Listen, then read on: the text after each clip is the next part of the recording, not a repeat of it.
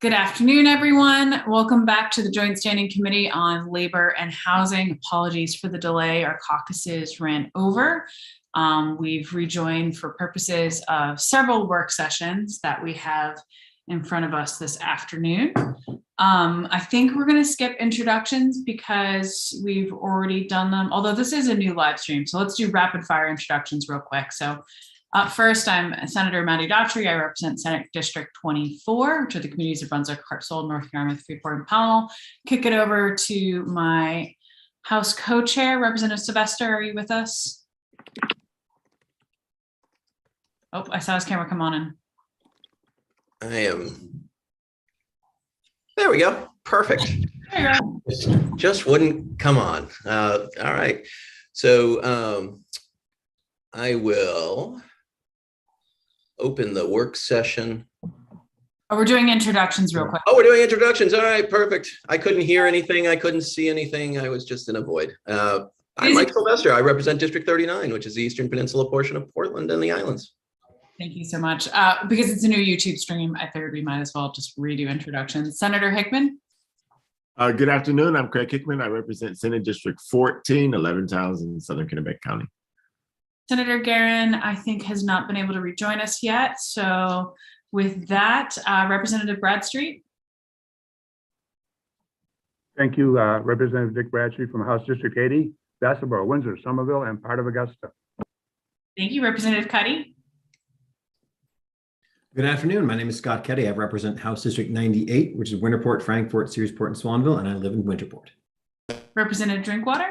I'm Representative Gary Drinkwater, representing District 121. Representative Gear.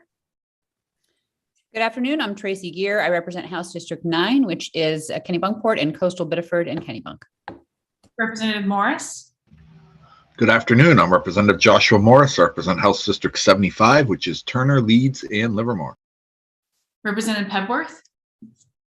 Good afternoon, everyone. I'm Sarah Pebworth. I represent House District 133 in the Blue Hill Peninsula. I don't think Representative Prescott is with us this afternoon. Representative Rader. Hi, I'm Representative Amy Rader. I represent District 125, which is a portion of Bangor. Thank you. Thank you. And Representative Warren.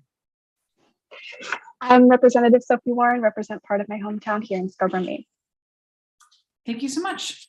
So before we jump into work sessions, I do know we have a larger than normal pool of the public here, and just wanted to make a couple of things. I know many people are getting involved with the legislative process, sometimes on these bills for the first time, and just make clear what, work session is and about the process.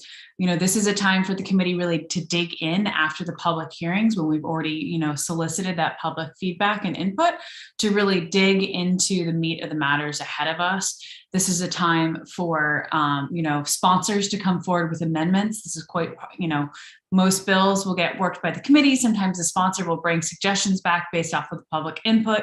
And it's a chance for all of us to really, dig in and look at the matter before us and come up with ways to move forward on these different bills.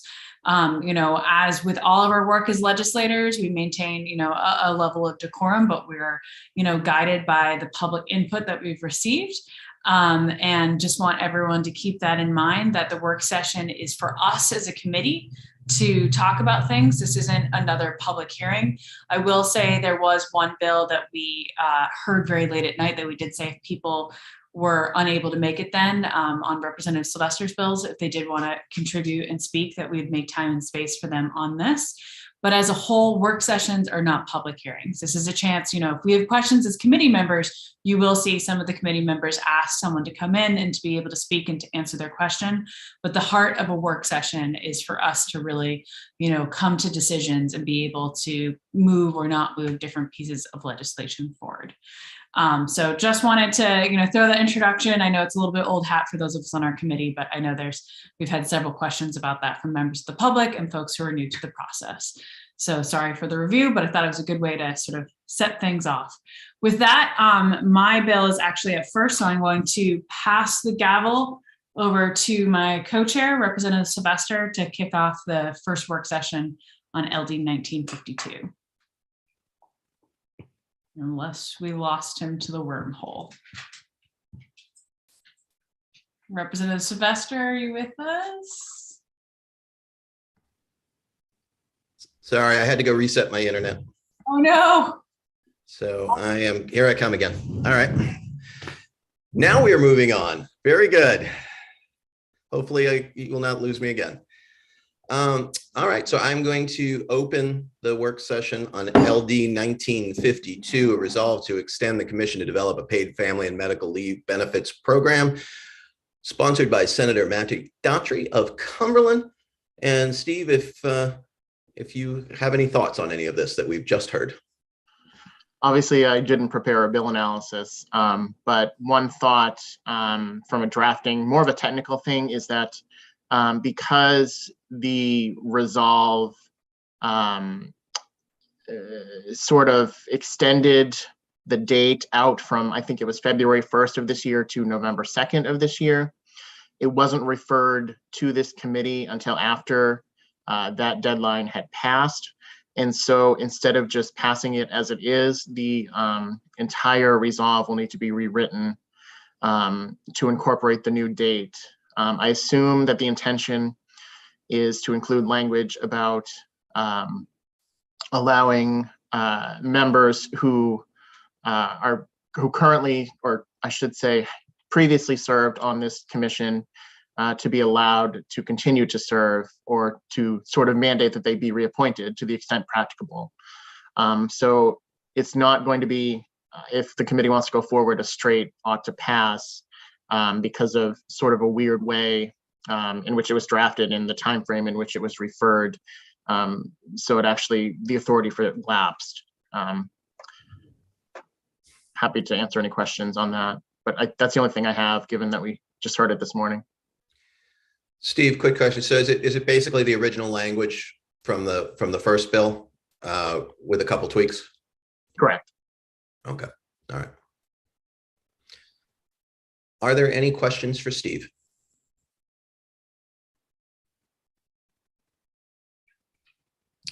All right, seeing none. I would take a motion. Senator Daughtry. Thank you, Mr. Chair. First off, I just want to thank everyone for your time this morning, and I really hope this committee will give the commission the time and space to do the important work that you all heard about, and to continue, moving in the forward direction and be able to report back. Especially, I know, Representative Bradstreet had a bunch of questions on different numbers, so hopefully we'll be able to chance to get in there, really dig in, and come back with some concrete numbers and plans. So with that, I would move ought to pass as amended with the amendments that Steve mentioned on LD 1952. Second. Seconded by Representative Geer. Are there any comments from the committee? Seeing none, Justin, would you take the roll? Senator Daughtry. Yay. Senator Daughtry, yay. Senator Gearin, absent. Senator Hickman. Yay. Senator Hickman, yay. Representative Sylvester. Yay. Representative Sylvester, yay. Representative Bradstreet. Yes. Could you repeat that, please, Representative Bradstreet, for me? Yay. Representative Bradstreet, yay. Thank you. Representative Cuddy. Yay. Representative Cuddy, yay. Representative Drinkwater. Yay. Representative Drinkwater, yay. Representative Geer. Yes. Representative Geer, yes. Representative Morris. Yes. Representative Morris, yes. Representative Pebworth. Yes. Representative Pebworth, yes. Representative Prescott is absent. Representative Rader. Yes. Representative Rader is yes. Representative Warren. Yes. Representative Warren is yes. So we have 11 in favor of the motion, 2 absent.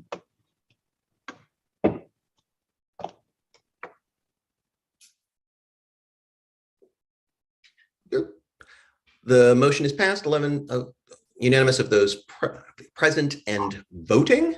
And I would close the work session on LD 1952 and hand the gavel back to Chair Daughtry. I would ask my esteemed co-chair if you wouldn't mind keeping the gavel for 177, as I need another bill quite quickly. So I will take Absolutely. that after Representative Cuddy's bill. Very good. This is my gavel. So, so I would open the work session on LD 177, an act to improve labor laws for work. Oh, an act to improve labor laws for workers in Maine, sponsored by Representative Scott Cuddy of Winterport. And Steve, if you would open with an analysis of it, please. So this bill was a concept draft. Representative Cuddy presented a bulleted list of proposed language for this concept draft. The amendment, which is attached to the analysis, replaces the bill. It changes the title to an act to support registered apprenticeships, and it increases the amount from the general fund that is spent on Maine apprenticeship program training reimbursement from $5,000 to $200,000 annually and ongoing.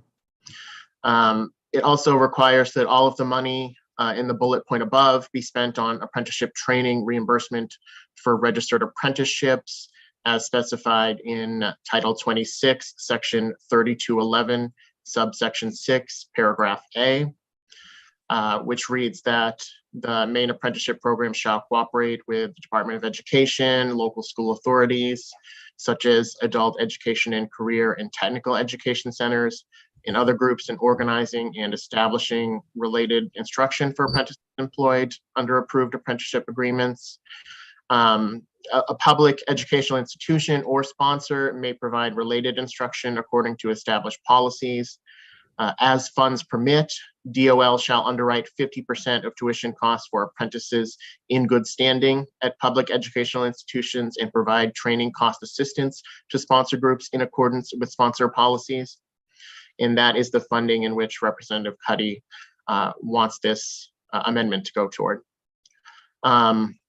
We obviously did not get a preliminary fiscal note, but given that it's the amendment itself is sort of an appropriation allocation section, it's going to be $200,000 annually and ongoing.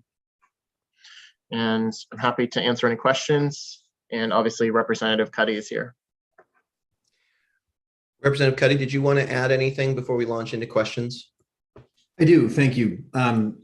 So I put this bill together in part because having been a registered apprentice and now knowing a number of apprenticeship directors, I know that the funding for apprenticeship has been failing to keep up with the demand for apprenticeship. We have placed a value on apprenticeship in terms of its ability to create skilled workers, both in the trades, but also in a lot of other areas of work.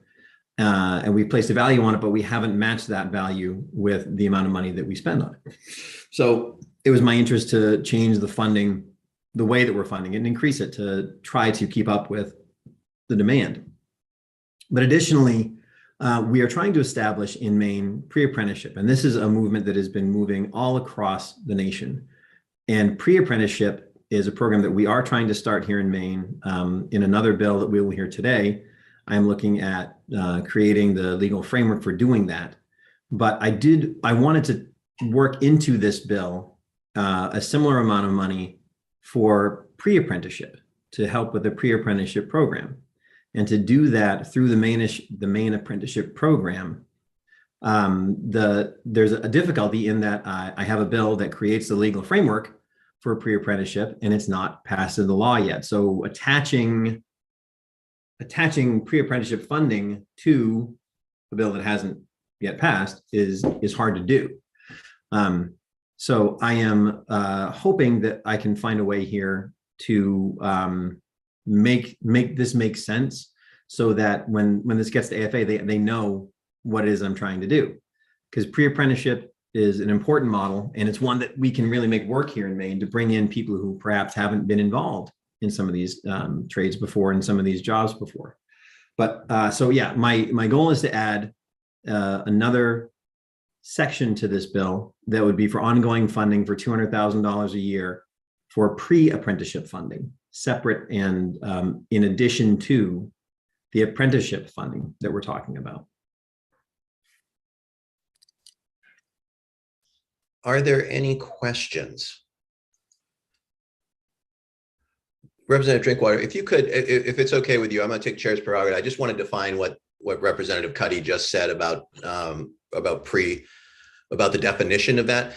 My understanding, Representative Cuddy, is that a pre-apprenticeship would be attracting, retaining, or providing folks the sort of the framework of education needed to get into an apprenticeship program. So the sort of things that maybe the Career Center or Adult Ed do now, is that sort of what you're envisioning in terms of what pre-apprentice would look like? Sort of, yes. There are elements in everything that you just said that may be involved in a pre-apprenticeship program. A pre-apprenticeship, like a program that would train pre-apprentices, connects people with mentored work experience often. There's class time, there's on-the-job learning, job shadowing, but also development of soft skills, which is often something that gets left behind. There's a segment of workers who really need to understand the importance of showing up on time, the importance of how to interview.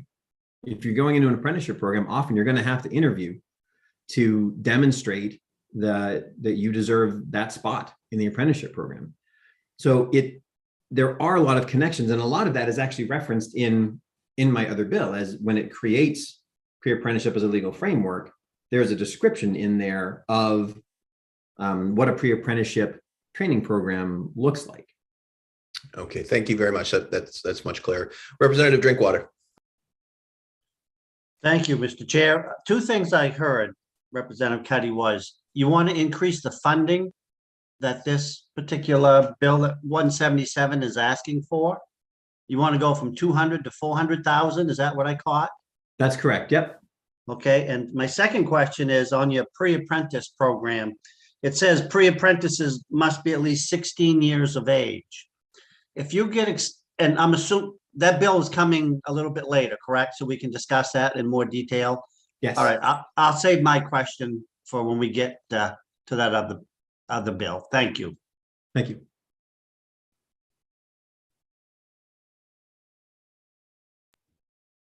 Representative Bradstreet.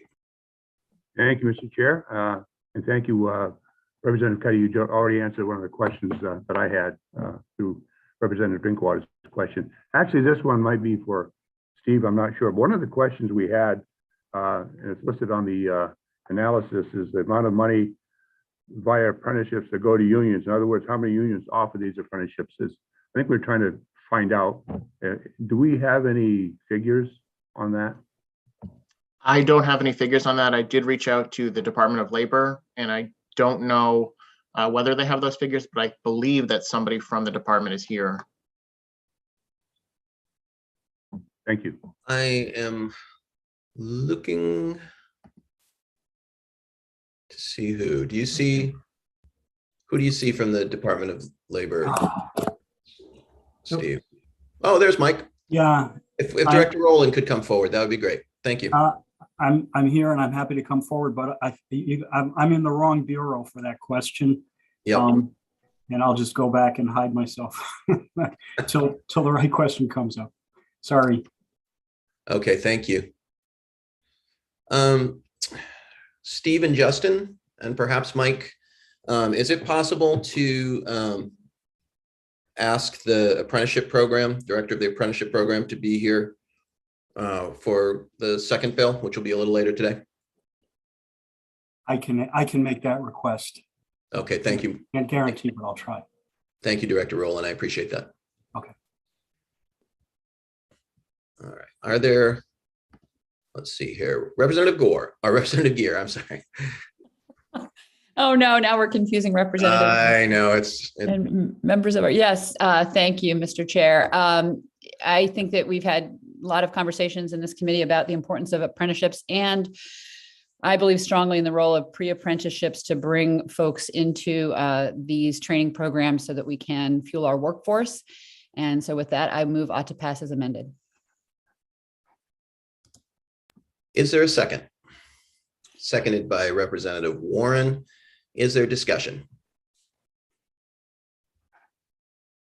So just to be clear, Representative Gear, it's the amendment that Representative Cuddy put forward, putting in the 200,000 for pre. Correct, yes. Okay, all right. Did you have any questions on that, Steve? I don't have any questions on what the committee has proposed. I just don't know how that will work or if that's possible from a drafting perspective. I don't know that it's possible to say this money shall be used for this purpose for this program if this program becomes available. I'm happy to work on that with folks in my office who are more experienced with this, but if there's an issue with that, I'm certainly happy to bring it back and I'll keep in touch with the sponsor, but I don't know off the top of my head how to make that happen from a drafting perspective. I see you, Representative Cuddy. I'm just going to ask a question. Representative Gear and Representative Cuddy, would it be accepted as a friendly amendment to define what the goals of this money are specifically in terms of the things that we talked about in terms of attracting, retaining soft skills, creating a career framework so that the Department of Labor has an understanding of what it is, and the apprenticeship program has a clear mission in terms of this money in case the framework doesn't become law. Representative Gear. Yes, I would accept that. I would offer that as a friendly amendment to the bill to basically define those characteristics of pre-apprenticeship within this. So there's not necessarily a separate program, but those are the activities that would be involved that they're bringing folks into the apprenticeship program. And also I would add to that that perhaps we could have a report on that activity annually from the department. Representative Warren, is that acceptable to you as the second? Representative Warren? Yes, perfect. She's giving her thumbs up. Steve? The only other thing is if you're looking for an annual report, that would have to be in statutory language. So it might, just a heads up that it might look a little different than sort of what you're seeing here, but I'm happy to talk with people and we'll make that work. Excellent. We like our reports. Representative Cuddy, is this acceptable to you? Yes, I was going to suggest that if we're looking for a way to define what pre-apprenticeship does, that section 5 of LD 1969 lays out quite well what a pre-apprenticeship training program does.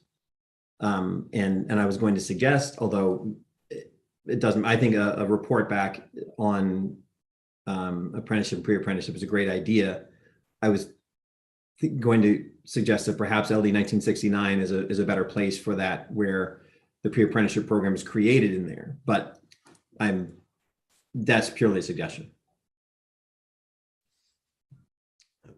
Okay, Representative Bradstreet. Thank you, Mr. Chair. I just want to say I appreciate Representative Cuddy's bringing this up and advocating for it. I believe the extra $200,000 and the purpose for which it's intended is a little bit outside of the original focus of the bill. I'm going to be voting against it, and that's one of the reasons I'm voting against it. I think it's expanded a little too much at the last minute. Thank you. Representative Pedworth. Thank you, Mr. Chair. I'm wondering if we could table this and come back to it after we've talked about 1969. We could certainly do that. We could also just open the work session conjoining with the other bill and work both together if that worked for the committee. Is there anyone opposed to also opening? Let's see here. LD 1969, although we have a motion on the floor, so tabling would supersede that. There's no discussion of tabling. So let's take a vote on that.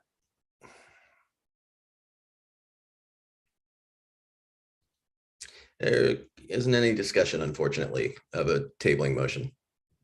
Point of information? Yes, perfect. Are we voting on, or we're preparing to vote on the tabling motion? We're preparing to vote on a tabling motion, which I would need to be withdrawn if I was going to do what I was going to do. So I was just working through the process in my head here. So that tabling motion would need to be withdrawn. Representative Pebworth. I would be happy to withdraw it. I don't think I actually made a tabling motion, but I would be happy to back that up if necessary. Absolutely. Well, then the non-existent motion is removed. So I am going to open up the work session on LD 1969, an act concerning equity and renewable energy projects and workforce development. Oh no, the motion was to was ought to pass. That's the motion that I meant to talk. So we have a motion ought to pass. We'll leave that there on the floor, and then open the work session on LD 1969, an act concerning equity and renewable energy projects and workforce development. Steve. Sure, 1 second. Let me get my materials. I know I'm skipping ahead, and I appreciate your being flexible with us. That's fine. He's the best, and that's why. All right, let me share my screen. Okay.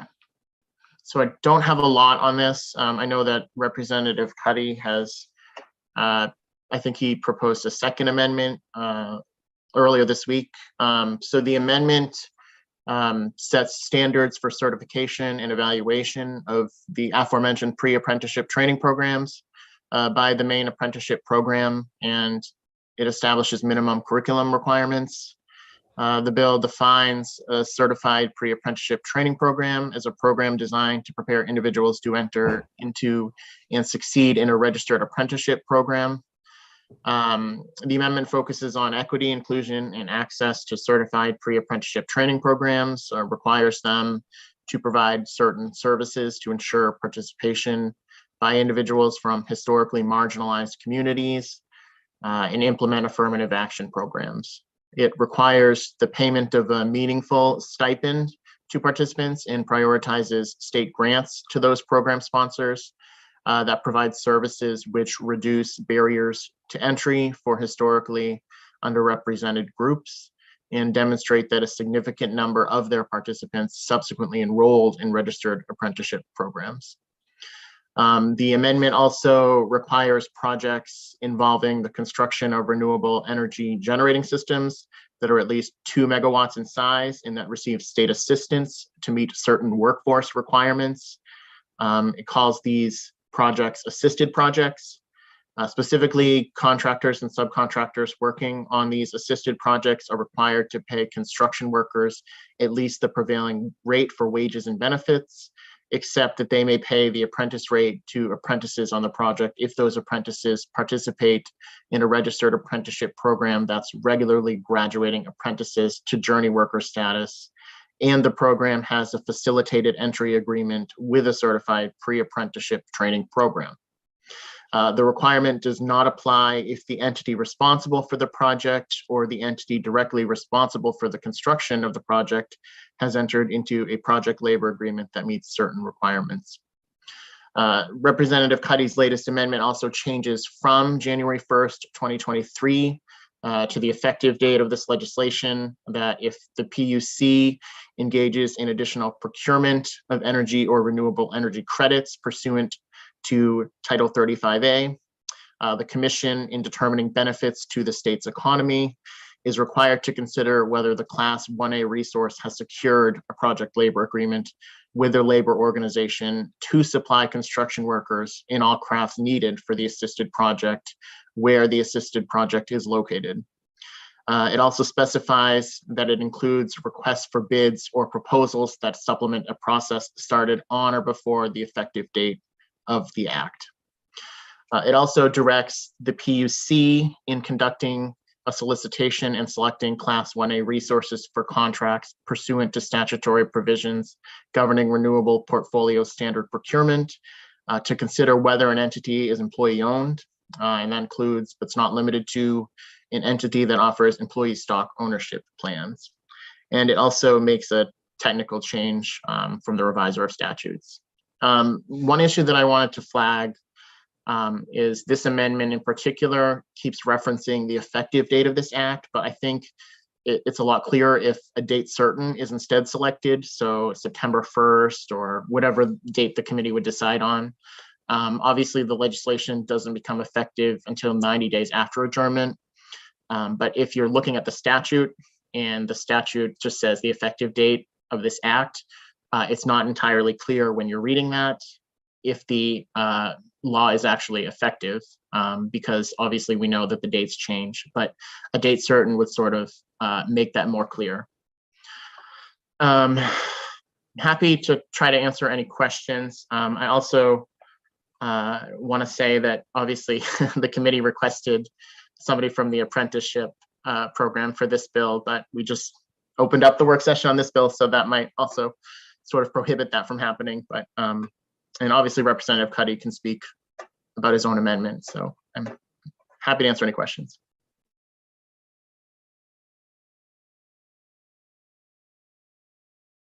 Representative Cuddy, did you want to add anything to?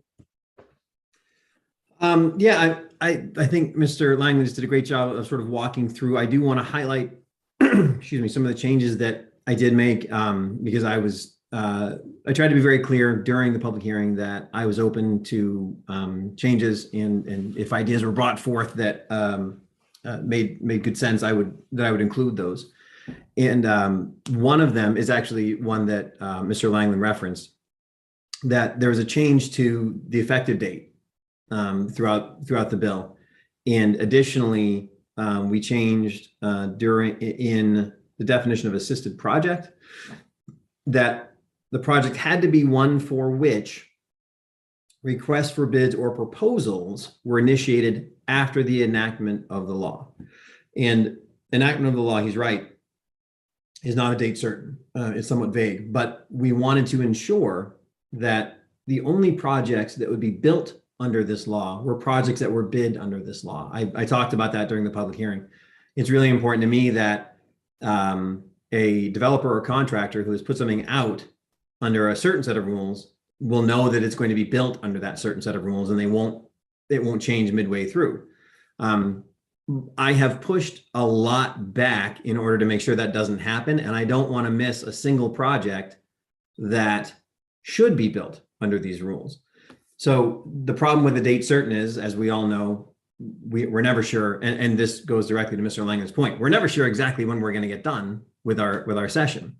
So if I picked a date that was 90 days after when session is supposed to end, then it's possible that we go a day or too long and there's this confusion zone.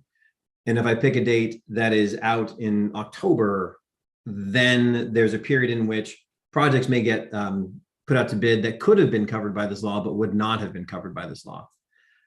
I'm by no means opposed to a date certain, but the folks I was working with thought this would be the best way to ensure that we don't miss projects, but we also don't assign this law to projects that shouldn't have it assigned to it.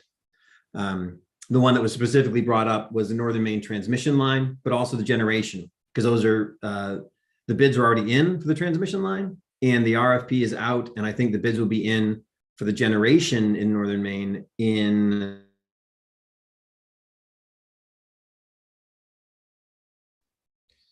Looks like Representative Cuddy is frozen. I don't believe this is just a suspenseful moment on his part. But his point being that both of those things will happen before the enactment of this law. And so those projects would be exempt. And I believe it's mid-April, maybe end. Am I back? You are back now. I was summarizing what you were trying to say. And I could hear you, and I said it so much more eloquently than you did. I know. Chair. It's too bad you missed what I was saying. I apologize for my freeze up. This is the danger of being on two Zooms at the same time in my household. So that covers that piece of it. We made some changes around apprenticeship training hours. Maine Department of Labor brought it to my attention that when we were talking about the training hours for class time, in my bill, it was at 300 for an apprenticeship that would qualify. And the hours, the work hours were at 3,000. And that's out of the ratio that Maine Department of Labor uses. So I've adjusted the number of class time hours down to bring it into the appropriate ratio. For MDOL, and if I get this incorrect, I hope somebody will correct me, but I believe the ratio is 2,000 hours of on the job time or work time, and then 144 hours of class time. So in order to bring that up to 3,000 hours of on the job time, the ratio would have it at 216 hours, and that's what we changed it to in the bill. We also made a change for the use of a training facility. The original sponsors amendment that I brought to the public hearing said that a program has a facility, and that seemed to imply ownership of the facility, which was not my intent. So we changed it to utilizes. So that way, if you are leasing a training facility, or your CTE has allowed you to use their facility, or however it may go, as long as you can demonstrate that you have use of a facility. You don't have to own it, because we didn't want to kick a program out just because they didn't own their own training facilities. Made some slight changes to the enforcement provision. It just clarified that the PUC's enforcement actions would only take place after the Maine Department of Labor found a violation. So if they initiate an investigation or receive a complaint and find that somebody is not paying prevailing wage, only then would the PUC enact enforcement actions. We changed penalties a little bit. We added administrative fines for the PUC. That's how they fine currently. If you are CMP or Versant or a public water utility, and you go outside of the bounds of what you're supposed to be doing, they can use that administrative fine sections as a measure of enforcement. We added that because that is where PUC is most comfortable. We expanded the list of excluded projects because, again, I have said I don't want this to catch projects that it is not supposed to catch. And we added Title Section 35A 3209B, which I know clarifies everything completely for everybody. But it's basically another set of projects that would not be caught up under this law because of their effective date. And that is, I think, pretty much it. And I'm happy to take questions on any of that if anybody has some. Looks like Representative Drinkwater has a question. Thank you, Mr. Chair. Boy, am I confused. We're talking about pre-apprenticeships. We're talking about equity and renewable energy projects, and we're intermingling them. Very confusing. My question has to do with pre-apprenticeships. If a person qualifies for a pre-apprenticeship, does that mean they're going to get a paycheck? That's a very good question. So if part of your pre-apprenticeship is actual work time, which it doesn't necessarily have to be. If you're on a job site as part of your pre-apprenticeship, then yes, you would absolutely get a paycheck. The stipend that we talk about is to help individuals who are going to be maybe attending class during the pre-apprenticeship time, to help them afford gas or some such thing, so they can overcome some of the obstacles that might have been keeping them out of such a program to begin with. But just being in the pre-apprenticeship program, that's not a job in and of itself. So you would not receive a paycheck for being in the pre-apprenticeship program. So there's a difference between a paycheck and a stipend. Yes. So if I'm in a classroom receiving instruction, I will get a stipend. Right. The requirement is that a meaningful stipend be provided, and meaningful is a vague term, but it's left intentionally so that pre-apprenticeship program isn't excluded because they can't meet some particular level.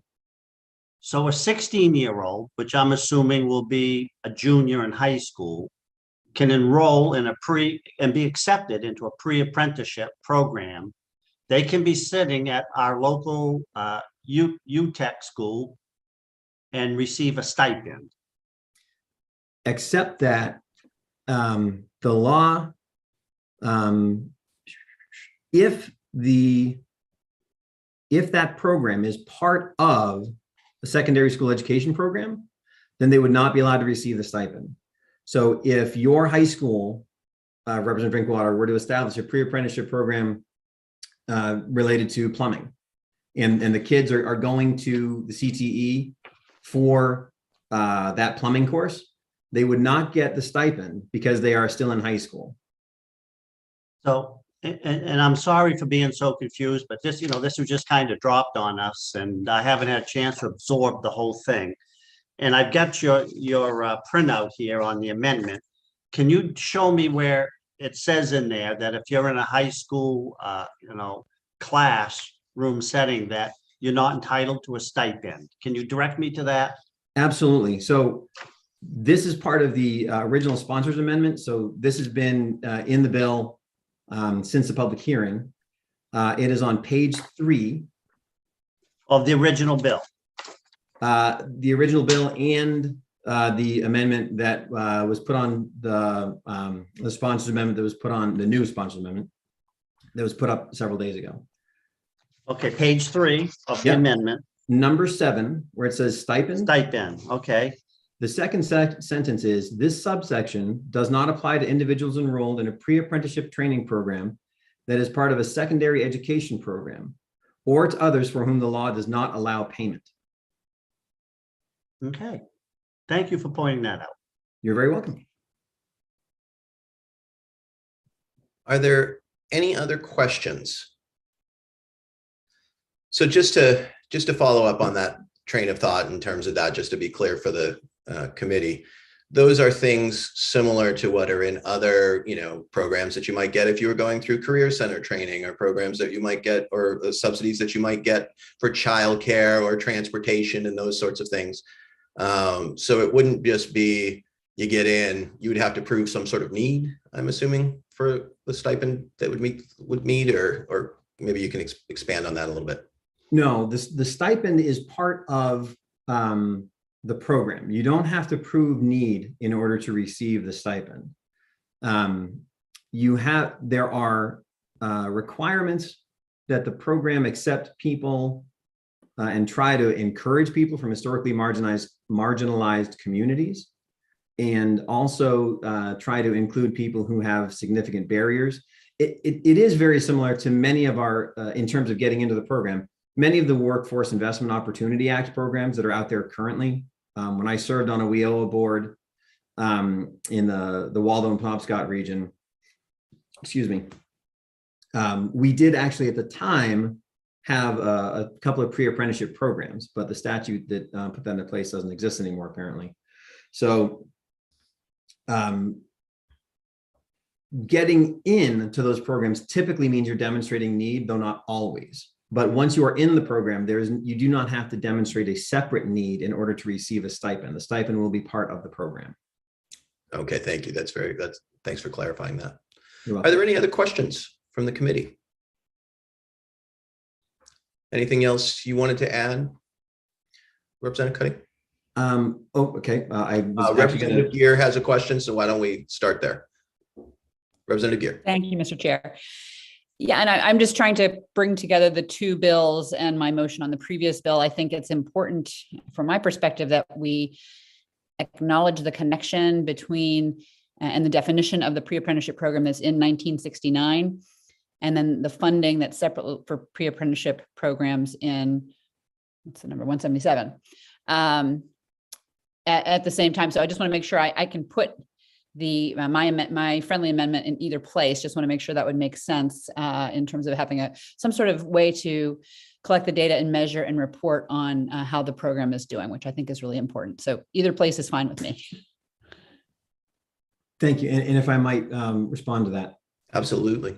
Thank you. Yeah, I was actually going to bring that up because I know I really I believe that in terms of where it makes sense, I think reporting back makes a lot of sense. If the state of Maine is going to be spending money on apprenticeships and pre-apprenticeships, and we are going to be investing in these because they're important, then they ought to be important enough for us to measure them to make sure that they're actually doing what they're supposed to do.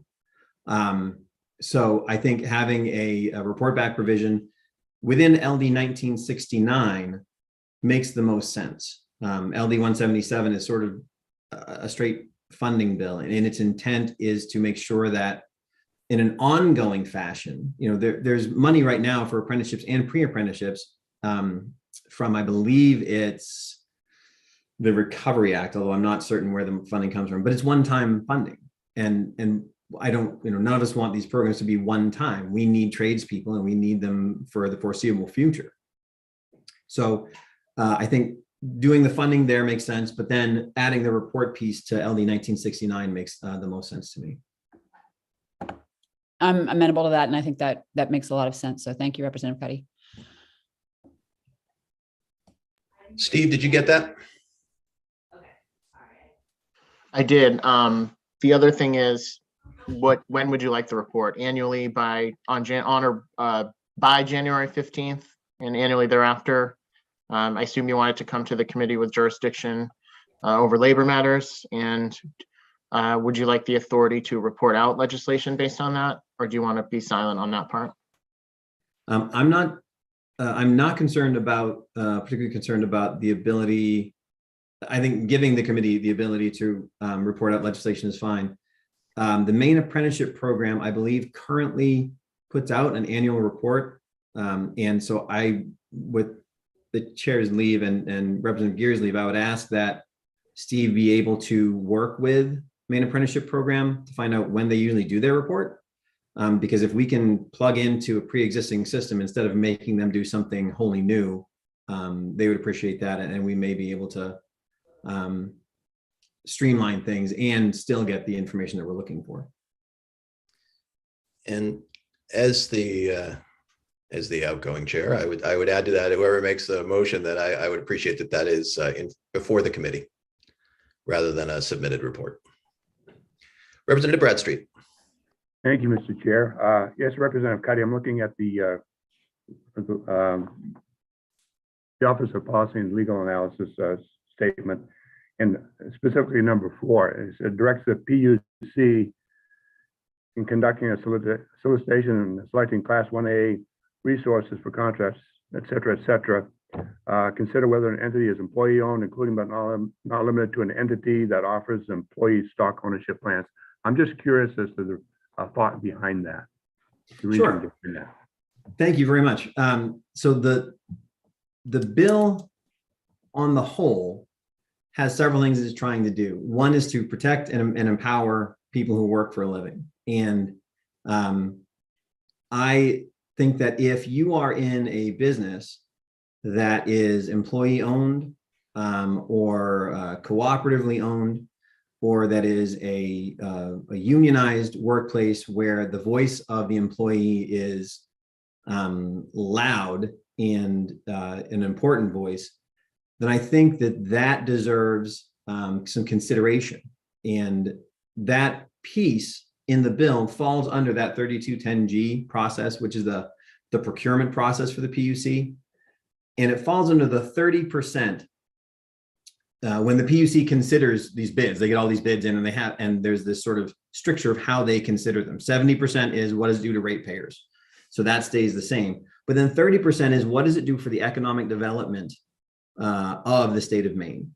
And I think that if you are in an employee-owned or a unionized business place, more of the wealth that gets created by your labor actually comes to you. So I think there's an economic development benefit there, because the people who live and work here in the state of Maine would get more of the benefit of that work being done. So that's why those two are included. Okay, follow up, Mr. Chair. Yes, sir. Yes, thank you, Representative Cuddy. I'm wondering then, so according to those guidelines that you just mentioned, it would be weighted in favor of one of these types of companies in the awarding of a contract. Is that true? In the procurement process, yeah, a developer who brought if their main contractor was employee owned, or if they had a PLA on the job, could receive some beneficial consideration in their bid. It's the language of the bill there is permissive, and the language of the statute is permissive. The PUC is not required to take any of these things into account, okay, but they are allowed to. Okay, thank you. Representative Gear. Thank you, Mr. Chair. If I'm allowed to have two ought to pass motions on the table at the same time, I would move ought to pass as amended on LD 1969. There is a motion to ought to pass as amended, seconded by Representative Warren again. So a twofer for both of you.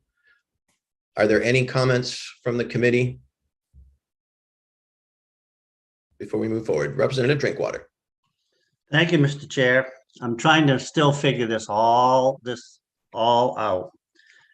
I'm going to have to say that I cannot support either one of them for reasons such as we've already submitted projects, and now we're saying from now on you got to have project labor agreements.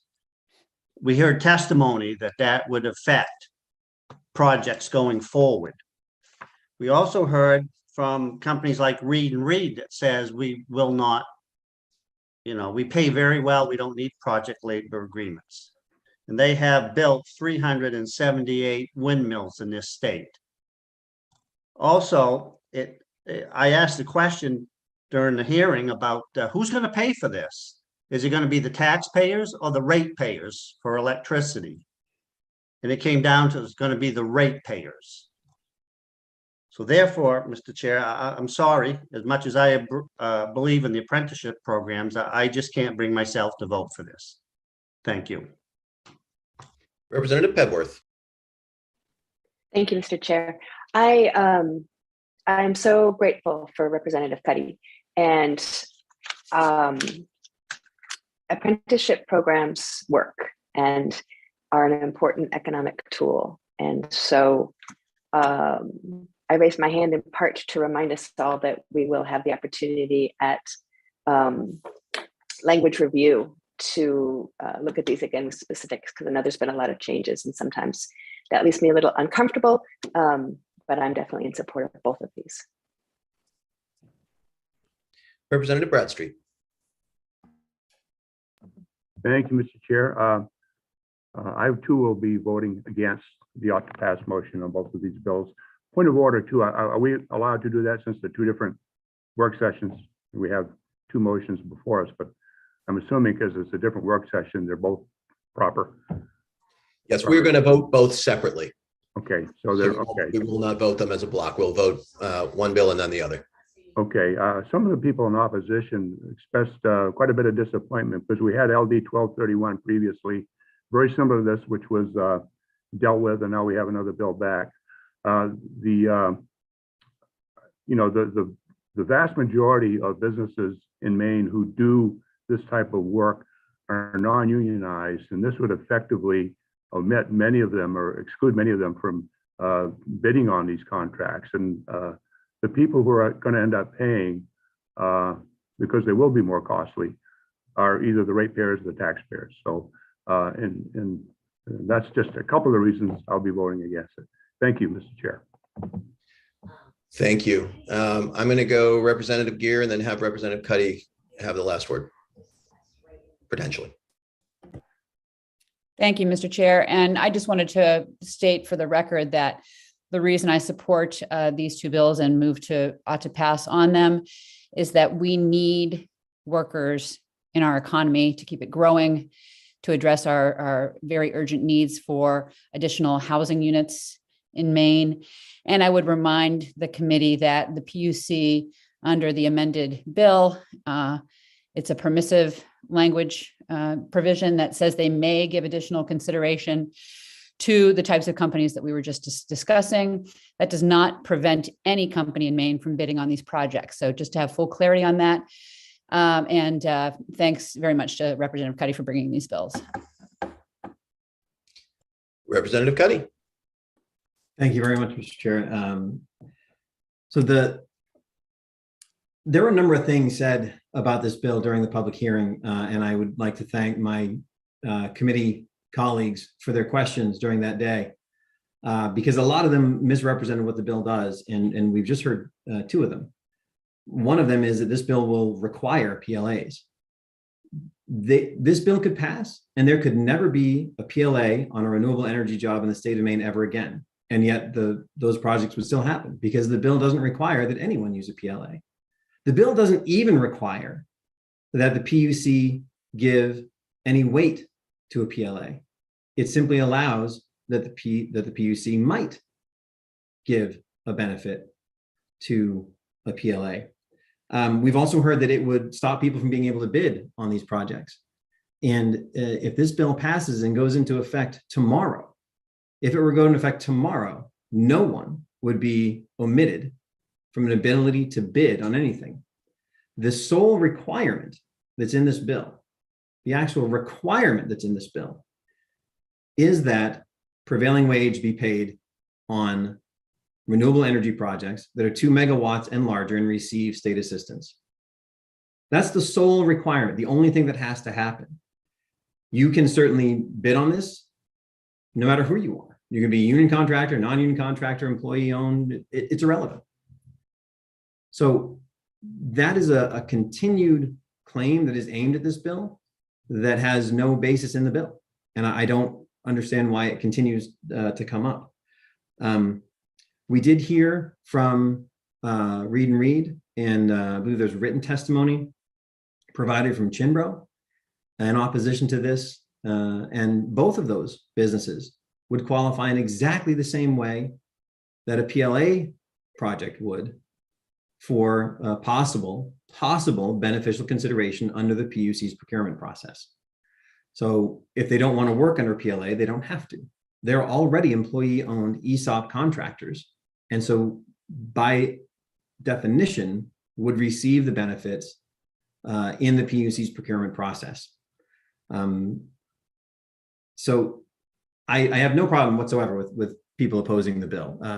There are different feelings about how this work should be done, how any work should be done. And so I fully understand people's desire to, or people not supporting the bill.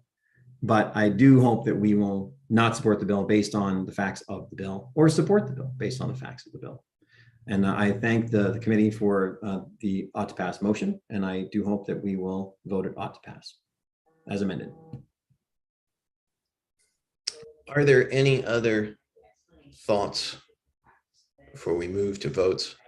I'll just say quickly that I think that, in my 6 years in the legislature, I've been tackling this workforce problem in various ways, through the committees that have the jurisdiction of labor, through the state workforce board, through my role as chair, trying to crack the nut of how to remove the barriers of getting somebody who wants to work to work.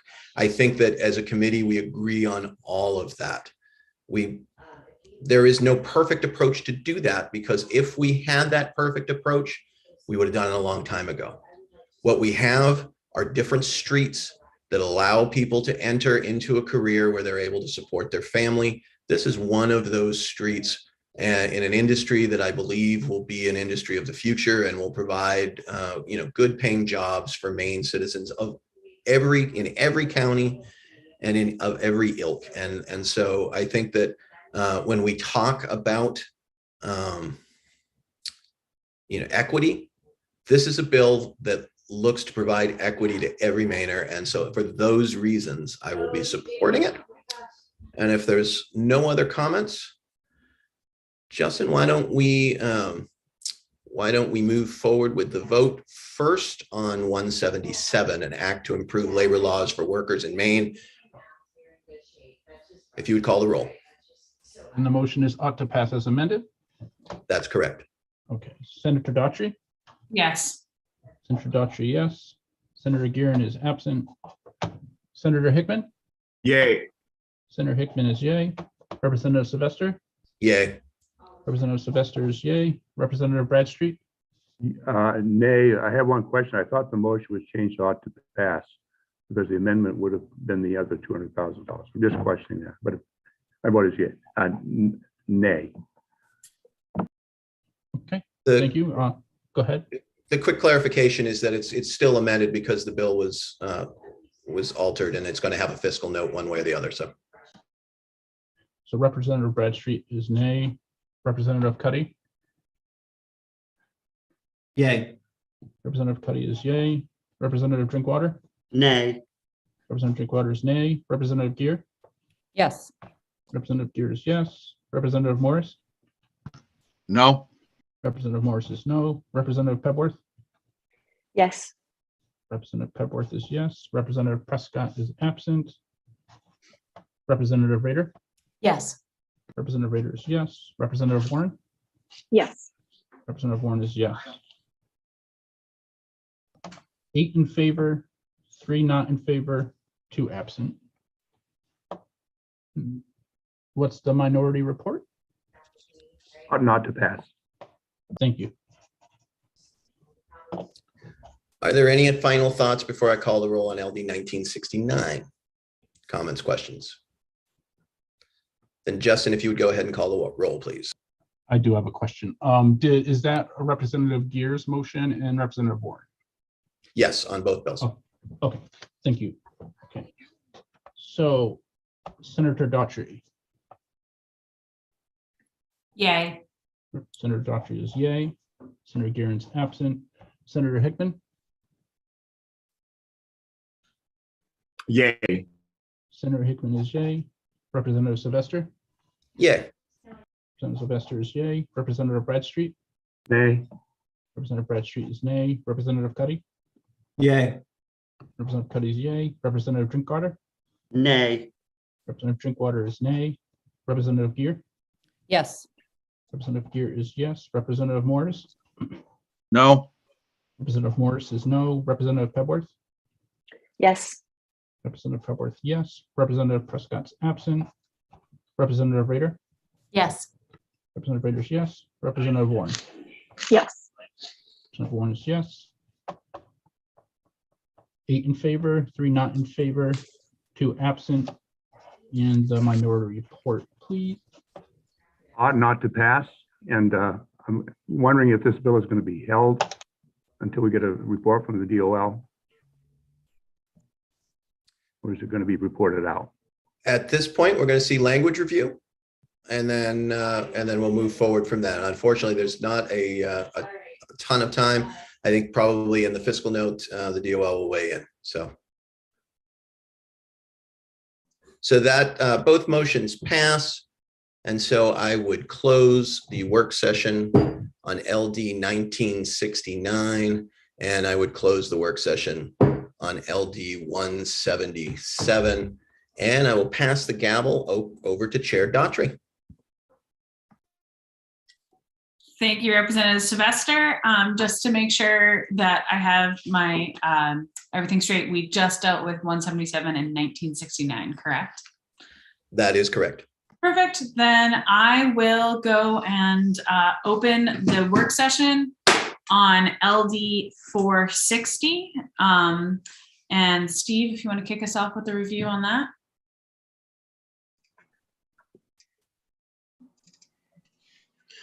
So this bill was a concept draft, and Representative Sylvester presented an amendment at the public hearing last week. So the amendment provides up to 80 hours of paid sick leave to a restaurant employee affected by COVID-19 if the employee is subject to a federal, state, or local quarantine related to COVID-19, has been or is advised by a healthcare provider to self-quarantine for reasons related to COVID-19, is experiencing symptoms of COVID-19 and is seeking a medical diagnosis, is caring for an individual subject to a federal, state, or local quarantine order related to COVID-19, or is a parent or guardian who is providing care for a child whose school or place of childcare is closed or unavailable due to precautions related to COVID-19. The amendment applies only to a restaurant employee who has exhausted their paid sick leave or who does not otherwise receive paid sick leave at their place of employment. It is effective until the employee has been granted 80 hours of paid sick leave for the purposes I just described. Representative Sylvester at the public hearing also proposed a $1 million fund housed in the Department of Economic and Community Development, and the money would be granted directly to the restaurant owners. Some issues that came up at the public hearing are, what does restaurant or restaurant employee mean? Does it apply to every convenience store, grocery store, big box store, ice cream stand, cafeteria that makes or sells food? If not, how should it be defined? And is it the intent that this leave is in addition to the new earned paid leave law? I did include some information on the ARPA Act, had a restaurant revitalization fund. There are no funds remaining now. They ran out very quickly. They ran out in May of last year, but one of the allowable uses of those funds were for payroll costs, including sick leave. I did find some data from the U.S. Small Business Association, specifically related to Maine restaurants and how they utilized the RRF funds. 629 restaurants in Maine were approved for a total of $136,486,486. And the total of restaurants that have applied were 1,460, requesting a total of $319,225,765. Obviously, we don't yet have a fiscal note, but as I mentioned, Representative Sylvester recommended a $1 million fund in the Department of Economic and Community Development. Happy to answer any questions. Thank you so much. I think I'll kick it over to the bill sponsor, Representative Sylvester. Thank you so much. So I appreciate, I think that the discussion about the restaurant industry, one of the questions that was asked was why just the restaurant industry, and I'll just I guess begin by saying that the ideas behind this bill began pre-session in a larger bill that looked at the entire food chain, including farm workers, including grocery store workers, including restaurant workers. And that bill was not passed through leadership in order to come through to be able to have that discussion through the whole session.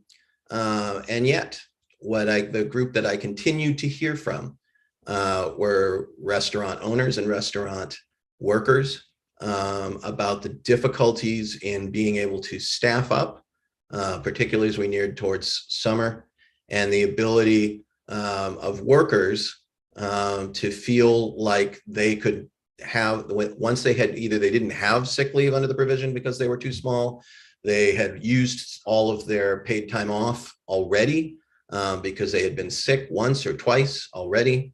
And so those were the concerns. And since I kept hearing them, my goals in this bill and the bill we'll hear next is to try to come up with a solution to begin a conversation about that bill or about those ideas and those concepts, which we're not allowed to have on the entire food industry, the food chain. And so I'm glad to say I've had many of those conversations. I would say since last week, I've had dozens of conversations, particularly with restaurant owners.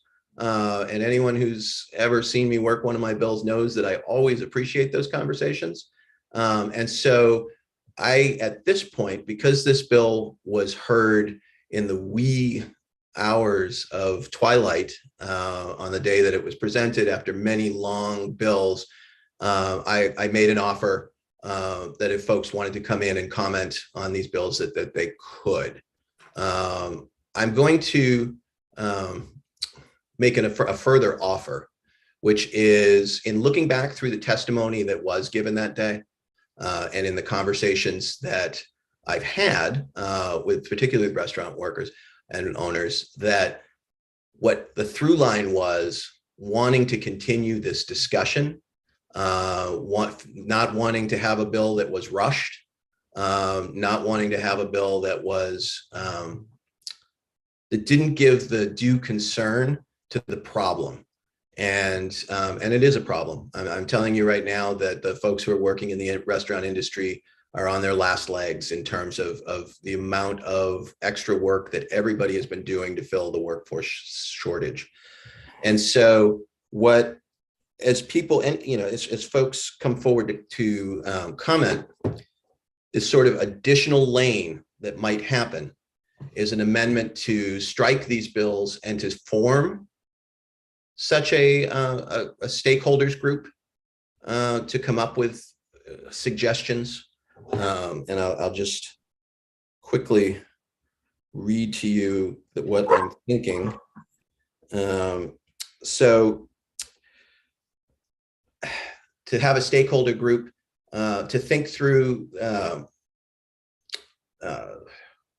that was directed by both DOL and DECD to form a stakeholder group that will develop a bill to address workforce development, training programs, wages and benefits, and how to pursue federal programs that would aid in those three things.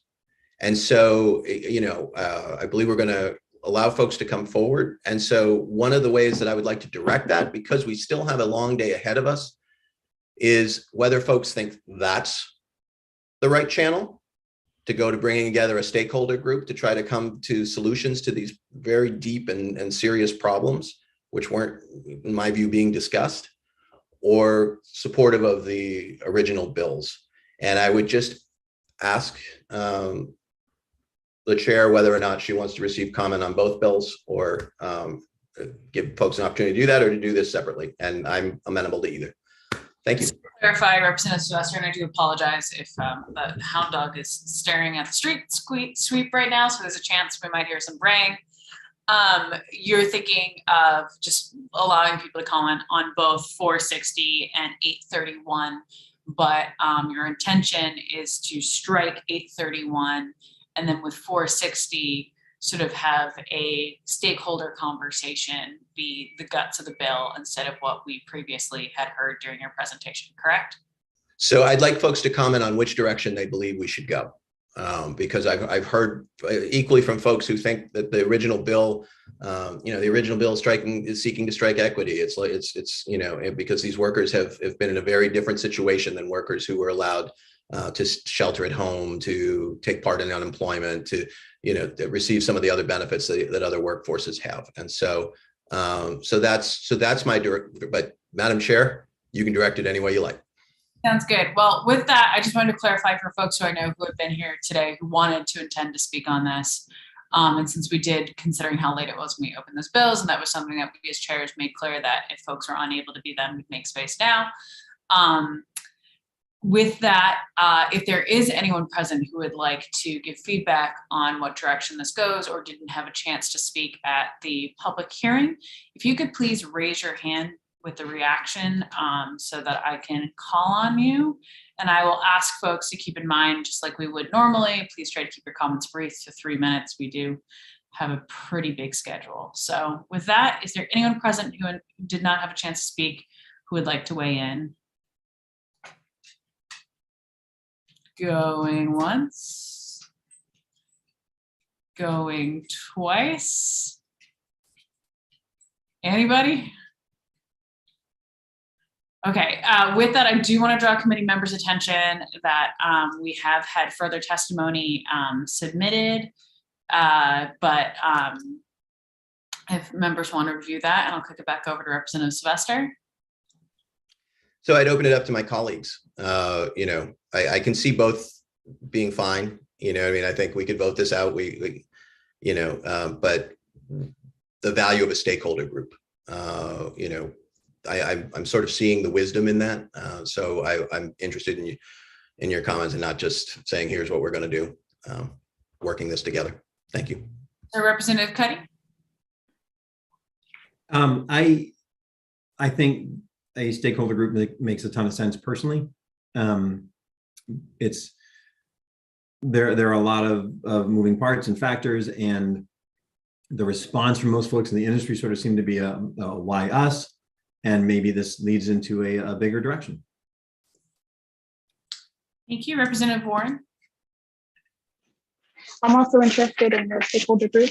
I'd like to discuss it more and bring it forward because I do think it's of great value. And I don't know yet where all interested parties are, but I want to see this go forward and be taken in a serious way and get the funding and that's what it deserves. So I'm for a stakeholder group myself.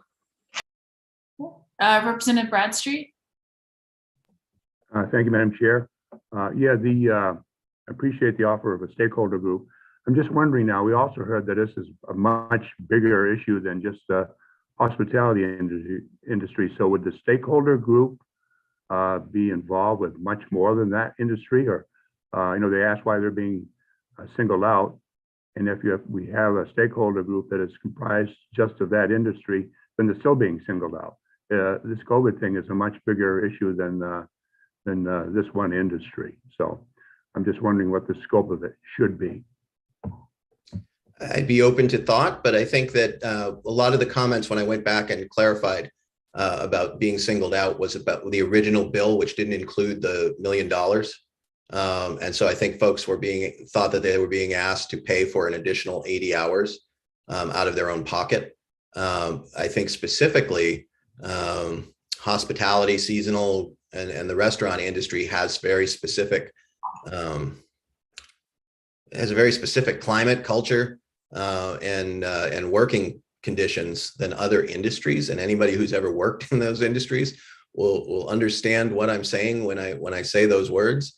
You know, it's a very difficult, very people forward, very dangerous occupation. During COVID, they were the #1 group to at risk. It was the most dangerous industry in the country. So that's why I'm targeting this. And I agree with Representative Cuddy that I'm hoping that this will lead to discussions in other industries. But I think there's other industries that need it. But we're at the end of a short session, so I'm trying to be focused. Representative Rader. Thank you so much, Madam Chair.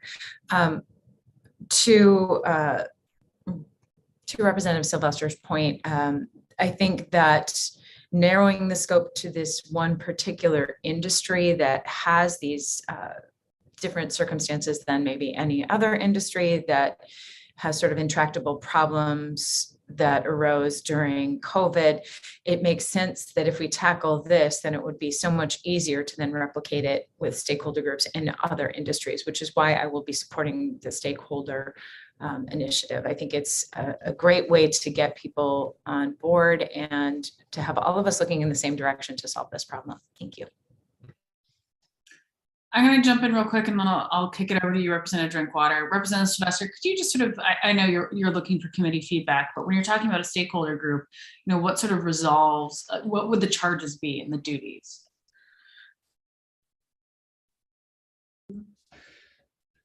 Let me pull it up again.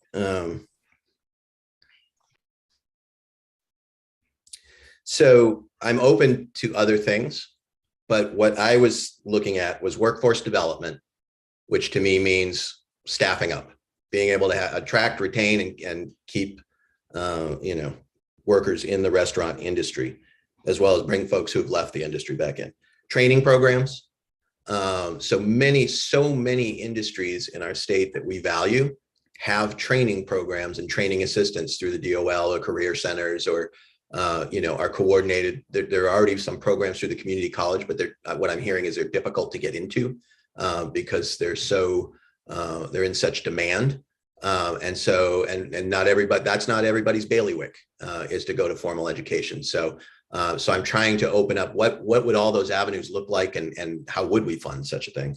And then to pursue federal programs to do just that, because in the creation of job training programs, there are enormous DOL programs that are out there to be able to create those. And so we'd want the group to be able to think about what they would want. I don't want to tell them what they need. I don't own a restaurant, as it turns out. But the folks, you know, who do that, both on the workforce side as well as on the employer side, you know, they know what they need. And so that would be one of the focuses of the group, those three things. I have a question, but I'll defer to others, Representative Drinkwater and then Representative Bradstreet. Thank you, Madam Chair. You know, we're talking about the restaurant industry. I'd like to point out two industries that are still being affected, very financial hardship.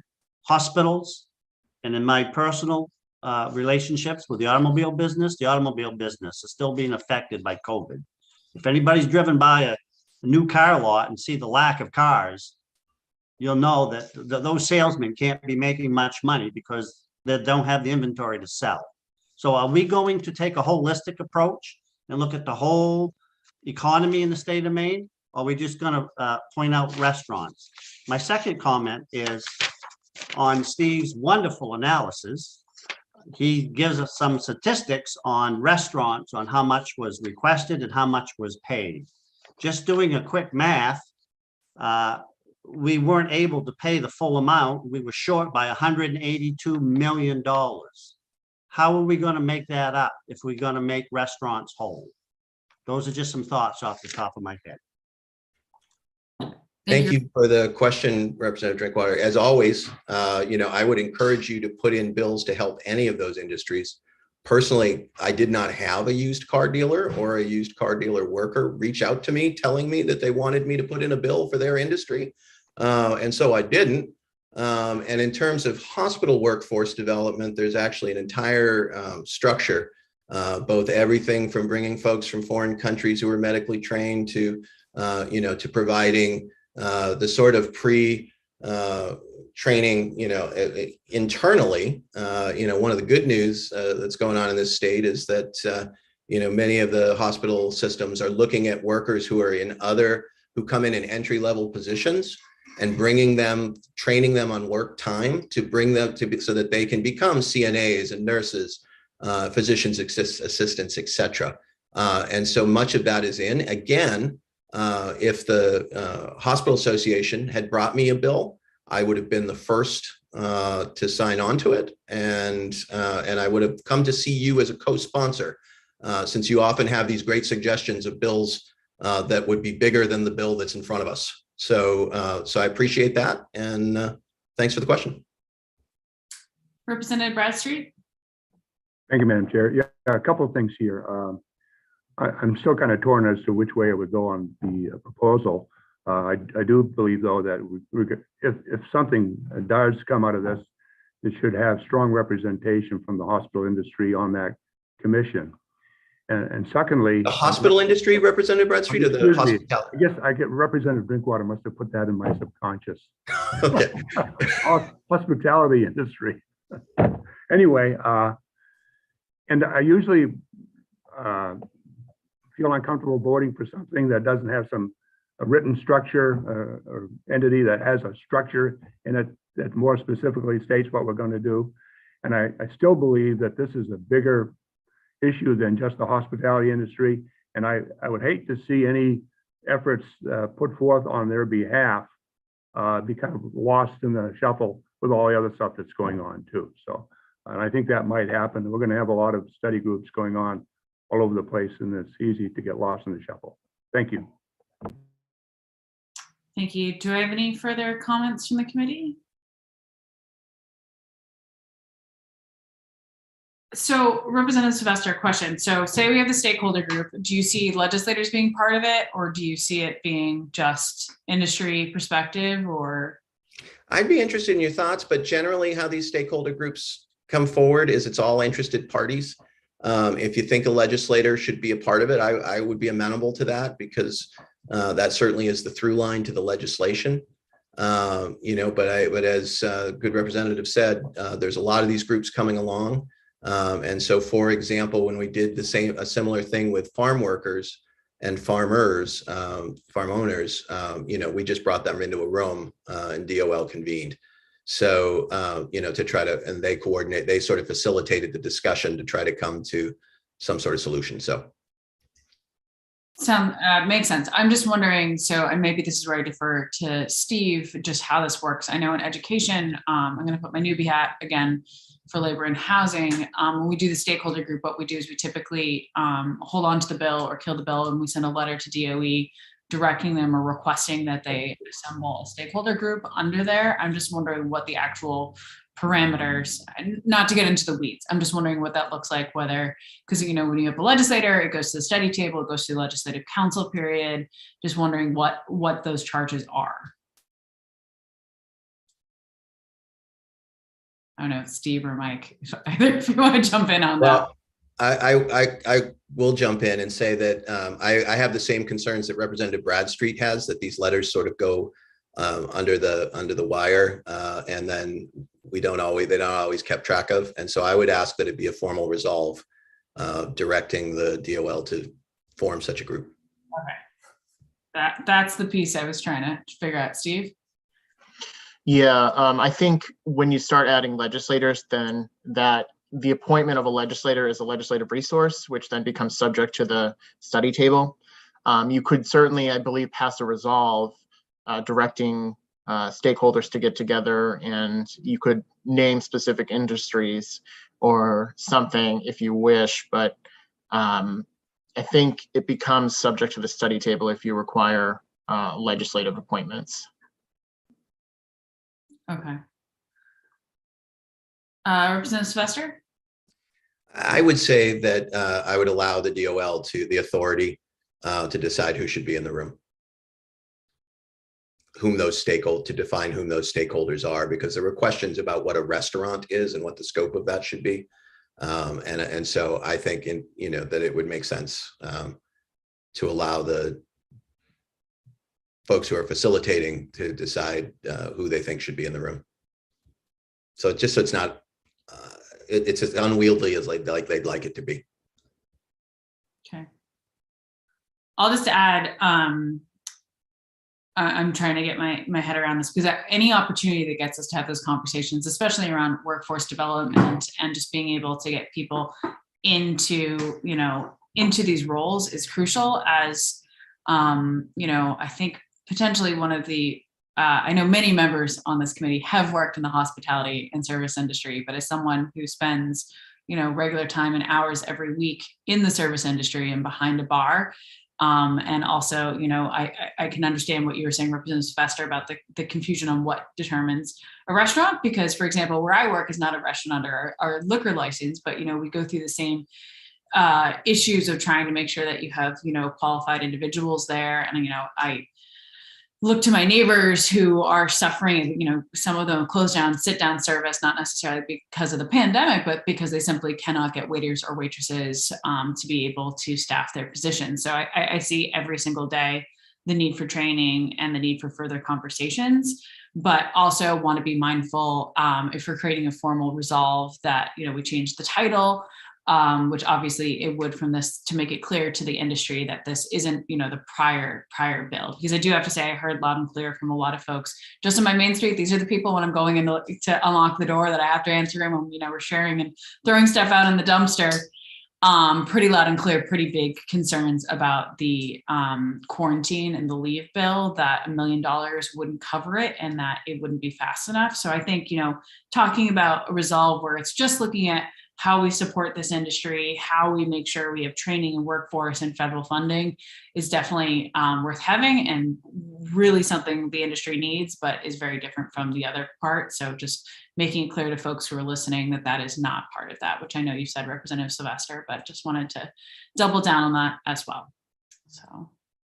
And perhaps, I guess, I'm really processing what you're saying as colleagues. Perhaps the restaurant's the wrong term. Perhaps it's the hospitality industry is the correct group we're talking about here, and not necessarily just sit down restaurants. I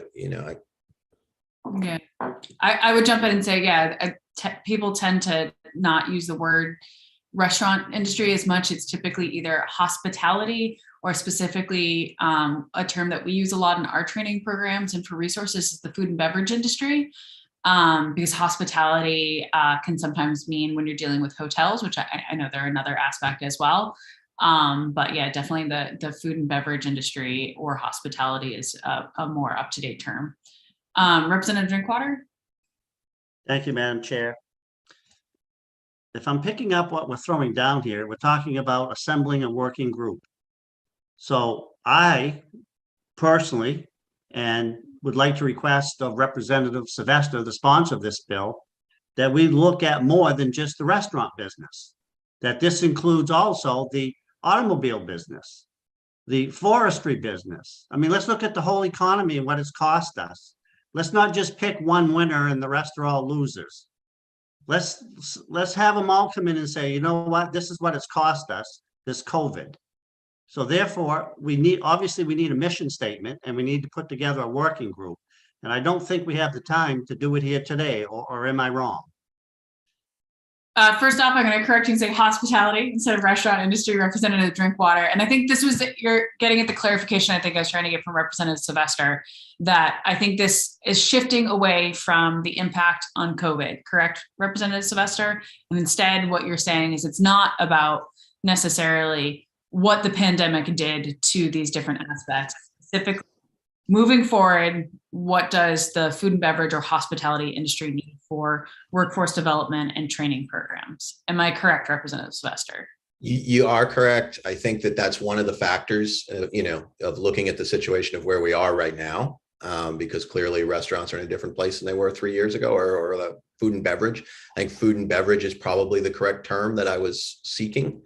And again, one of the things that this group could do is to decide they needed a formal commission. One of the things that this group could do is decide that it needed to expand to other things. But I just think it's, having had this conversation many times with the Department of Labor, when we ask them to do these things as the chair of this committee for 4 years, I know that the resources are not there if you're not targeted and focused. And so again, I would say to Representative Drinkwater, he should absolutely put in a bill to do this, a similar thing but that's not who I'm hearing the cry from. And so I appreciate that, but I will put out there to the folks who might be on this committee that they should think about whether or not the car industry has similar concerns to their own and whether they should be a part of the group. And that's something that such a stakeholder group could decide is absolutely appropriate. Representative Bradstreet. Thank you once again, Madam Chair. In light of some of the statements that we've heard of some of the conversation about how we often sponsor bills based on people of certain industries who contact us. The hospitality industry is certainly aware of what's going on here today, and maybe we should just leave it up to them to contact us to ask for such a resolve, requesting a study group. They're the people who know what they need more than we do. So I think we should perhaps wait a while before we jump too quickly on this and wait till we hear from some people in that industry. Thank you. Thank you, Representative Bradstreet. Representative Chester, if you'd like to respond. Well, I absolutely have heard from those folks for the last 2 years as a folk person who was dealing with people applying for unemployment 12 hours a day, often during COVID, and then continuing those relationships afterwards as people were trying to reopen, couldn't find workers, trying to wade through the employment laws about what was necessary with masks, with what was necessary. So I've been having these conversations for quite a while. And this is what folks have asked me to do. And so in trying to listen to the folks who testified, including Mr. DeMillo, Mr. Gore, et cetera, who said that we would need to stop and think about it in the same way that we thought about other bills like paid time off. I've absolutely heard from those folks. And so I feel very comfortable that that's what I'm hearing. And so that's why I bring this forward. And of course, if you haven't heard from those folks, it's certainly within your purview as the person who got voted into that chair to decide that they don't want it, and that's fine. I'm wondering, Representative Bradstreet. Yeah, I don't want to belabor the point. I think we should just act on this one way or the other. I have heard from these people. They were against this particular bill. Let's wait to hear from them now that if we can resolve this bill in the next LE 831, maybe from then on we can pick up the baton and go where we need to go. And I think that's the end of my conversation on this. Thank you. Thank you, Representative Bradstreet. I don't know if there's anyone present from either, the Department of Labor or the hospitality industry who wants to weigh in on this about being part of or convening a stakeholder group or anything that potentially might be existing during Department of Labor. If so, please raise your hand. Mr. Dougal.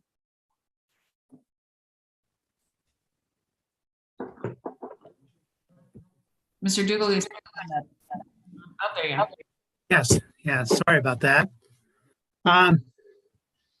Yeah, I would just like to say that, we feel pretty strongly that, that Representative Sylvester singled us out in his legislation.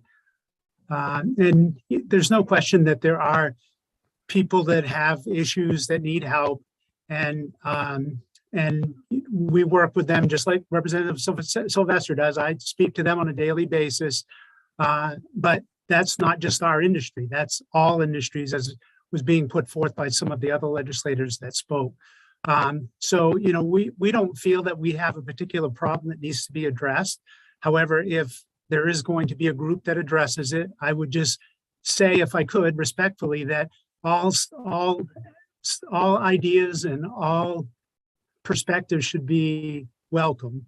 And so I would think that an organization of our size, with the representation that we have, and the number of members that we have, that at least somebody, not necessarily me, but somebody from our organization should be able to participate. But as it stands, we would be opposed to just being singled out to have this study. I think looking at the overall workforce and everything that goes with it would be a much more prudent course of action. So thank you for letting me speak. Thank you, Representative Sylvester. Thank you, Mr. Dougal, and I would think you would be key in terms of putting together this stakeholder group and trying to figure out who was in there. I think Mr. Gore would be key. I think, so the folks who, as well as reaching out to other groups, that work with restaurant workers or whomever that might be. And that's why I think the DOL knows who all those folks are, and I feel very comfortable allowing them to decide who should be in the room. And I think exactly what you just said, the problems within the industry. That's what I'm trying to give you a forum to see if government can help, both at the federal level and the state level. And so I hope you take it in that spirit and understand, that I'm not trying to tell you what to do. I'm hoping that you can get in a room and tell us what you need us to do. Director Rowland, I see your camera on if you want to contribute or weigh in. Yeah, just very slightly, and I can't speak for the rest of the department, and this would involve other bureaus once again. But I can say, I think two things. One is that the more narrowly, and Representative Sylvester referred to this, but the more precisely, I guess, and narrowly, the committee could define the mission, the goal of a stakeholder group, if we were to pull one together, that would be useful. Like he said, we've done these in the past. What we need is a well-defined purpose and mission. And the other thing I would say is that, yes, Greg Dougal would probably be the first person we'd call if we were to organize such a group. Thank you, Director Rowland. Any questions? Okay, I think we're circling the beer drain right now. So we have an idea from our good House Chair. I'm going to just recap, and please correct me if I'm missing anything. This would be striking both LD 831 and then striking the contents of 460, replacing it with a formal resolve directing the Department of Labor to convene a stakeholder group with the following charges to discuss workforce development in the hospitality and food and beverage industry. Second charge would be lack or need of training programs where there's a need for potential public-private partnership. And then 3, pursue and look at potential federal funding opportunities to pay for charges 1 and 2. Have I listened to Representative Sylvester? Absolutely correct. All right. Thoughts, feelings? You don't want to make that an official motion? Does everyone need coffee? Do we all need to go visit our favorite local food and beverage industry for a good cup of joe? Steve? If the committee were to go forward with this proposal, what also might be useful is a date on which a report would be due. Okay. I assume obviously this committee would want to receive that, but I don't know what the committee is thinking for a time frame on that. That might be helpful to think about as well. Okay. Here's my proposal, Representative Sylvester, and I apologize to give you more work during a chaotic period in time. What if we ask Steve to draft up the amendment? I can send you my little business envelope, and I know Mike has language drafted as well, and just submit it so that we can have it before us on Friday and move forward with that. Does that make sense? Is that amenable to the committee? Representative Sylvester? Sure, a tabling motion so that we can get it written down would certainly be fine with me. We're meeting on Friday. Okay. I was seeing a lot of this motion, so I'm not quite sure where that goes. So at this time, with that being said, would anyone be willing to make a table motion for us? Representative Pebworth. I vote we table. Do I have a second? Seconded by Representative Warren.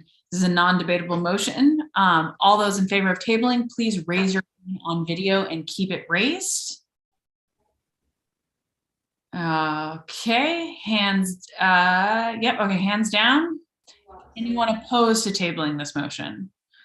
One opposed, rest in favor. The motion carries and we will table LD 460.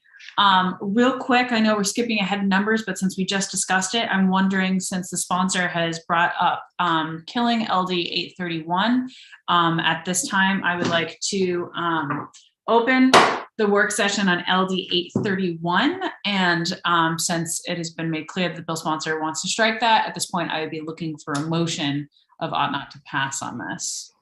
Okay. Representative Rader? I move ought not to pass. Do I have a second? Second. Seconded by Representative Gear. Any discussion? Seeing none, Justin, could you please call the roll? I'll get the results like Friday afternoon when you're done. Yeah, just 1 second. I'm a little out of order. I don't know if it's easier to do show of hands, but we can also do calling the roll, whatever.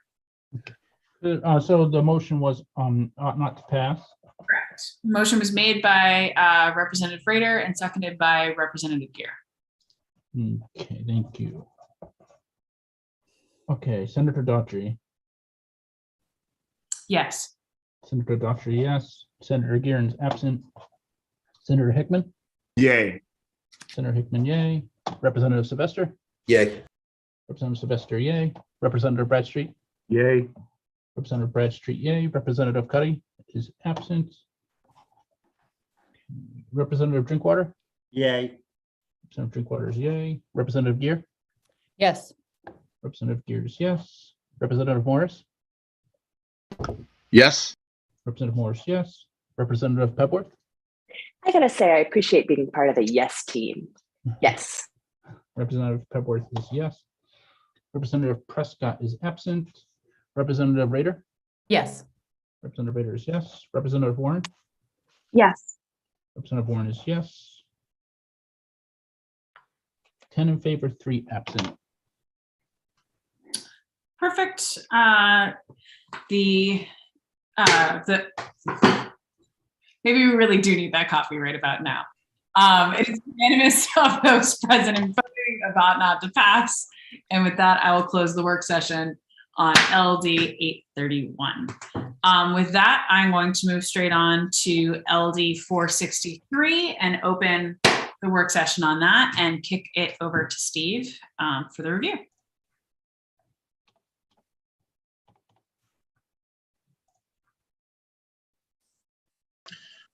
So this was another concept draft, and Representative Sylvester presented language at the public hearing.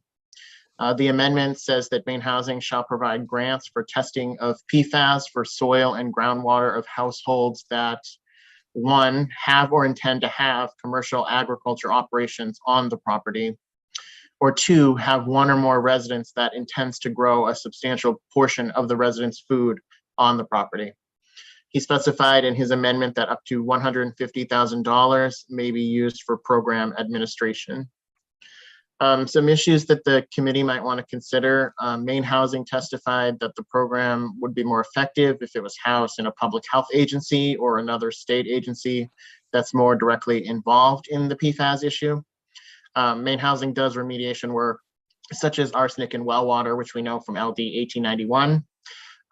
But it does so after the test has been conducted by another agency. So Maine Housing itself does not actually do the testing. Another thing the committee might want to consider is, what does commercial agriculture operations mean? And what does substantial portion of the residents' food mean?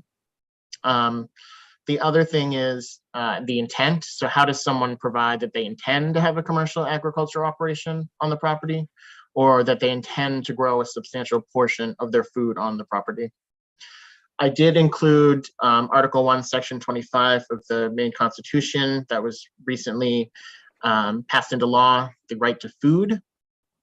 I think it came up at the public hearing that there was an initiative in the supplemental budget, LD 1995, that proposes funding for Maine labs to purchase equipment to test for PFAS.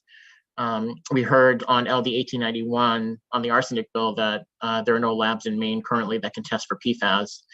I don't know what the Environment and Natural Resources Committee decided, and obviously we don't know what the Appropriations Committee will do, but I wanted to flag that there is money in the supplemental budget for labs to upgrade their technology to test for PFAS. I also included what the Department of Environmental Protection is doing about PFAS, and they do have a PFAS sampling for homeowners guide that I did also attach.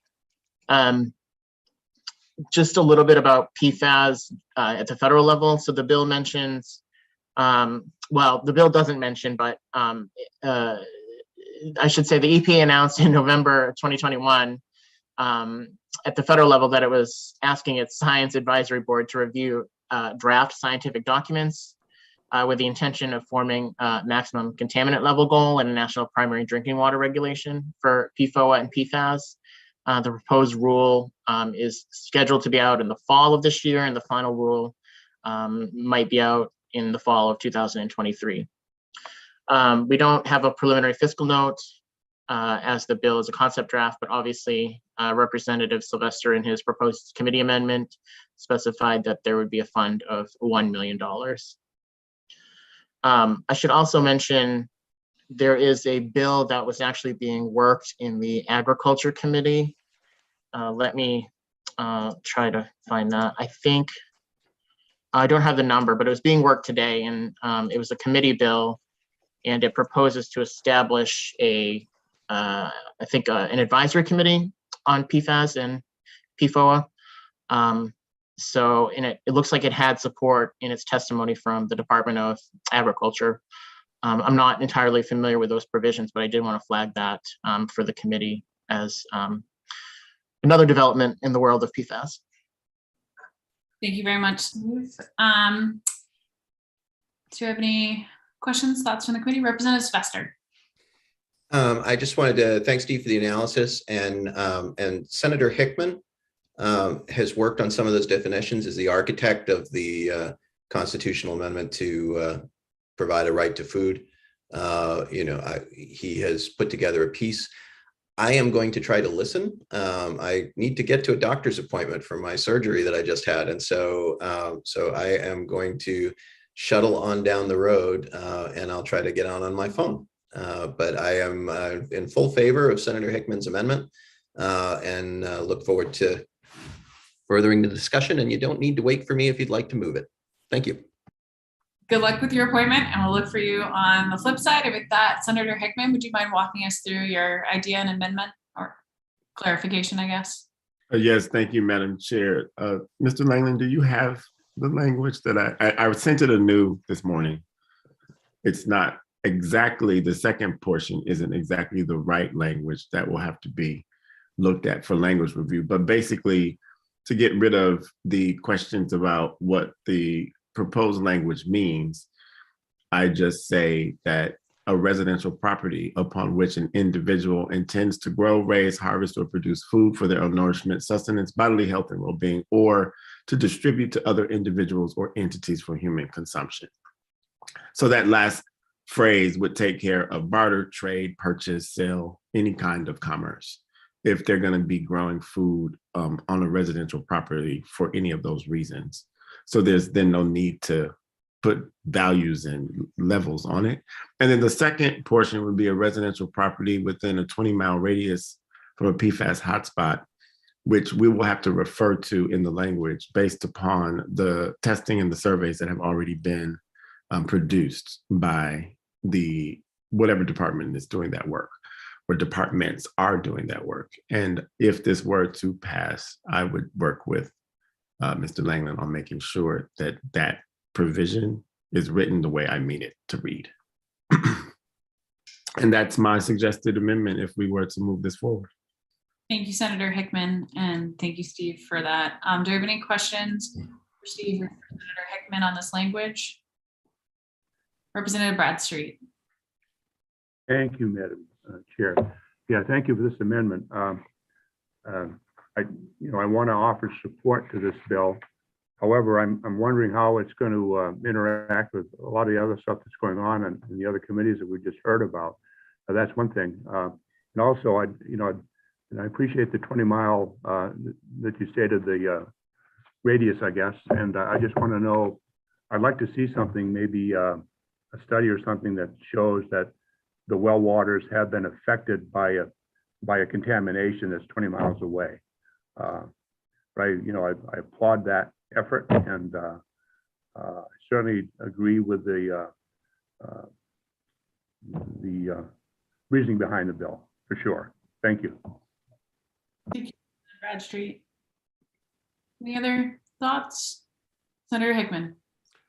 Yes, thank you, Madam Chair. And Representative Bradstreet, I agree that there is some evidence out there for the reason for that radius, but it may change. And so I would say that if we move this forward, that we make sure that we have the right radius, because I just picked 20 out of the air, and that we have the exact terminology for the places where the PFAS concentration levels, as we heard earlier in Fairfield, were just through the roof.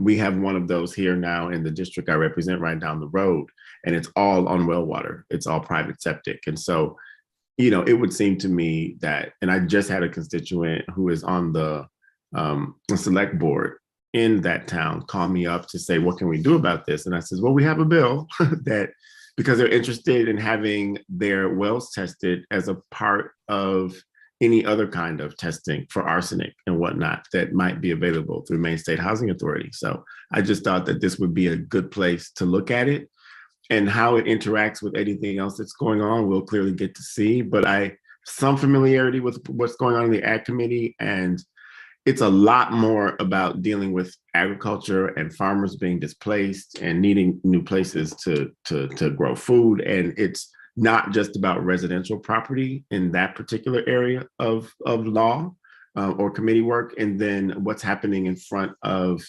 the ENR committee, again, dovetails into that.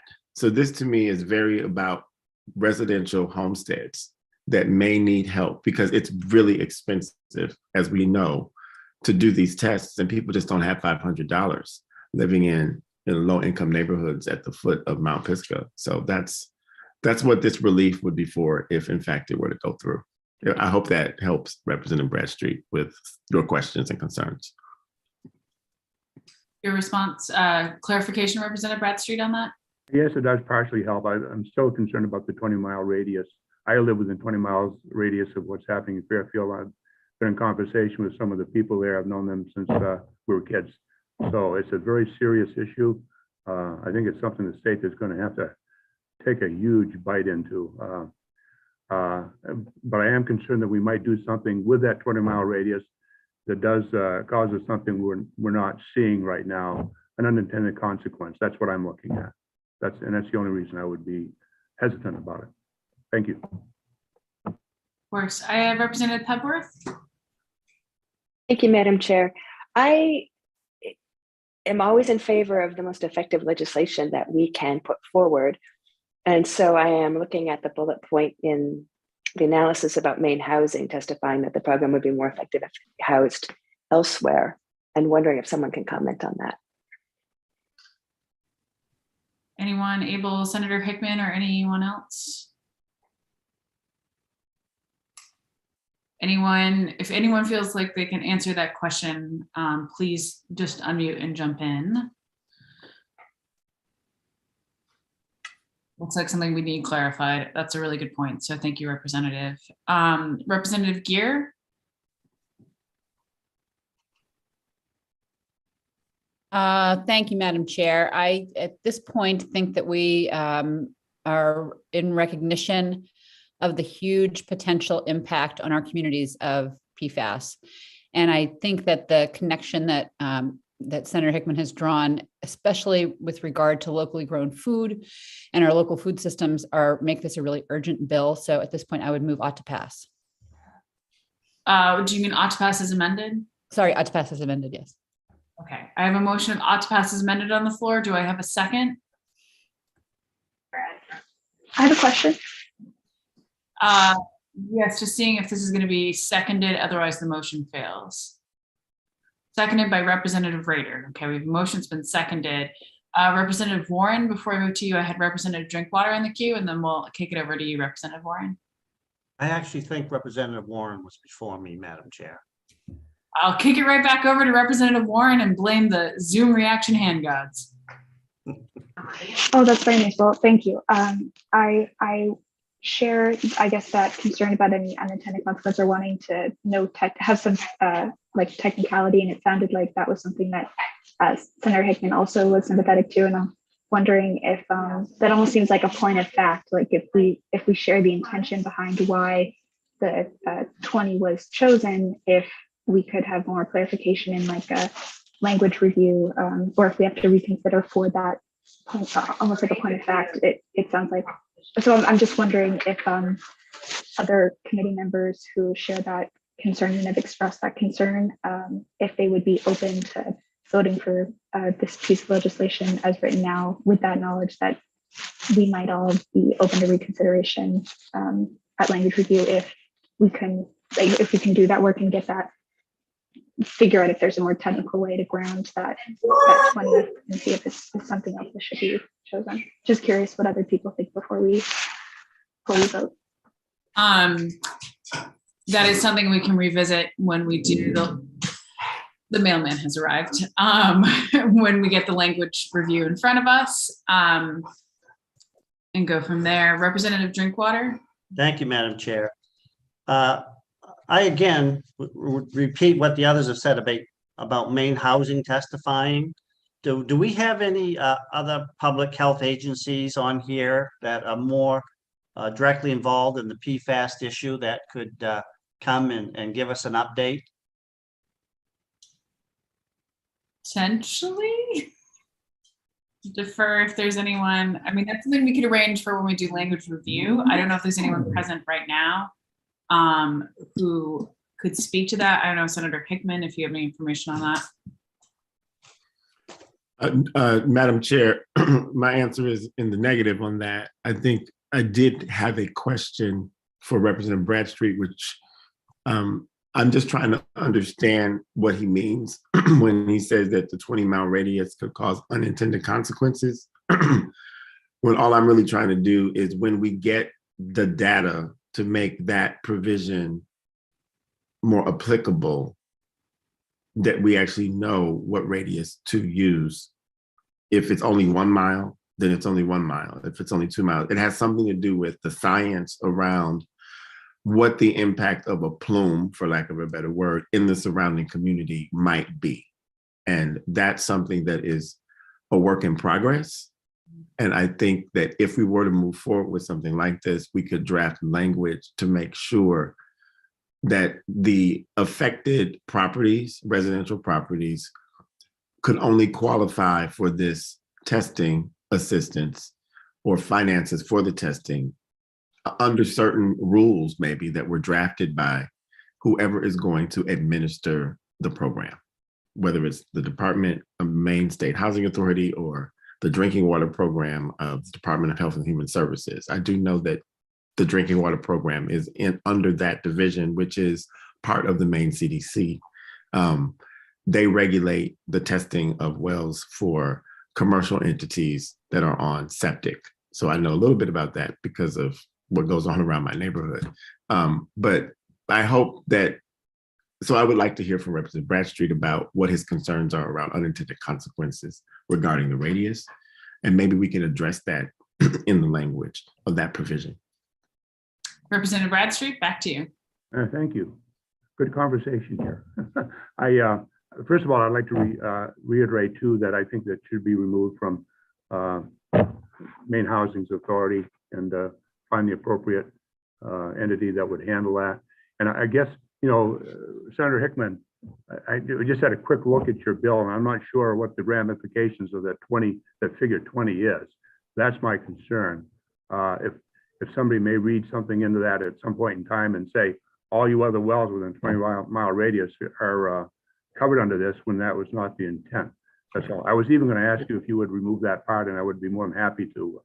support the bill, the amendment. Senator Hickman? Yeah, I would take a friendly amendment to make sure that we simply draft language where we know the science would allow for the eligible impacted residential properties to be able to take advantage of whatever kind of technical or financial assistance would be made available for the testing of the water, the well water, the drinking water, whatever is used to water the lawns. I mean, I think that's, if we're saying the same thing, Representative Bradstreet, that was a thought that came out of my head. Is there a radius? Maybe there isn't. Maybe it's just who's affected gets the help. And that determination is made by the scientists, not by necessarily the legislature. Actually, that's got me thinking now as well, Senator Hickman. Representative Warren, did you have your hand up? Yes, I'm wondering where we're at. I don't know if there was anyone else who was open to supporting this, but is concerned about that radius and if they're amenable to the proposed resolution here by Senator Hickman. And Representative Drinkwater has spoken earlier as well. Representative Warren, it's a little bit hard to hear you at the end, but I think you're wondering if folks are amenable to sort of the proposal that Senator Hickman has suggested and sort of worked out with Representative Bradstreet. Is that correct? Okay, perfect. I would say I currently am amenable and like the conversation, how it's shifted. I do know Senator Hickman, you just sort of mentioned about maybe we should let it be more determined by the scientists. So I guess I would just ask, I know we have a motion on the floor. It looks like we're going to probably need a friendly amendment to the motion on the floor, but just sort of wanted to reach back out to you, Senator Hickman, as well as you, Representative Bradstreet, about sort of where you think we should be falling on that.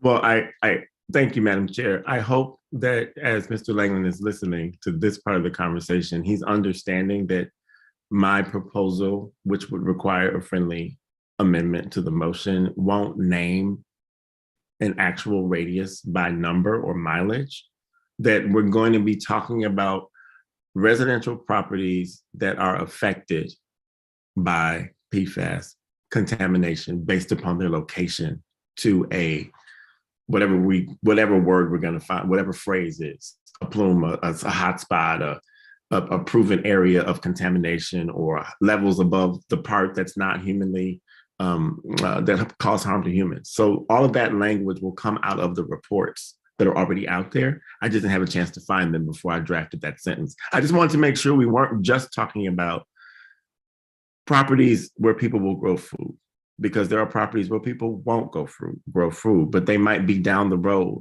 from a PFAS contamination site.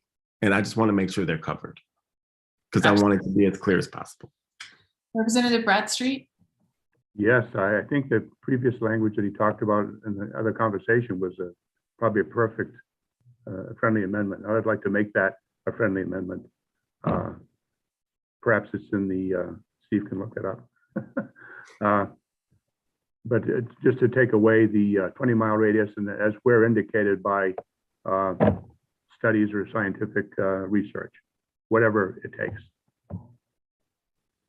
Sounds good to me. I don't know, Steve, do you need more clarification from us on that, or does that seem to be circling around sort of a general direction?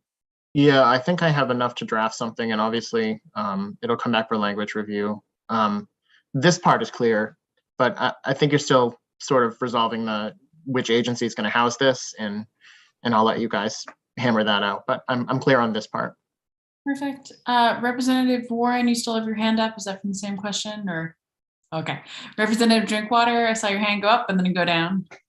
Yes, I put it down because I think what we're getting at is you have to be a good detective when you're figuring out how far this is spread out, and you got to go wherever the evidence shows you. So if one neighbor tests positive, well, you got to go test the other neighbor, and you may work down the whole street testing everybody's well. So you just have to go wherever the evidence leads you. Agreed. I think we're all in agreement on that. And the nodding is adding to that as well. So I think we still have the last piece to work out, as Steve said, was the department it was housed in. Did anyone have any further thoughts on that or clarification? Or I don't know if there's anyone present from any of the departments we've mentioned who would like to chime in.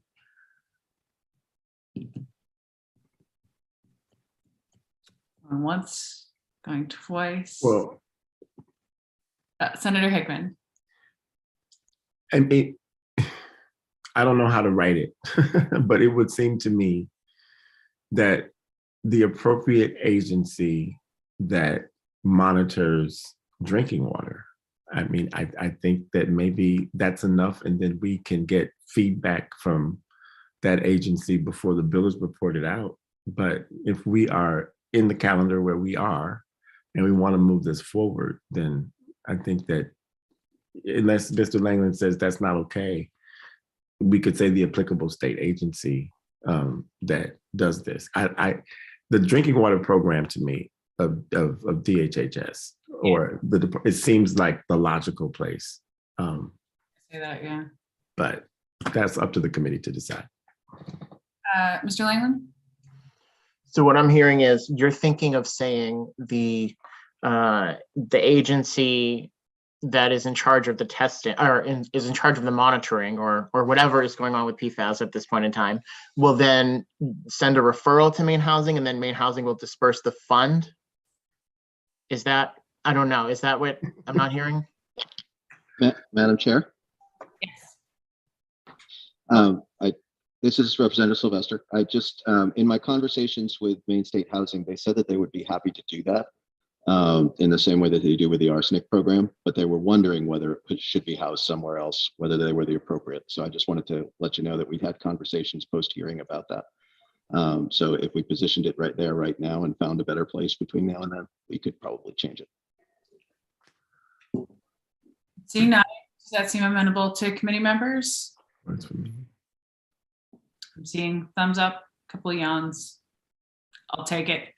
So with that being said, Representative Gear or Representative Rader, who made the original motion?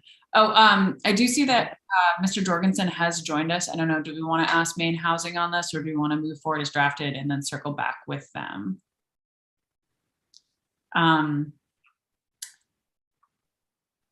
Yes, no, Representative Drinkwater, I saw your hand go up.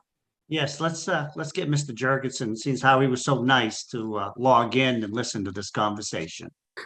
Absolutely. Mr. Jorgensen, I apologize. I know you literally just joined our Zoom session. We're discussing LD 463, an amendment that Senator Hickman has come up with regarding the testing and the we're looking at drinking water, and we are circling around and dealing with what agency would be responsible with it. Originally, Maine Housing was listed, but now we sort of had the conversation around whether DHHS and agencies that oversee drinking water more applicable. So I don't know. I hate to put you on the spot, but I don't know, Mr. Jorgensen, if you or anyone else from Maine Housing would be willing and able to weigh in at this time. I think that's great. I'm going to find somewhere where I can be a little more quiet. I didn't know you were on that yet. No, I think it's a great idea. Those are the right places for it. We really don't know a lot about testing at all. We think it's an important bill, but I think that's a perfect solution. Sounds good. I'm glad I logged in. Any other questions for Mr. Jorgensen while we have him? Well, thank you for hopping on at exactly the perfect time and apparently getting our telepathic bat signals sent up by the Labor and Housing Committee. Much appreciated. I was just logging in to see where you were, so I'm so glad. Okay, yeah. Great. Thank you. Thank you. With that, Mr. Langland, do you have what you need from us before? Okay, I'm seeing nodding. And so for those who made the motion, are you amenable to the friendly amendment on the amendment? Seeing nodding. Okay, I think we are in a place where we can move forward, and I do want to thank the committee for some pretty diligent, great work on this. So with that, Justin, would you be willing to call the roll, and do you need anything from us before you call the roll? I'm all set. Thank you. Senator Daughtry? Yay. Senator Guerin's absent. Senator Hickman? Yay. Senator Hickman's yay. Representative Sylvester? Yay. Oh, you are there. All right, Representative Sylvester's yay. Representative Bradstreet? Yay. Representative Bradstreet's yay. Representative Cuddy? Just returned. I'll come back. Okay, Representative Cuddy, are you in favor of ought to pass as amended on LD 463? Yay. Yeah, okay. And we have Representative Drinkwater. Yay. Representative Drinkwater is yay. Representative Gear. Yes. Representative Gears, yes. Representative Morris. Yes. Representative Morris is yes. Representative Pepworth. Yes. Representative Pepworth is yes. Representative Prescott is absent. I forgot. Representative Rader. Yes. Representative Rader is yes. Representative Warren. Yes. Representative Warren is yes. So we have 11 in favor, 2 absent. Thank you very much. With that, the motion carries, and I will close the work session on LD 463. And much gratitude to the bill sponsor, Representative Sylvester, Senator Hickman, for taking the lead on that amendment, and for all of us for working through this. With that, we are going to open the work session on LD 464. We are moving right along, and actually I have to pull up LD 464, which is an act to change certain labor laws, from Representative Sylvester. Representative Sylvester, I don't know if you're able to chime in on this, but I know you had indicated that you'd like to have this bill nixed. So I don't know if you want to make that request yourself. Yes, this is a placeholder bill that never needed a place. So I would move ought not to pass. Wonderful. We have a motion of ought not to pass. Do I have a second? Seconded by Representative Rader. With that, Justin, could you please call the roll?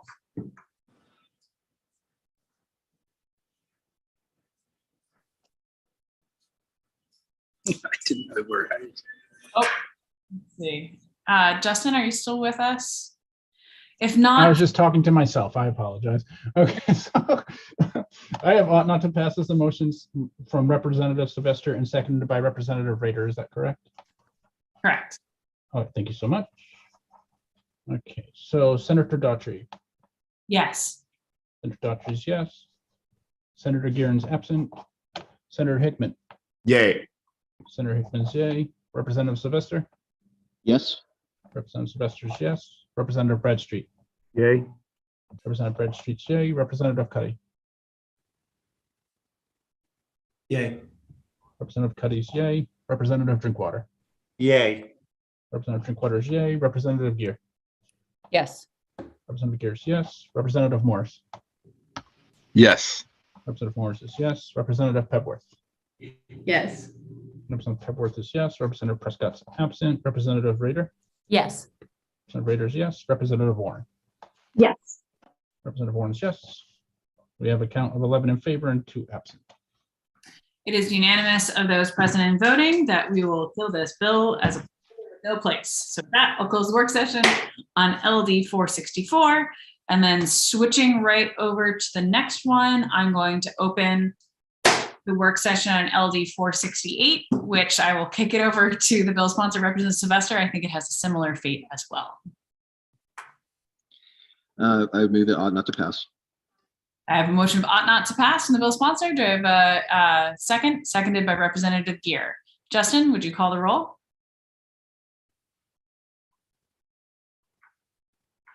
Sorry, Justin, I feel like we're moving so fast and keep putting Yeah, I'm breaking a sweat here, but I'm with you. So, all right. So, ought not to pass. Senator Daughtry. Yes. Senator Daughtry's yes. Senator Guerin's absent. Senator Hickman. Yay. Senator Hickman's yay. Representative Sylvester. Yay. Representative Sylvester's yay. Representative Bradstreet. Yay. Representative Bradstreet's yay. Representative Cuddy. Yes. Representative Cuddy's yes. Representative Drinkwater. Yay. Representative Drinkwater's yay. Representative Gear. Yes. Representative Gear's yes. Representative Morris. Yes. Representative Morris is yes. Representative Pepworth. Yes. Representative Pepworth is yes. Representative Prescott is absent. Representative Rader. Yes. Representative Rader's yes. Representative Warren. Yes. Representative Warren is yes. Ought not to pass, 11 in favor, 2 absent. Thank you so much. And to close the work session on LD 468, Moving right along, I know there's another concept draft that we can just knock off while we're at it. LD 907 from our own Representative Warren. So I'm going to open up the work session on LD 907. Representative Warren. I would like to make a motion ought not to pass. Do I have a second? Seconded by Representative Rader. Justin, could you call, well, any discussion? All right, Dustin, could you call the roll, please?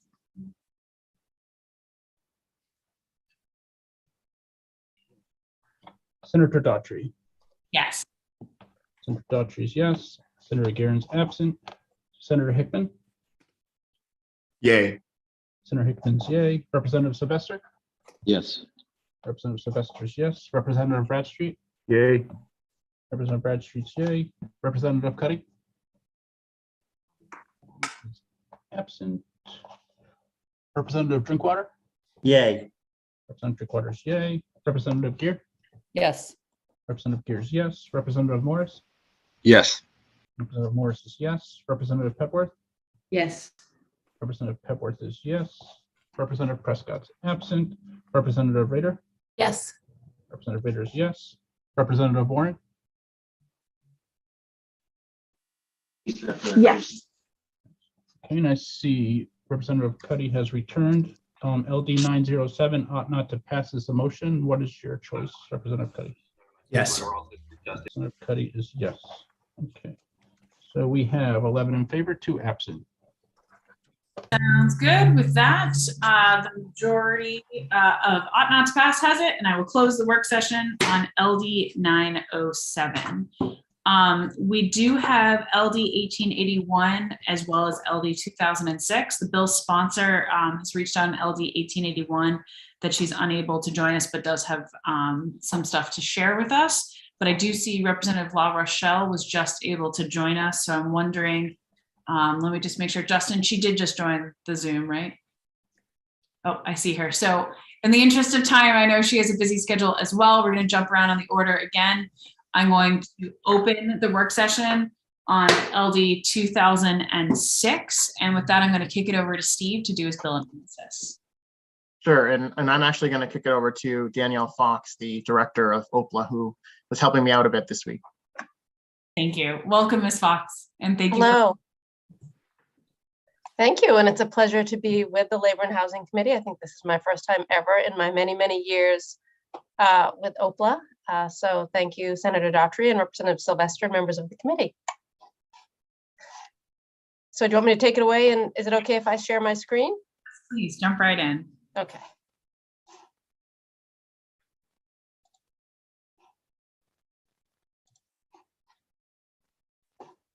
Are you all seeing it now?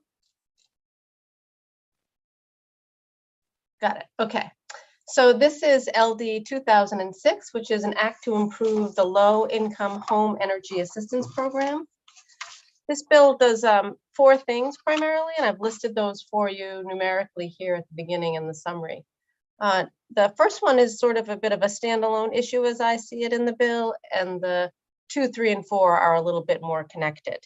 The first part of the bill in section 1 essentially provides a statement that notwithstanding any law to the contrary, home energy assistance payments made under this act, and that's how it's specifically written, may not be considered income for any purpose under state law, including things like taxation, eligibility for food stamps, public assistance, or the issuance of welfare programs. Section 2 of the bill directs the Maine State Housing Authority to establish a fund, the Home Energy Assistance Program Administrative Efficiency Fund, and that is to be used to increase capacity to process applications in a timely manner. And that would include hiring temporary workers, contracting with a third party for technology, and the fund may also be used to establish a long-term system to efficiently process applications. Part 3 of the bill provides it's actually section 4 of the bill, but it's more connected to section 2, which is it provides an appropriation of $2 million in this fiscal year for that fund that is created under this bill, and provides that if the money is not used in this fiscal year, that it can be carried over to the next fiscal year. And finally, the bill directs the Maine State Housing Authority to convene a working group to investigate ways to improve and increase the efficiency of the low-income, the LIHEAP program. And the working group is directed to report back to this committee no later than September 15th, 2022. There are some issues that I did want to raise for the committee. The first one is that I know in testimony there was an indication that federal law covers the same issue that the first part of this act would cover, which is providing that any assistance given to Maine residents under the LIHEAP program would not be counted as income for the purposes of taxation or welfare benefits or anything like that. And that is true, that is in federal law, and I have provided the citation for you here. And as you can see, it's written similarly to what is in LD 2006. In terms of, there are some drafting issues with this bill. As you can see, if you look at the text of LD 2006, it's all unallocated language. So it's not underlined language that would go in statute. Instead, it is unallocated language, which has the force of law, but just isn't incorporated into statute. And that raises some issues with what the bill proposes on several fronts. And I did want to speak with you about that. And the first is in section 1, where it provides this protection in terms of LIHEAP benefits not being considered income. So if you still wanted to go forward with that, in spite of the provision in federal law, so if you still wanted to incorporate that into Maine statute, you'd probably want that to be codified language. As written in the bill, it refers to that protection applying to any benefits provided under this act.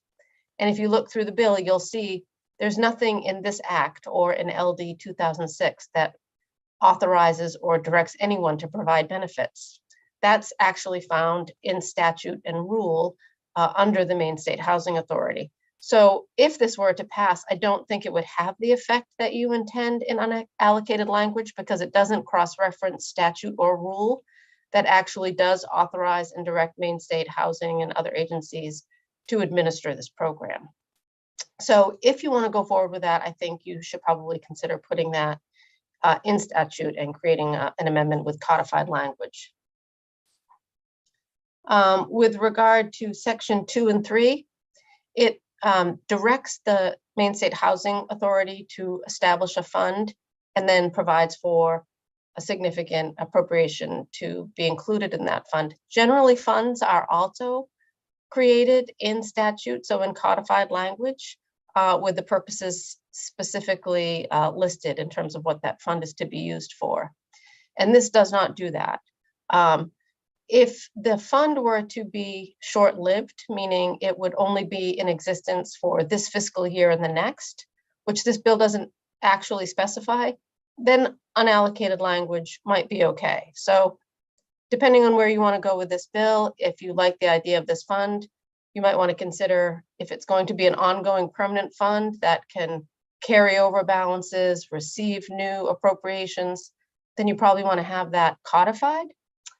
If not, you want to maybe specify a limited duration for the existence of this fund, meaning it would go out of effect in a little while. That's generally what unallocated language is reserved for. So things that have a time duration or aren't supposed to be in existence in perpetuity, but really they have a beginning and an end date that is specified.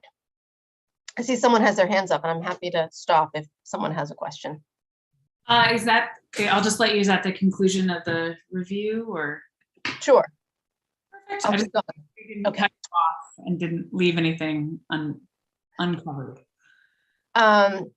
So there's some clues in this bill that make it sound like it may be that this fund is for a limited duration, where it says that any funds not spent this fiscal year could be carried over to the next. Presumably, although not specified in this bill, if all of those funds aren't used by the end of the next fiscal year, they would refer back to the general fund. That's not specified, and depending on where you go with this, you may want to make sure that's clarified as well. And that's really it in terms of technical issues for me. The language with regard to establishing the working group, that's perfectly appropriate in unallocated language, and that's generally how you would see proposals like that drafted. Absolutely. The fiscal impact statement, we don't have one yet, but obviously you can see the appropriation section in the bill, so you can get a pretty good idea of the cost. Okay. Representative Cuddy? Thank you, Madam Chair, and thank you, Ms. Fox, for your analysis. And I apologize for putting my hand up too early. I thought you were wrapping up, and I jumped in a little early. I did want to ask about the confluence of federal law and this proposed law. They seem to be very similar, and I think you pointed out they're very similar. And if there's no conflict between the two, is there any functional issue by having it exist both in federal and state law? No, I don't think so. I think, again, I think you should put it in codified language if you were to do that, because as written, it doesn't really have the effect that you would want. The only issue that I would see, and it doesn't exist now, which would be, is if there were a significant substantive conflict between the two. Obviously, the federal law would prevail in that case, and you'd have to keep track of that. So if there, it wouldn't necessarily create a conflict, it just might render the intention that's in state law less effective, because the federal law would prevail in that case. It would preempt the state law. Does that answer your question? It does, but I do have a quick follow-up, Madam Senator, if I might. Go right ahead. Thank you. That brought a question up. So if it came into conflict, if there was a change in federal law, then the federal law would be preemptive. But if the federal law were to go away, then the protection would still remain in the state of Maine. I think it depends on what you mean as the federal law. What you mean when you say the federal law would go away? I mean, the federal law is what essentially establishes the program. So I'm not sure how the program would exist in state law without the existence of the federal program. But if it wasn't such a drastic change, then I think for the purposes of income as it's determined in Maine, I still think that protection would exist. Yes, if that protection went away in federal law, I think you could, and it remained in state law, then that protection would still exist for Maine residents. Yeah, I was very vague in my question. I apologize for that, but you got to the root of it. It was that the protection going away, not the overall law. And so Right. Thank you very much for your very thorough answer. Sure. Representative Drinkwater? Thank you, Madam Chair. I'd like to, if you don't mind, bring Eric Jurgensen back to the table so we could ask him a few questions if he's still with us. Absolutely. I just ask Ms. Fox if you could, or Director Fox, if you could stop sharing your screen. And then just real quick before we kick it over to Maine State Housing, I wanted to double check that Representative La Rochelle, if there's anything she wanted to add before we move to Mr. Jorgensen, but certainly we're definitely going to bring Maine State Housing in. Thank you, Senator Daughtry. I don't have anything to add right now. I do thank Ms. Fox for her analysis of the bill, but there was nothing overly concerning for me at this point. Sounds great. With that, I'm scanning the participants. Eric Jorgensen, are you still with us? And if you're I am. Wonderful. Welcome back. Wondering if we can put you on the spot again. Oh, you can, although my video remains disabled, I think. Oh, weird. Hold on one second. How about now? There we go. Okay. Thank you, Madam Chair. What can I do? Yep. Representative Drinkwater, take it away. Thank you. Mr. Jurgensen, you're familiar with this bill we're going over. My question to you is this bill doing anything that you don't already do? Do you want me to go through the specifics? It's, I think the specifics about the group, the working group is, we have a working group, but not quite the same. It provides funding. That's something we don't have right now. I mean, we have money we probably could use for some of this, but this would be helpful. But so that's but other than that, I think that, I think this would be a helpful bill. All right. Thank you. Mr. Jorgensen, did you just, from what you said, do you think it'd be more helpful to have more funding allocated to this, or is it something within existing resources? I just want to make sure we're not passing something that puts undue strain if we need to put more resources towards it to assist you towards this goal. No, this would be great. I think this would be very useful for us actually in terms of working around some alternatives to providing the program. And that would really help us make that possible, I think. So that would be really very helpful. Of course, thank you. Representative Bradstreet? Thank you. I'm not necessarily for just Mr. Jorgensen, but anybody listening. We had a bill the other day which we passed by Senator Curry. It seemed to ask for much the same things that this bill requests. Is there anybody able to give a quick analysis about the difference between the two other than the funding? If I can jump in real quick, and then I'll also kick it over to anyone else who cares to chime in. I think the nice thing is these bills actually dovetail perfectly. They're almost like a match set. You know, Senator Curry's works on the online system, and this sort of fills out the rest of the picture. It's like the two pieces of the puzzle.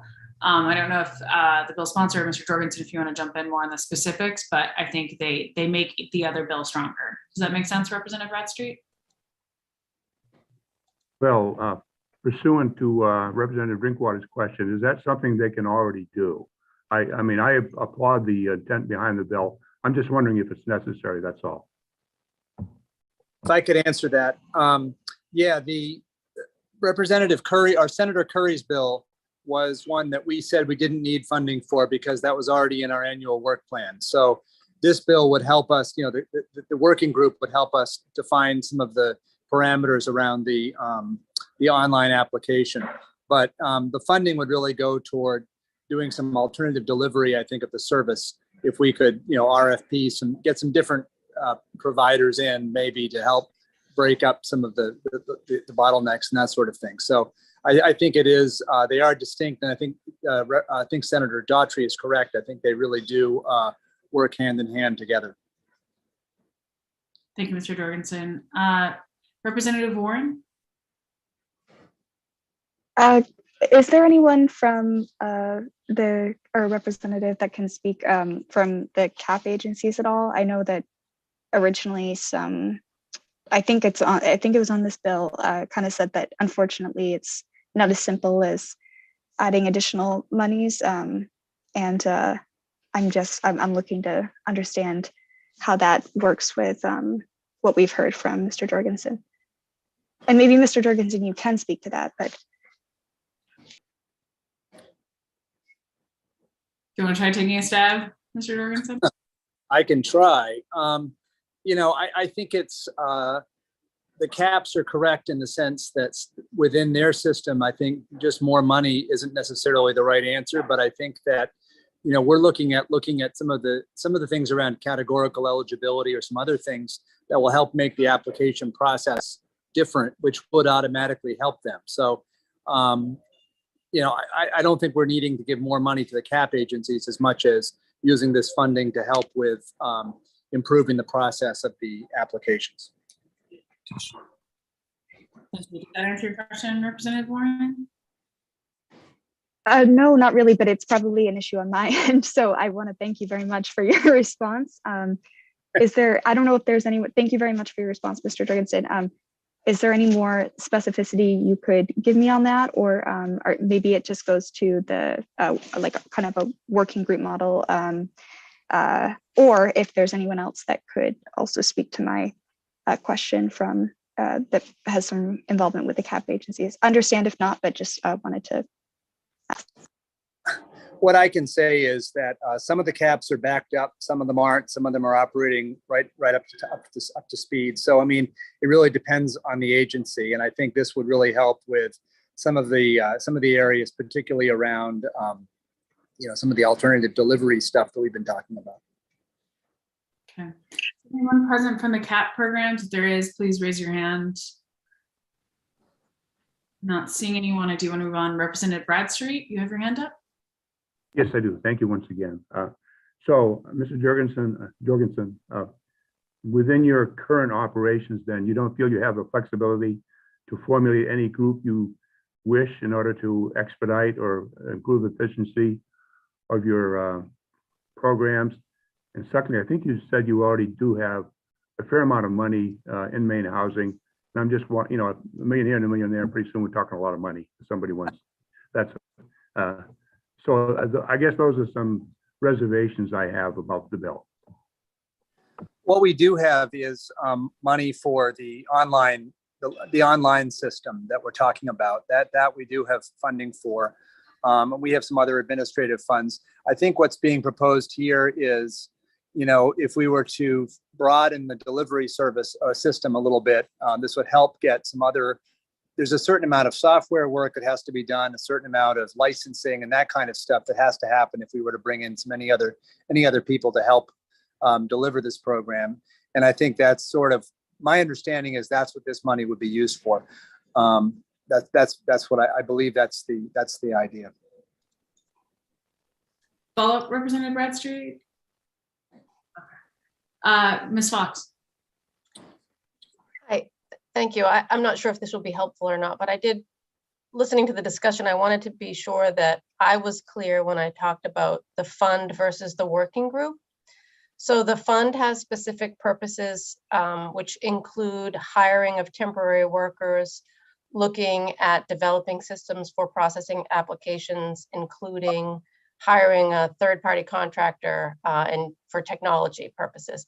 The funding, as I read the bill, is not associated with the working group. The working group may inform how they use the fund, but as I understand it, the money doesn't fund the working group, or that isn't listed as a purpose of the fund. And I just wanted to make sure that I didn't confuse those two when I read through the summary of what the bill does. We would agree with that. And I would also say that the idea of using this as 1 or 2 year unallocated language is fine with us. We would see this as a temporary thing. And that's certainly how we read the bill. Thank you. Dr. Fox, with that being said, is there any amendment that we need to the bill to make it clarific? Like if we're looking at a motion, would it need to be ought to pass or ought to pass as amended with that in mind?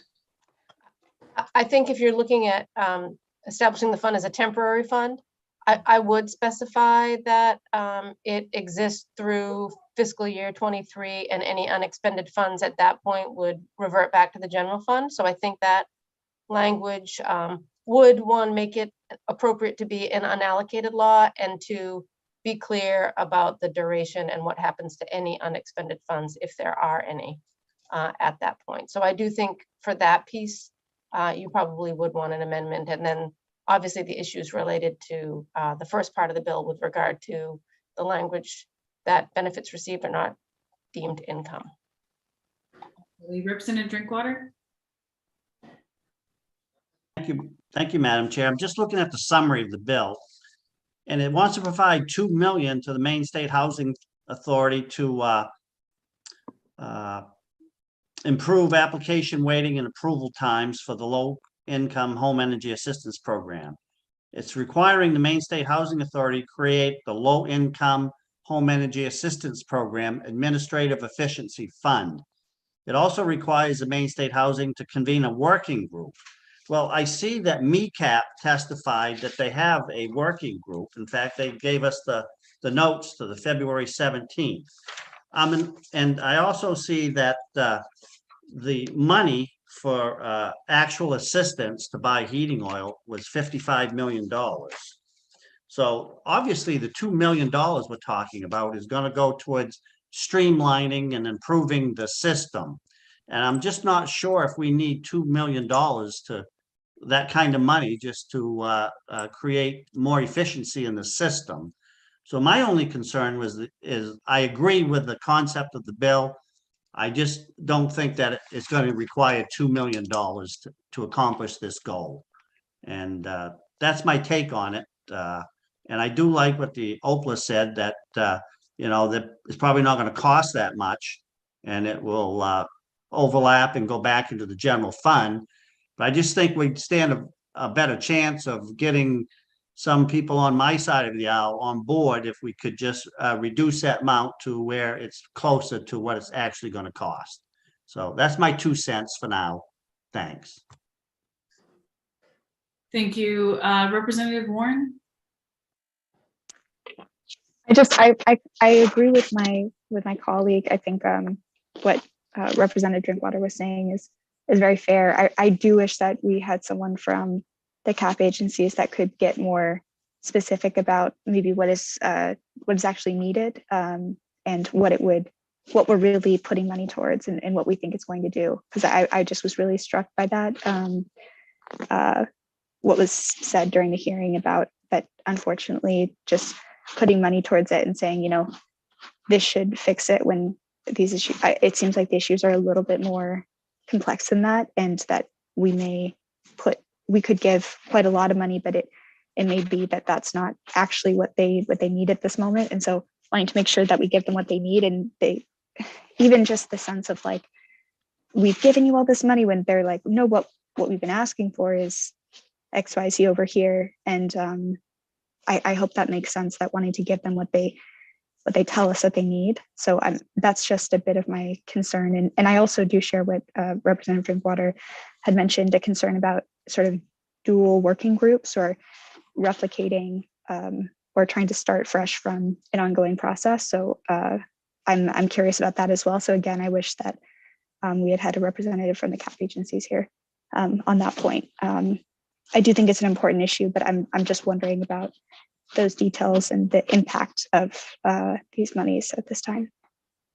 Thank you, Representative Warren. I don't know, Representative La Rochelle, do you want to weigh in here? I know you've had conversations with these agencies as well as their testimony and in other parameters around this bill. So I'd just be interested to get your take on what Representative Drinkwater and Representative Warren just said. Sure, thank you for that opportunity. So I think to address the first question about the funding amount, I think when I was originally working on this, one of the things that had been was clear that was not available currently was this online application process. And so if that was one of the findings of the working group, I certainly wanted to make sure that that was able to be funded, along with other ways to push out this money quickly, because once again, we were looking to get this response and this money out to people who need it when they need it as quickly as possible. So we just wanted to be able to utilize the resources in a way that got that money out. We don't know what the answer is. That's why I wanted to make sure that the working group was involved. When I talked to representatives at Maine State Housing, I am aware that they have a working group, and I'm hoping that that can be kind of the core of the group. And then if they don't have all of these representatives as part of that group, that they might just be able to supplement that group. I know that they're working on solutions now, and I know they probably have really good ideas of what the solutions need to be at this point. But just to make sure that there are the voices at the table to make sure that everyone is being representative and that they're looking at this holistically. So I didn't want to limit. That's why I suggested the 2 million. And in terms of the working group, like I said, I know they have a core group in place, and we're just hoping to supplement that a little bit with some of these other representatives, if they're not already on there. Thank you, Representative La Rochelle. And it does seem, I think everyone is in the same point of recognizing we need to do something. I mean, I don't think there's a representative in this entire state who hasn't heard from constituents about the cost of heating oil and needing, or however you heat your home, and needing emergency assistance. And I know many of us as legislators are struggling with the same thing. So thank you. Representative Drinkwater? Thank you, Madam Chair. You mentioned about people who need it. Are we talking about the community action agencies? I'm not clear on who you mean when you say people who need it. Was that directed to me? I'm sorry, I don't. Oh, I'm sorry. Yes, it was. Okay. So I guess I'm talking about the people who I've heard from who are literally trying to choose between buying groceries or paying for their overdue fuel bill so that they'll actually get enough fuel to continue heating their homes. So, I mean, And believe me, I've heard from people in kind of higher income levels who are also struggling, and I'm not,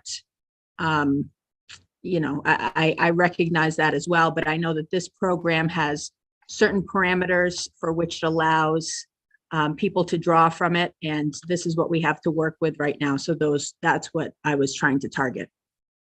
Okay, all right. Thanks. Thank you for the clarification. Thank you so much. I have a question from Representative Bradstreet. Yes, actually, this is for Mr. Jorgensen again.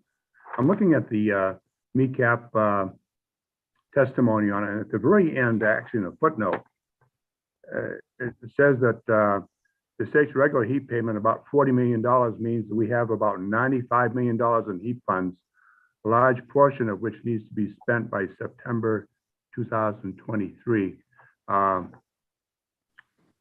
Is that not enough funding to do what we're trying to do here already? I guess, you know, I keep belaboring the fact that we have a lot of money around, and we'll be adding more money to a lot of money that we already have.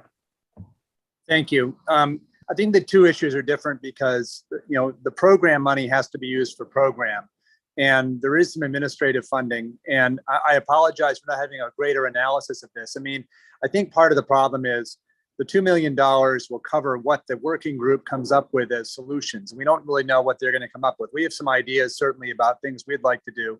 And with regard to the working group that we currently have, that's all CAP agencies, and we meet with them every month. And so I would definitely assume that this group would be, this working group would be sort of a modified version of that, so people wouldn't have to be brought up to speed. We would add some more people to it probably, but that's what that is. So we can't use program dollars though for administrative stuff, and I think that's the real issue. And if we were to say get some different providers out there, there are some startup costs that would have to be met, and that's where I think this would be very useful. And so I also hope you would understand that we would really endeavor to make this as economical as possible and return funding to the legislature. I mean, if you ended up with an appropriation that was less than $2 million, you know, we would work around that too. We'd make it work. Okay, very good. Thank you. I do see in the list of participants, we just had a representative from the CAP agencies be able to join us. I'm wondering if Megan Hannon, if you'd be willing to jump in and speak about this measure a little bit from sort of the CAP perspective. Sure. Thank you, Senator. Unfortunately, you guys started a little before I was ready, so I missed the very beginning of this conversation until I came over and heard, can somebody from CAPS come in? So were there specific questions? I think there probably were. Yeah, I'm going to kick it back over to Representative Warren, who had a specific question, and let her re-ask it and then go from there. Yes, thank you so much. I hope that this question makes sense. Please interpret how you will. I believe in part of your testimony on this bill, the public hearing, you mentioned that sometimes it's not as simple as putting money towards this problem. It's a bit complex and nuanced. And in the course of this work session, we've heard a bit very nuanced, and maybe we could get more in the weeds about the different forms of categorical or otherwise alternate delivery methods that Mr. Jorgensen had been mentioning that this funding could be going towards in some way to help the CAP agencies. And I guess I'm just wondering if you could give any further insight or clarification of any kind as to how this money may help do the work that you're doing, and if maybe I misunderstood or misinterpreted some of your testimony originally, and yeah, just any further insight you could provide. Thank you. I think when I was speaking about that, I was talking about the bigger amount of money that the LIHEAP program already has, and I think as I came in, you were talking about that $2 million that's actually part of this bill. So you know, there are a couple of things that will be changing for the next heating season that we know already. Mr. Jorgensen has said that in this and in 1966 as well. The online ability and some of the other things, the categorical eligibility, which hopefully will make things more easy. I think I and others are very hopeful that if we pull together this group that's larger than just the caps that he said, we meet monthly, then we can bring in some people who actually are trying to use the program. People who, it used to be they had to actually come to our office and sit down with us for an hour and a half, 2 hours going through paperwork. Now it's being mostly done on the phone. If there are people who can do it online even quicker, then that's great. But having people with lived experience trying to go through the process help us to streamline the process, I think would be a really important outcome of that group. And if that's what the $2 million is for, then that I think is great. But it is a very long, time-consuming process. Absolutely. And I think one thing I'm wondering about is maybe this is a question as well for Mr. Jorgensen. Is that part of how you foresee making use of this? And maybe you could speak further to that, because I know that there was there was very clearly a distinction between the work of the working group and what this funding is going towards. So maybe that is what you were speaking about beginning to do the work to try to bring in those of lived experience to figure out the ways to make this better. In which case, it also sounds from what you were speaking about that that there are many reasonable and good uses of this that you can really define that would make a benefit to the work of implementing the CAP program, LIHEAP programs. So that sounds like what part of what you're saying. I hope I'm not misinterpreting, but I'm also interested in how Mr. Jorgensen would respond to that as well. But if you have any feedback for me. Yeah, well, I think the money will go to whatever you say it goes to, and then it will go to Maine Housing to use as they think it's the right way to do. I think some of it was for opening up new avenues. I'm trying to remember now. I thought some of it was also toward that working group to figure out ways to streamline and make the process quicker and easier. Thank you. Do you have any further questions? Representative Drinkwater. Thank you, Madam Chair. And Megan Hannon, thank you for being here because, we appreciate you folks out there doing what needs to be done to help our elderly and needy people. In your testimony, you mentioned that back in 2019, Maine Housing hired Re-Engine Consulting to perform a lean analysis of the heat process. Did that identify areas that could be improved to speed up the process? Because I think what we're talking about here is we need to get help to these people in a quicker and more efficient administrative manner. But you're testifying that it's a slow process to get people qualified. Did they identify anything to help speed up the process? They did. And we have revisited it again. Probably within the last 6 months or so since 2019 when that first came out. Some of those processes have been implemented, some of those still have not. Was there any, I'm sorry, Madam Chair, to ask for a second question, but was there any discussion on what it was going to cost to implement those recommendations that have not been done? I don't recall conversations about cost per se. In 2019, I was not in this position, so I was not there during those meetings. Some of them are things that now we are talking about actually doing. So the categorical eligibility, having the online option available. There were some other things. I did read it again before my testimony, but not remembering again right off the bat what those things were, but there were several things that were brought up by that process. Thank you. All set. Representative Warren?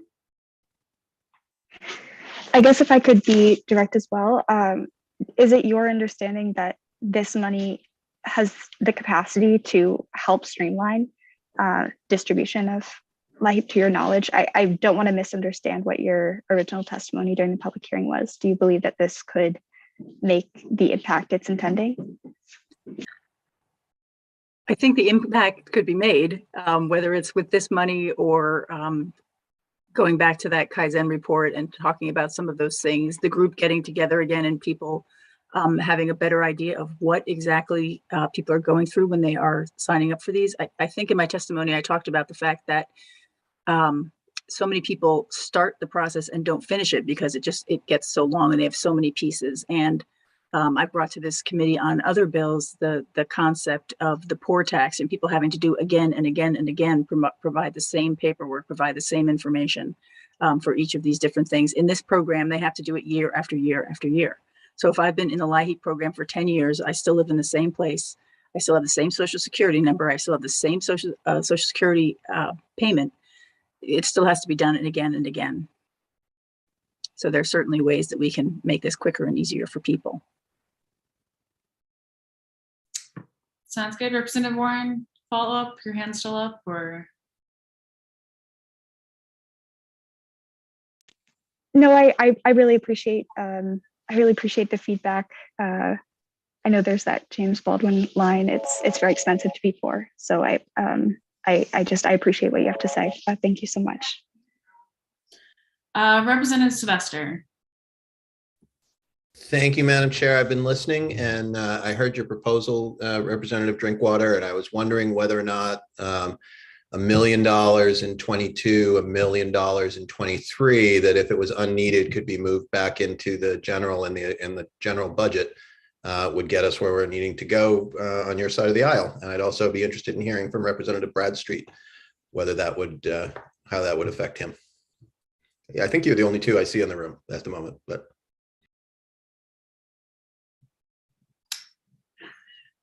Kick it over, Representative Bradstreet. Yes, thank you, Representative Sylvester. I was thinking about $1 million, but a one-time allocation rather than $1 million for each of 2 different years. I think we're looking at 2023 fiscal year, if I'm not mistaken. So I would be amenable to $1 million, simply changing the bill from 2 million to 1 million. And I guess that would get my vote. I think I'll kick it over to Representative La Rochelle to get her take on this. Thank you, Senator Daughtry. I guess my intention and the reason why I wanted it to roll over to a subsequent year was, like I said, the main goal of this bill is to get this funding in the LIHEAP program out to people who need it. And I certainly don't want to limit Maine State Housing to be able to do that. As we've talked about, I think we've all heard from people who are having trouble accessing this money. So I will, this is the committee's bill, and I certainly want the committee to feel good about it. At the same time, I think that if there were some ways in which that the money could be, I think we've talked about ways that the money could roll over from year to year and then go back into the general fund if it is not needed. I just don't have a great sense of how much this will cost to get these LIHEAP funds flowing out to people who need them right now and who needed them this past winter. Thank you. I don't know, Mr. Jorgensen, if you want to chime in at all on that. Yeah, I just say the funds are flowing to people. We're going about $700,000 a week on this, so it's very good. But I guess my sense is, I think a smaller amount, if you could get a unanimous report, would be really helpful to us. We certainly would be able to use this money, and it would be very valuable at whatever level it comes in at. I mean, we were waiting to see a little bit about what the committee would come up with. And, there may be some advice they provide that has a certain price tag attached to it. But I know that we could do a lot with $1 million, if $1 million is something that could garner a better report. Absolutely. Thank you. Representative Bradstreet. Yes, thank you, Mr. Jorgensen. I also, I guess I'd make a statement that perhaps, if we allocate this $1 million one time, when we find out that the program is very successful and needs a little bit more funding next time around, we could certainly entertain that proposal. Thank you. Okay. Thoughts, Representative Sylvester. You're on mute, Representative Sylvester. If I was going to make a motion to pass as amended, with the amendment being a one-time allocation of $1 million. Okay, do I have a second for the motion? Second. Seconded by Representative Warren. Do you have any discussion on the motion? Mr. Jorgensen. It's a one-time with the carryover, right? Absolutely. Yep. Thank you. I had originally proposed 2 separate years, and so that's why I was clarifying. Okay. Any further discussion on the motion? Representative Gear. I really like that compromise. I think it makes a lot of sense, and I really appreciate the work of the committee on this, and I'll be supporting the motion. Thank you so much. And Bailey the Coonhound apparently also supports the motion. So with that, Justin, if you wouldn't mind calling the roll.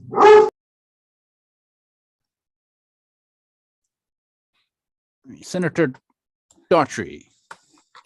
Bailey and I both vote yay. Senator Daughtry and Bailey, yay. Senator Gearin is absent. All right. Senator Hickman, are you with us? I'll swing back with that. All right. Representative Sylvester.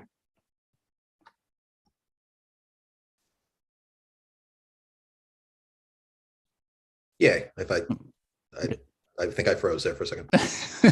Representative Sylvester is yay. Representative Bradstreet. Yay. Representative Bradstreet is yay. Representative Cuddy, I believe, is absent. All right. Representative Drinkwater. Yay. Representative Drinkwater is yay. Representative Gear. Yes. Representative Gear is yes. Representative Morris. Yes. Representative Morris is yes. Representative Pepworth. Yes. Representative Pepworth is yes. Representative Prescott is absent still. Representative Rader. Yes. Representative Rader is yes. And Representative Warren. Yes.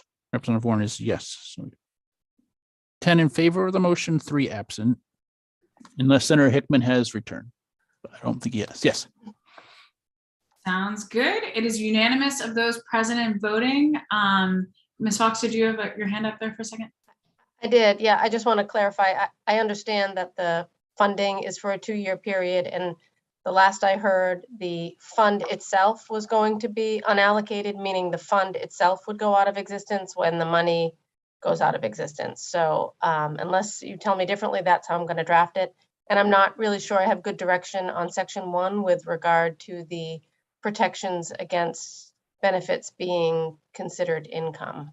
It doesn't really work as drafted. So you can either just strike it and rely on the current federal law provision, which I provided for you in the bill analysis, or you can, I can look for a way to incorporate that in the statute with a caveat that the statute is rather thin on LIHEAP regulations. A lot of that is in rule.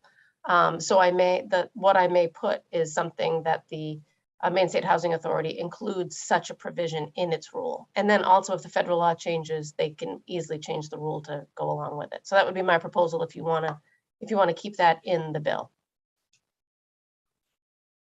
Thoughts? Representative Fester. If that's okay with everybody, I'd like to see the language that you come up with, and then we can always strike it if we decide at language review if we decide that we needed something else. Does that make sense for everybody? Sounds good to me. I'm seeing nodding heads. So with that, unless there's any other questions that, Ms. Fox, anything else you need from us or? No, thank you.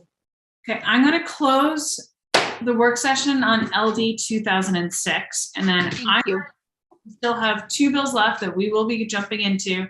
We have LD 1881 and LD 2003. I'm going to use my chair's gavel privilege. I desperately need to run and grab some coffee and water and take a quick break. So we're going to take a 15-minute break. I know we didn't break for lunch, even though we had caucuses. So this gives everyone a chance to hit reset and then come back in. So with that, we'll be back here a little bit after 3:30. So hang tight, everyone. It's going to be a long afternoon. So power up.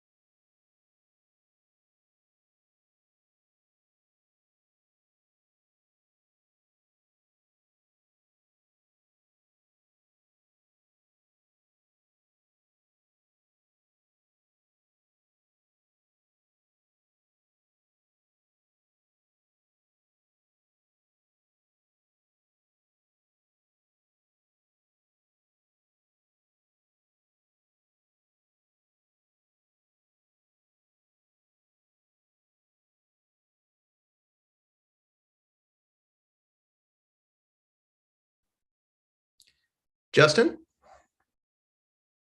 Yes. could you let Senator Daughtry in? Oh, yes. Sorry, I was typing some stuff.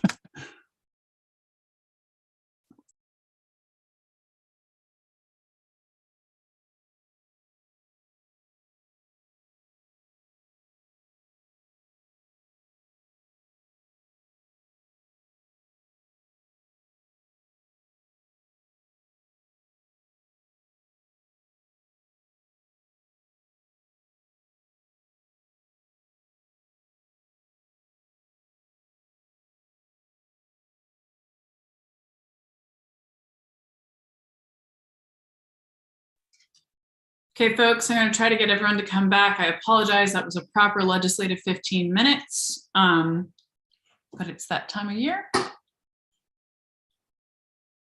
going to give everyone a few seconds.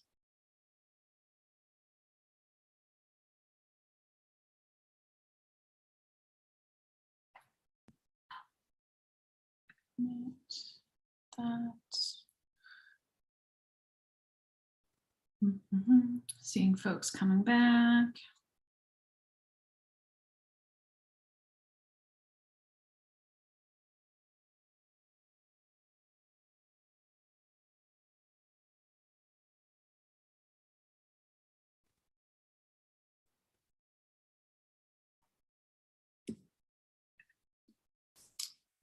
Let's see.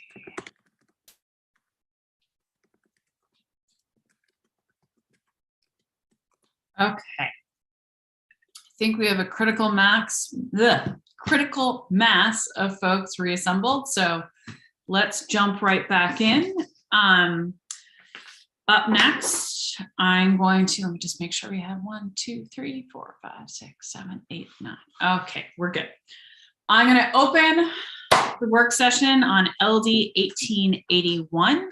I know we've brought this back up before. So we've had the analysis. So unless anyone objects or wants to bring up the analysis, I think we're going to jump right back into discussion. I do want to share the bill sponsor unfortunately couldn't be with us, and Representative Dillingham did reach out. So I do want to share what she wanted to share with all of us, and then we can bring that up for discussion and move from there. But she did just want to say that she first off apologizes that she won't be able to make it to the work session. But she still believes that there's language that we can simply add that makes it clear that if an employee is out of work due to a workplace injury, is acceptable that they use legal cannabis as a choice of treatment without fear of losing benefits or of settlement. She's not asking to change workplace restrictions, federal requirements, or even addressing an issue of return to work. This is simply for a situation where an employee is out of work for an extended period of time, or when an employee will not ever return to the position they previously held because of the nature of the injury. And she thanks us for hearing the bill and continuing to work on this. Once again, that is the words of Representative Dillingham, and I am merely the person moving that forward. So just wanted to share that. That being said, I know we had a lot of confusion on this bill and a lot of questions, which is why we've been working it so often. So I don't know if anyone wants to sort of jump in with where they are and sort of take a temperature. I know this has been a complicated issue to go through. Representative Warren? Well, I do feel it's very worthwhile, and it's great to hear from the sponsor.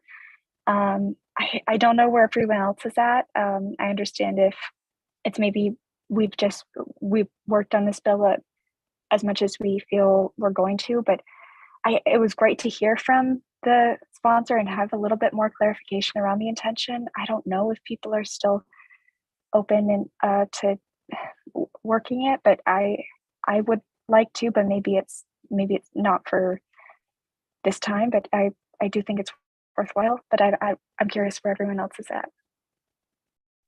Absolutely. Representative Sylvester? Thank you, Madam Chair. I think that the destigmatizing marijuana is a very admirable goal, and something that advocates like our own ex-chair Hickman have worked on, and it's really important to do it in every venue.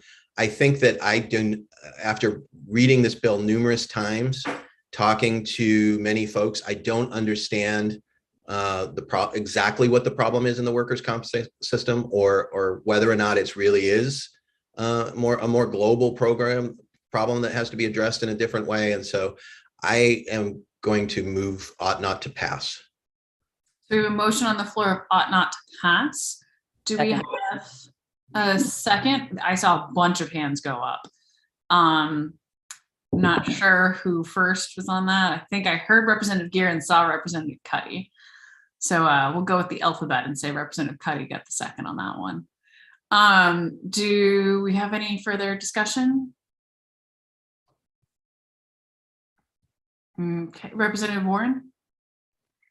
I just want to say briefly, in my work separate from this, working on different issues around named PERS and disability and otherwise benefits, I do see the use of marijuana used, or I've seen it used over the years in a whole variety of ways to deny benefits, or a whole variety of, different ways of harming those on longer term disability. So I'll be voting against this motion. I do think it's so worthwhile, and anyway, but I understand that's where we're at as a committee, and appreciate Representative Dillingham for bringing it forward. And again, I'm so sorry for her loss and the loss that family experienced. And yeah, that's all. Representative Bradstreet. Yes, thank you, Madam Chair. Yeah, I do want to appreciate the sponsors bringing this forward. I understand certainly the motivation behind it. I would like to support it, but I will be supporting the motion. I'm just not comfortable. I don't understand it completely. I think if probably at some future point in time, we can come up with something that we could all support. And I guess that's where I stand. Thank you. Absolutely. Thank you, Representative Bradstreet. And I think you just captured sort of my feelings as well. As Representative Warren said, incredibly sympathetic and understand where the good sponsor came from on this bill, and think that there's definitely room to make progress on this. I just think maybe we're not at that time, nor do we have the capacity to really make meaningful change on this. Representative Rader. Thank you so much, Madam Chair. I also wanted to echo my gratitude to the sponsor for bringing this forward. And I do hope we see some version of this in future, because I do think there are issues there that we do need to solve. I'm not necessarily sure if we had all of the kinks worked out of this one. Yeah. Do you have any further comments? Seeing none, Justin, if you wouldn't mind calling the roll. Senator Daughtry. Yay. Senator Daughtry, yay. Senator Guerin's absent. Senator Hickman. Come back. It's not, I just saw him. Representative Sylvester. Yay. Representative Sylvester's yay. Representative Bradstreet. Yay. Representative Bradstreet, yay. Representative Cuddy. Forgot how to work mute this late in the day. Yay. Representative Cuddy's yay. Representative Drinkwater. Yay. Representative Drinkwater's yay. Representative Gear. Yes. Representative Gear's yes. Representative Morris. Yay. Representative Morris is yay. Representative Pepworth. Representative Morris, we're the yes club. Yay. Representative Pepworth is yay. Representative Prescott is absent. Representative Rader. Yay. Representative Rader is yay. Representative Warren. No. Representative Warren is no. Okay, so we have 9 in favor, 1 against, 2 absent. Oh yeah, well, Senator Hickman is also absent, so we'll make that 3 absent. My apologies. So yeah, and what's the minority report, if we have one? Ought to pass. Okay, thank you. Okay, with that, the majority has it on ought not to pass. I'm going to close the work session on LB 1881. I think we're going to switch gears now. I just want to let everyone know we are still planning to take up LD 2003, and I want to see Justin do we have the speaker with us at the moment? I saw him earlier, but Let's maybe take, if you wouldn't mind seeing if we can reach out to him and in the yeah, meantime. he's not with us right now. So- Well, with that, I'm wondering, Mr. Langland, would you like to kick things off and review the public hearing as well as, I know, let's start with that, sort of the recap. And then if we're able to get the speaker, then once he's able to join us, we can present the amendment. Sure. Let me share my screen. So I did sort of an analysis on the bill as drafted. So the bill as it stands in drafted form, it amends the fair housing provisions of the Human Rights Act to define character of a location, overcrowding of land, and concentration of the population, and prohibits municipalities and government entities from using these criteria to restrict the construction or development of housing accommodations in any area. I see that Speaker Fecto is in the waiting room. Would you like me to continue, or I'm happy to defer because I know that his proposal might be different than. Yeah, I was going to say maybe, let's see, Speaker Fecto, I know you were able to just join us. Would you mind being able to present your amendment? And Mr. Langland, do you have it that we could do it for screen share? I do. And if you wouldn't mind dropping in the chat as well too. Yeah, sorry for not being in the waiting room. I'm surprised you all thought I was just going to wait around in the waiting room all day. Speaker Fecto, we thought you'd want to hang out with the I was listening though, so I did hear that you asked for me. So I don't know, we're going to jump in, and I know there was a lot of ground to cover, and we do have Mr.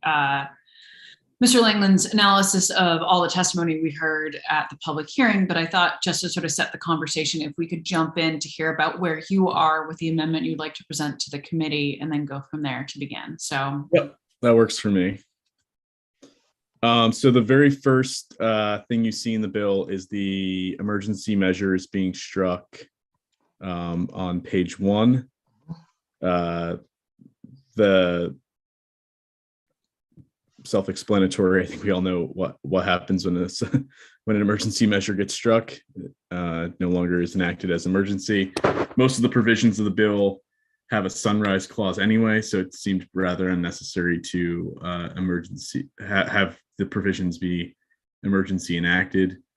The second piece you see here is section 1, 2, and I believe 3 of the bill being struck. I'll get back to this later. But in essence, these are the provisions around amending the Maine Human Rights Act to add these terms: character of location, concentration of population, overcrowding of land. There's a reconstruction of the idea that was presented, that was adopted by the commission as a recommendation later on in the bill. The way this was constructed didn't meet, I think, the intent of what the recommendation was out of the commission, and so we reconstruct it in a way that I think is actually far more clear and also much more applicable later in the bill, and I'll address that once we get to it. But for the purposes of the section here, as you can see, all of those items get struck from the bill. Section 4 is a reference to the permit review board. We strike that, and we strike later on the entire construction or the entire implementation of a permit review board. So an appeals board, if you will, gets eliminated from the bill, and I'll note that again once we see the other sections related to that provision. Section this here is just I think there's just adding ands into existing statute. And then we have section 3 that gets added under Title 5. And this is just requiring that the Department of Economic and Community Development, in coordination with the Maine State Housing Authority, establish a statewide housing production goal that increases the availability and affordability of all types of housing in all parts of the state, and that the department shall establish regional housing goals based on the statewide housing goals. So having, a statewide goal and then some regional goals throughout the state. And this is really a matter, the primary reason for this is we actually don't have a statewide goal or regional goals for that matter. And we don't have a strong understanding of what's needed out there, except for the fact that we have a study that was done a few years ago, which is the often quoted 1,000 units per year over 10 years to get the 10,000 units. And that's a focus on affordable housing, that number that gets quoted.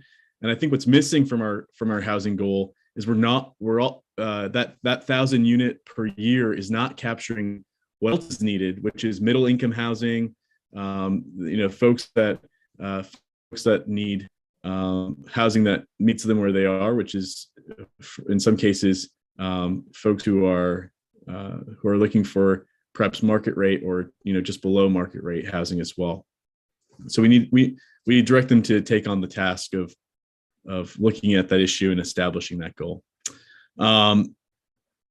Section 4 is taking the language from the governor's proposed supplemental budget and putting and in the supplemental budget is the technical assistance and the incentive program.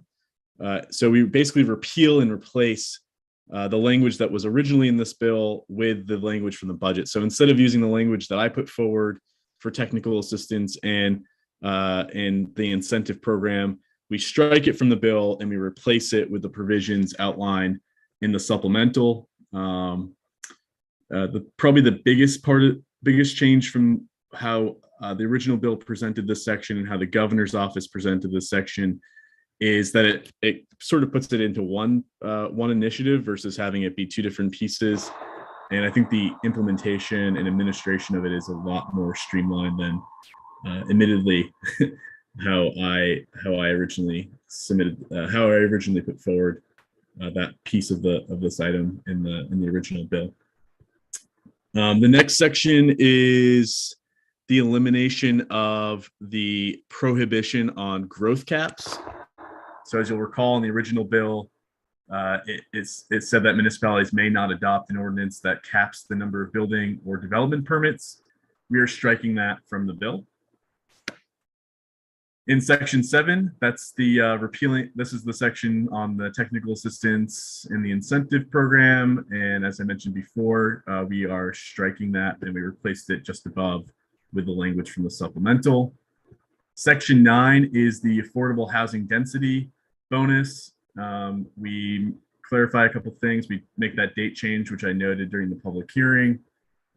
We specify that the density bonus only applies to municipalities that already have density requirements. Obviously, it'd be difficult to have a density bonus when there's no density requirements to begin with. And we heard about communities that don't have zoning in the state.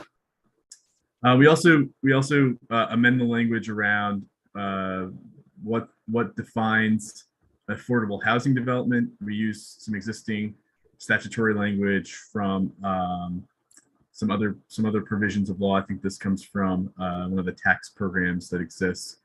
So it's a lot more consistent with other statutory provisions in state law. And that's the case for both of those sections A and B.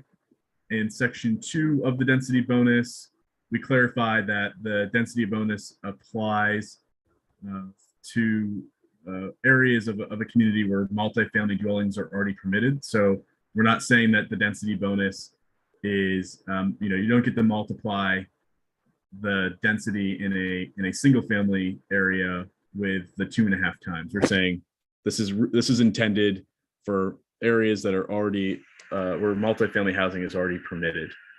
And I think that should in part help address a concern that was out there related to sprawl. In the next section, we have the long-term affordability. We just clarified the way in which this would work. This also reflects other parts of law, particularly we have a tax credit that has similar provision around an affordability covenant. We take some of that same language so that it is reflected here as well. Again, the density bonus requires essentially the owner of the development to lock into those affordable units being affordable for a period of at least 30 years. And that's specified here. We changed this, just minor changes here. I think the original drafting said the majority of the units designated as affordable. We want to make sure all of the units that are designated as affordable meet the requirements that are outlined here. And we take language that you see elsewhere in the bill around shoreland zoning and water and wastewater infrastructure, and we also put it here. So the multifamily housing being built that's leveraging the density bonus would still need to comply with shoreland zoning requirements and would still need to comply with making sure that the water and wastewater infrastructure can meet and handle what's being proposed on the lot. We manipulated the shoreland zoning language just slightly in a later part of the bill where it originally appeared, and I can point it out here as well.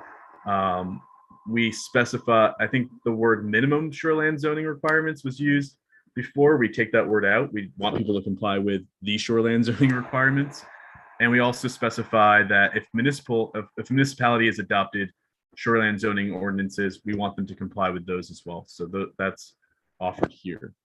It's important to note under this section that this is enhancing the already existing zoning. So this will the density bonus will differ community to community based on what the community has for density requirement. So this is enhancing what already exists, but it will what this equals, what 2.5 times equals in each community, will be different based on what their base zoning is in that community, which is an important note to make given some of the comments that we heard about this being this provision and some others being a one-size-fits-all. Moving forward, we make sure that under the rules section that that the criteria for calculating housing costs doesn't necessarily take into those things might be considered, but we want to give the department a little bit more flexibility in terms of determining what factors create housing costs in various areas. So we're giving a little bit more a broad brush to the rulemaking authority. Under this section, so this is the residential areas generally up to 4 dwelling units permitted. Stephen, you did not change this language yet, correct? That's correct. I haven't had time today. So let me pull it up. This language is going to change just slightly based on feedback from the Planners Association. Let me see if I can get it over here. Are you able to share your screen? Yeah. I'm taking the language from an email. 1 second. Let me put it into the Word doc.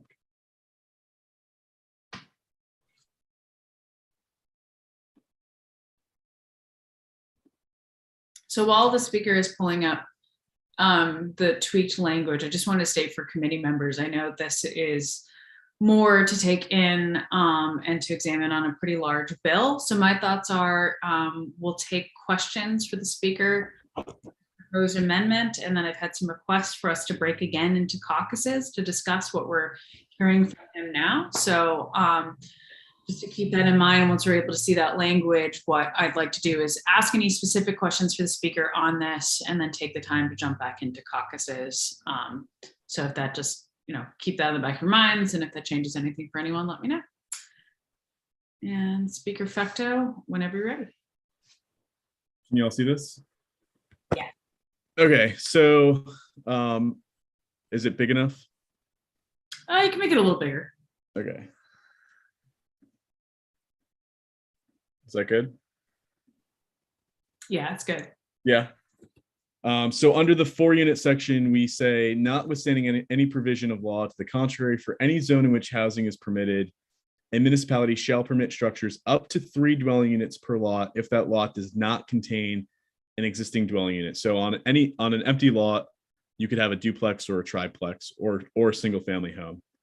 A municipality shall permit structures up to 4 dwelling units per lot if that lot does not contain an existing dwelling unit and the lot is located in the designated growth areas within municipalities with a comprehensive plan, or if the lot is served by public water and sewer in municipalities without a comprehensive plan. So essentially, in order to get up to 4 units on a lot that doesn't have an existing structure, the community either the project must either be located in a growth area if a community has adopted a comprehensive plan, or for communities that haven't adopted a comprehensive plan, the project would need to be located somewhere that has access to public water and sewer. And this was again an attempt at addressing some of the sprawl concerns, also making sure that that these projects are located near existing infrastructure. For a municipality shall permit structures on a lot with an existing dwelling unit to add up to 2 additional dwelling units on a lot if one additional dwelling unit is within the existing dwelling, or one dwelling unit is an accessory dwelling unit as described in section 4364-D, or any combination thereof. So in essence, for a lot that already has an existing structure on it, you could add an ADU attached to that existing structure and a detached ADU, or you could have just the one detached ADU or the one attached ADU, but you couldn't have 2 detached ADUs or 2 attached ADUs. So for lots with existing structures, you're only able to add up to two additional structures to that lot, which is this entire provision is obviously a sharp change from the original bill, which allowed up to 4 units on any lot, whether they had an existing structure or not. Okay. And regardless of where they were, right? And so we're tightening that up pretty significantly. Stephen, I'm not sure if this version of the bill that I have changes anything else. I just took the first version of it that I had open and inserted the language. So it might be best if you start sharing your screen again, where we left off. Okay.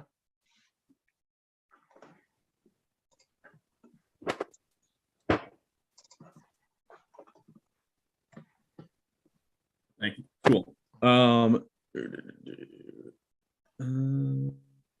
Is this the next line? If you can go back. Yep. Okay. Yeah. So minor changes. We clarify that we're talking about areas, not necessarily zones. We know some communities do not have zones, so we want to be clear that we're talking about where housing is permitted. So instead of using the terminology zone, we've in many instances you'll see zone struck to use the word area. This is all the same as the original drafting of the bill, I believe. This section here. I would actually, if you could just go back up real quickly, I just want to point out that municipal ordinances may not establish dimensional size requirements or setback distances for multifamily housing structures that are greater than dimensional or setback requirements for single family housing structures. I wanted to point this out because there's been claims, and I saw them today again in an email from Maine Municipal Association, that there's no setback requirements and there's no dimensional requirements for ADUs and the multifamily housing that's being proposed. That's simply false. I mean, what is outlined here is that the existing dimensional and setback requirements for the lot where these units are being built must comply with the dimensional and setback requirements that already apply to that lot. So there are indeed dimensional and setback requirements. And I think that's important to note. The rest of this is outlining the same provisions we saw before regarding water and wastewater, requiring that there's sufficient, that there's confirmation that there is some kind of connection that exists.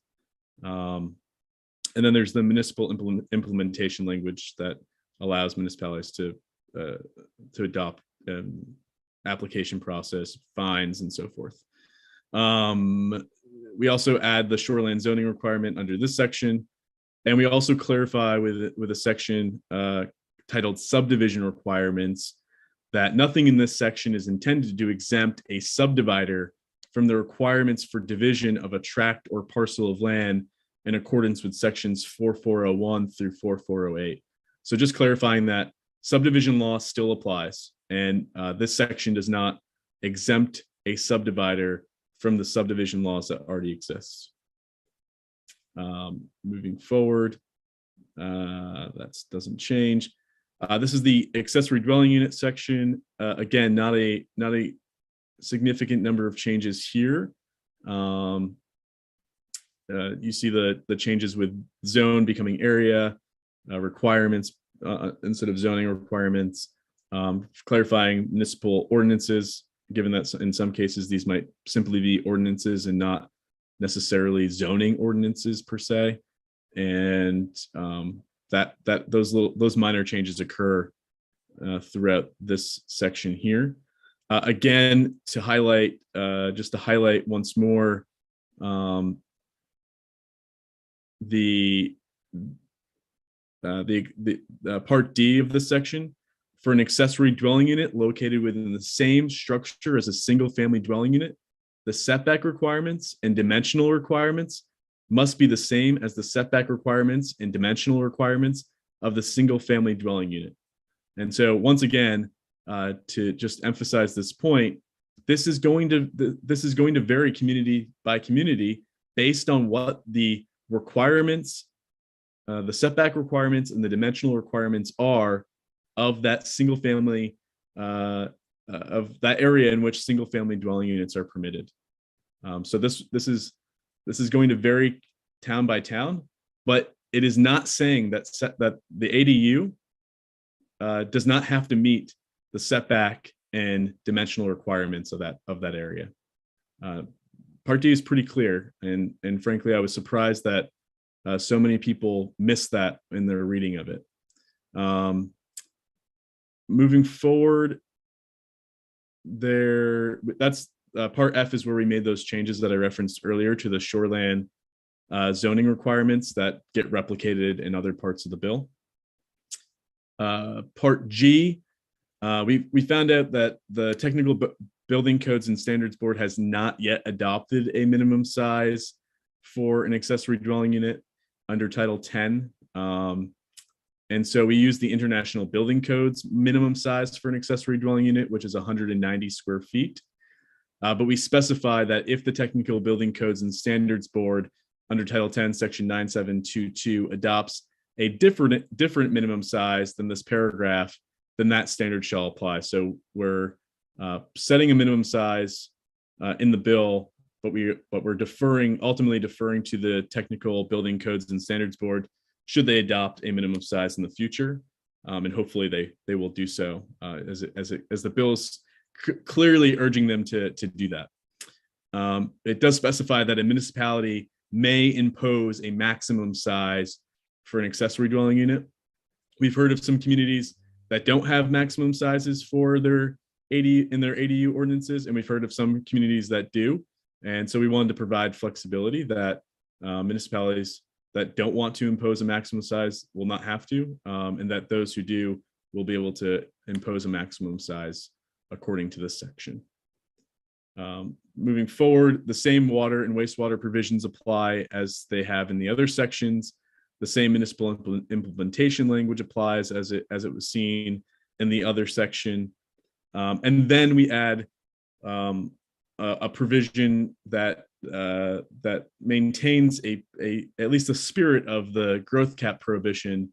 It says a permit issued by a municipality for an accessory dwelling unit does not count as a permit issued towards a municipality's growth cap. So in other words, ADUs are not going to count against someone's growth cap. So if a community has a 65 unit growth cap and someone builds an ADU in their backyard, that ADU is not going to count against the 65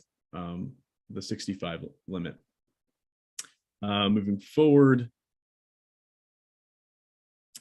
So this is the section where we recreate the fair housing and non-discrimination provisions. It says a municipality shall ensure that zoning ordinances and regulations are designed to affirmatively further the purposes of the Federal Fair Housing Act, as amended from time to time, and the Maine Human Rights Act in Title V, Chapter 337, Subchapter 4, as amended, to achieve the statewide or regional housing goal. Title V is Maine's version of the Fair Housing Act. So we're basically saying that these regulations must further those two acts, which avoids us having to dive into terminology like character and undue population and all that stuff that was definitely I think leading us astray from the real purpose of the recommendation from the commission, which was to make sure that zoning was in compliance with the Federal Fair Housing Act. Number two is just, I know that some of the criticism I saw from the Maine Municipal Association feedback was that there's no provision on short-term rentals. One of the things that MMA told me in my conversations with them is that that the provisions around short-term rentals were going to be unenforceable, and that was a concern for them. So we took out the short-term rental provisions in these sections in the sections that came before this part of the bill.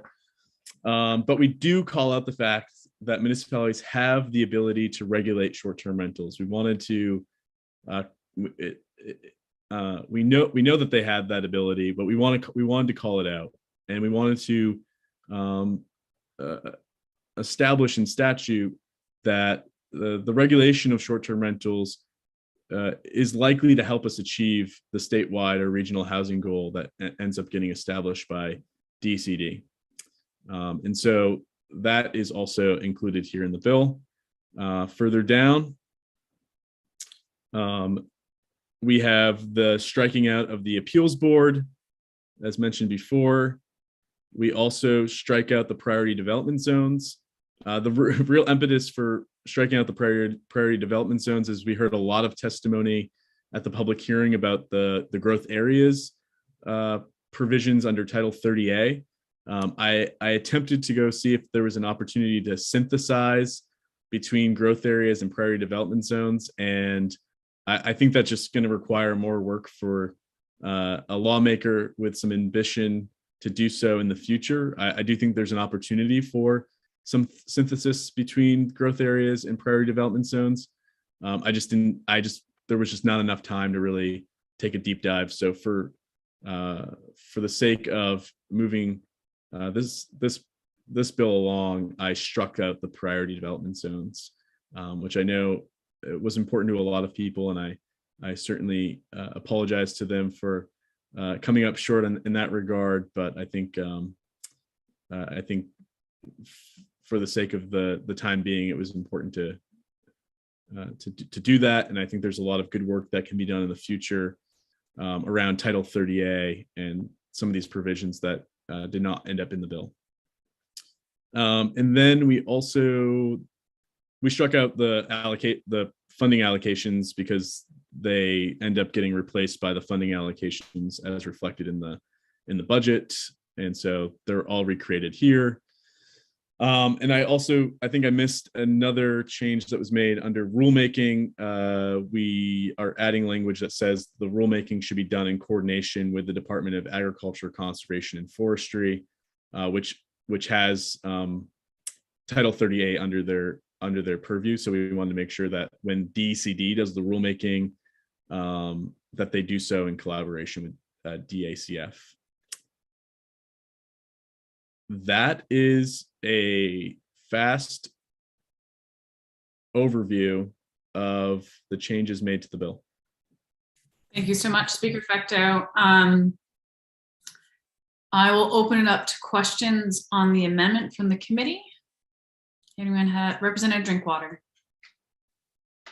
Thank you, Madam Chair. Representative Fecto, thank you. You must get paid per word, because boy, there was a lot of words in there. Some concerns that I've heard from my area. And as I'm reading through the bill with you, I'm seeing a lot of municipalities must, municipalities shall. Some people are concerned that this is a mandate with that language. What is your opinion on if that's a mandate or it's not? My opinion is that there are some provisions in the bill that are going to require that municipalities allow homes to be built on lots that are currently zoned or lots that are currently zoned for single family housing, or that lots that are currently allowing single family housing to be built. So there are clearly provisions in the bill that say municipalities shall and municipalities will. And I think the only way we're going to move forward some of these issues is to make sure that that we're taking a statewide approach to some of these large issues that exist in our communities. So this will require cities and towns to go back and review their ordinances and bring them into conformity, is what I'm reading into this. Correct. So therefore, if some of this is a mandate, is there provision in the bill to pay for these things as mandates require? I believe so. Thank you. Question from Representative Bradstreet. Thank you, Madam Chair, and thank you, Mr. Speaker, for being here. A couple of quick questions. I'm looking at the density requirements, specifically not requiring more than 2 off-street parking spaces for every 3 units. And yet most ordinances are significantly different from that. And I'm wondering about a place that may be in a rural area where they have to have automobiles to get to work, whatever. This will not allow for enough parking spaces. That's one question I have. Maybe your comments on that. And secondly, I know some people were requesting that specifically in the bill, it would be the deeded covenants would be exempted from this bill. Is there any your thoughts on that too, please? Yeah. So the first thing is the parking requirement is only applying to the density bonus in which affordable housing is being built. So that parking issue is not an all-encompassing rule for parking for all projects, period, that occur in a community. It is specifically the requirement that applies for those who are leveraging the density bonus to build affordable housing. I personally think it's a good provision. We probably could debate that, and I'm sure there are differing opinions out there as to whether or not that requirement is valuable or has merit. But it's important to note that it is not a wide-ranging requirement. It is very narrowly focused on instances where the density bonus is being leveraged. To leverage the density bonus, you have to meet all those requirements in regards to affordability. So hopefully that answers your first remark. And then the second question regarding existing covenants, we did look into this issue. I think your analyst could probably speak to it as well. But we determined that in fact this bill would not impact existing covenants that exist in communities. You would have to have explicit language that said that existing covenants were null and void, and obviously the bill does not say that, and it will not say that. And so just as any other statute that gets adopted, or even a town ordinance that gets adopted, it doesn't inherently strike out what is a stronger contract, which is the covenant existing in a community. That advice was analysis was provided to me and some others from lawyers. I am not a lawyer, so I'm sure I didn't do the legal framing of that issue justice, but hopefully it gives you a sense of the feedback we got, because we did look into that issue to see if we should put language in the bill regarding that issue, Representative Bradstreet, and it was determined that, in fact, only in an instance where we were saying these provisions would null and void existing covenants, would we have an issue with those existing covenants. Okay, follow up, Madam Chair. And what about any future covenants? For instance, if a private developer wanted to put in a development and he did not want to allow ADUs in that particular development, and all the people moving into it understood that. Do you see any difference between that and maybe some type of public housing that may be offered or be proposed?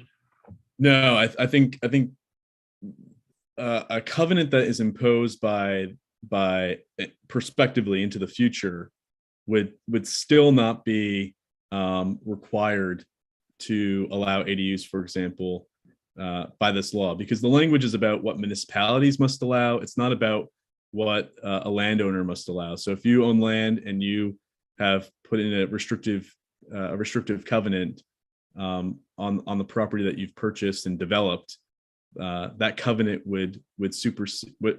It wouldn't even interface with this bill, because the bill is talking about what municipalities must allow, not what a private developer or private landowner must allow. Okay, to assuage any problems or questions that somebody might have with it, would that be okay to put that language in the bill? I'm totally open to having that clarity added. Good, thank you. Thank you. Do I have any other questions from the committee? Representative Gear. Thank you, Madam Chair. And thanks for walking us through that bill, Speaker Fecto, and the amendment. I'm curious about the 4-unit language, now 3-unit language, because I think one of the things we are really focused on incentivizing with this bill is the concept of concentrating your development of new housing in areas that have existing water and sewer, which I do see in there, but also in a way that doesn't incentivize development out in a sprawl sort of way by allowing additional units anywhere. And so I'm just curious, as in the bill, is that addressing that concern? I think it partly strikes that balance. I think my understanding is, I think there are folks that would like that language to be for all 4 units. Up to 4 units need to either be in a growth area that with a comprehensive plan, or in a area of town that has access to existing water and wastewater infrastructure. But I ultimately feel, and so the language that was put forward is sort of a meeting in the middle of those hopes and dreams from some, and what I see as an issue, which is what others see as a priority, which is the fact that single family development is already being permitted in these zones or in these areas. And so if we're already allowing single family homes to be built, the question of sprawl that is of concern to some should be addressed with the fact that single family homes are being allowed to begin with. If we don't want sprawl, don't allow growth in those areas. But since we are allowing development to occur in those areas, I think it would be better to see a duplex or triplex if someone is interested in building such a structure, so that we are putting 2 families on a lot rather than just one. Not that I am against single family housing. I think if people want to build a single family home, they should have that right as well. But if we are allowing residential development, I depart slightly from some of the planners that if you're allowing it, I've been on realtor.com. I've seen residential lots for sale all across the state. If you're allowing someone to build a structure there, I see there being value in having that structure have more than one unit, so that more families can find housing in our state. And so it didn't go exactly to the exact place I think the Planners Association wanted in that regard, but I think we got closer to the middle on that issue. I could have a follow-up, Madam Chair. Yeah, and I'm just going to say this what I think is an important point very forthrightly. I do believe that when we look across various communities in Maine, we are going to see both kinds of development. And I think that I want to acknowledge that there is room for both. I think if we see the road turn more towards smart growth type development, closer to services in walkable neighborhoods, that's a benefit. And it's a benefit to many of, I know my constituents, seniors who are looking to downsize, don't want to necessarily be out in a long road, having to shovel, having to drive. They're looking for those more walkable neighborhoods. Young families being close to school is a benefit to them, not having to have their kid on a bus for an hour every morning. So I think part of what I see us trying to do is really steer the direction of our development in a better direction, but not to say, to your point, that we're trying to say you can never build out here.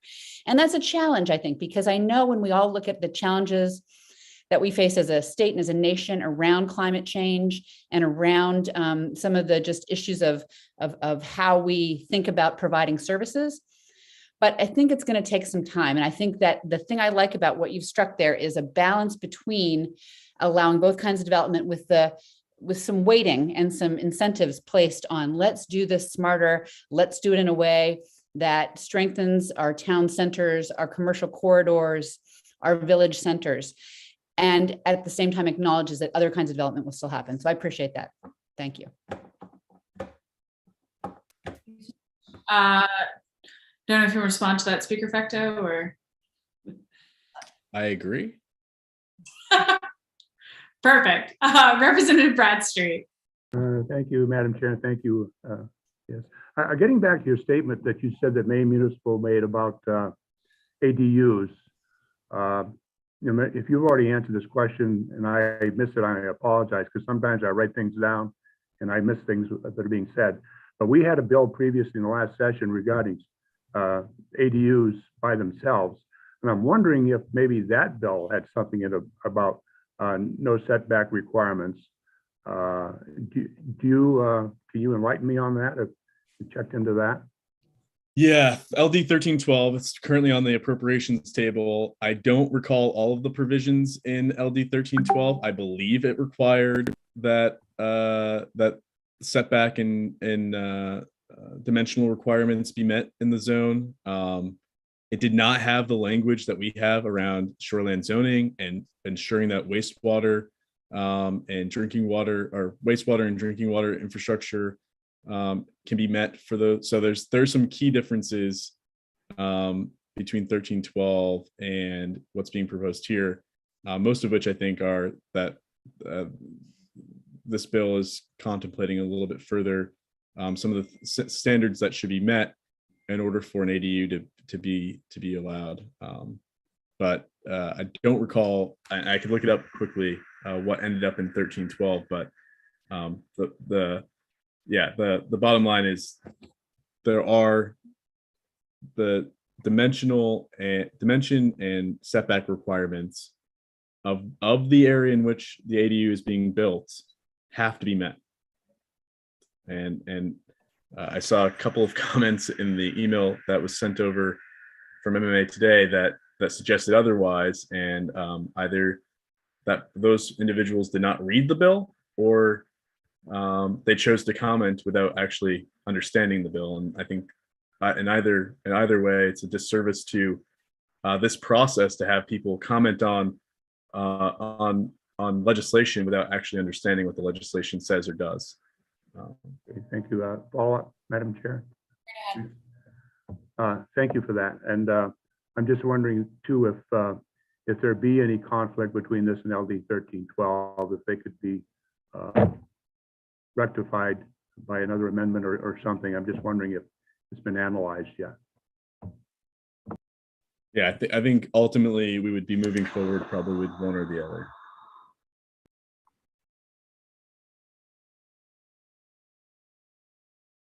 Sorry, I'm on mute there. Representative Drinkwater? Thank you, Madam Chair. We heard during the public hearing a lot of testimony from the Maine Municipal about home rule and how to overcome that. Could you just speak on that for a minute? And then if you can remember this one, Peter Gore mentioned about state requirements are standing in the way for local growth. Was any of that identified, that maybe there's some things that can be done at the state level?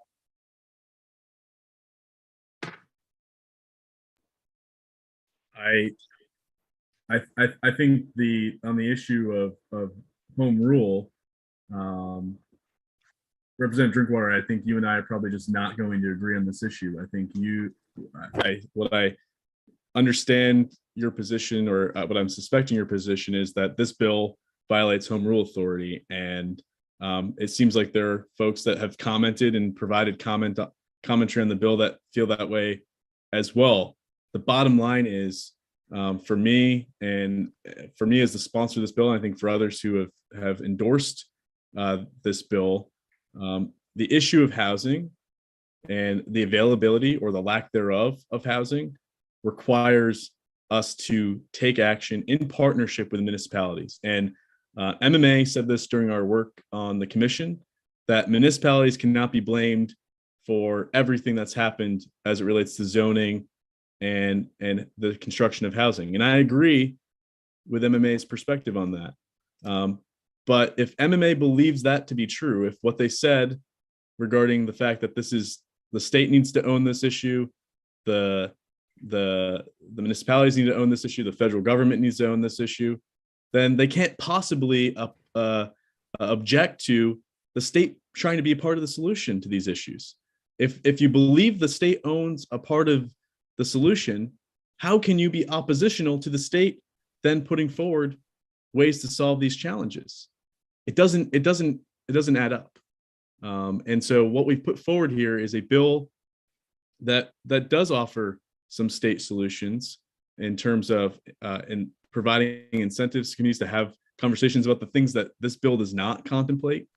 There were a number of issues that were raised during the course of the commission's work that I think are worth exploring. We just didn't get to them. I mean, we were time limited as we all are in this work. And we offer technical assistance, which we heard time and time again from MMA, that municipalities did not have access to experts in this area that can help guide them. Too many communities in the state don't have the resources to pay someone to help guide them through some of these what are complex issues.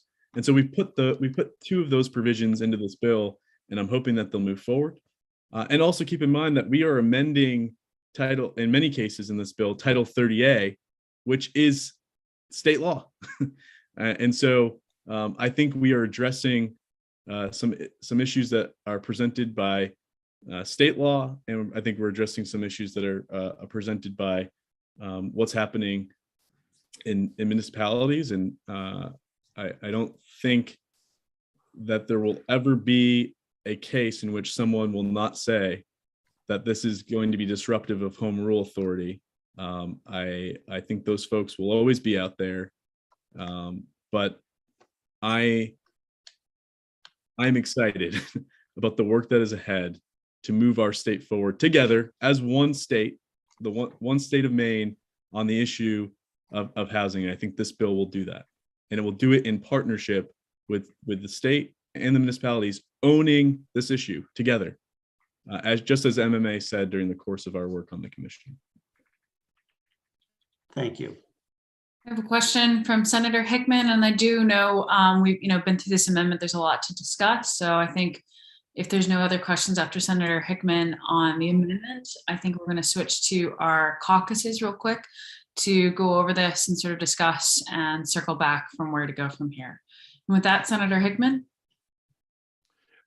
Thank you, Madam Chair. It's more of a comment than a question for the speaker. It is just to say that I do know in our bill analysis, and this is in reference to something that Representative Bradstreet said, I think Mr. Langland has a chart for LD 1312 and the provisions in this amendment. I think I saw that correctly at about 2 o'clock in the morning. So if there are any questions about what does what, it's right there. And then I'll give my lecture on home rule authority some other day, but I'll be a broken record on that. Just like the people who say this erodes home rule authority. That's a constitutional false statement. We'll get back to that later. Thank you. So we can circle back to our home rule at a later date.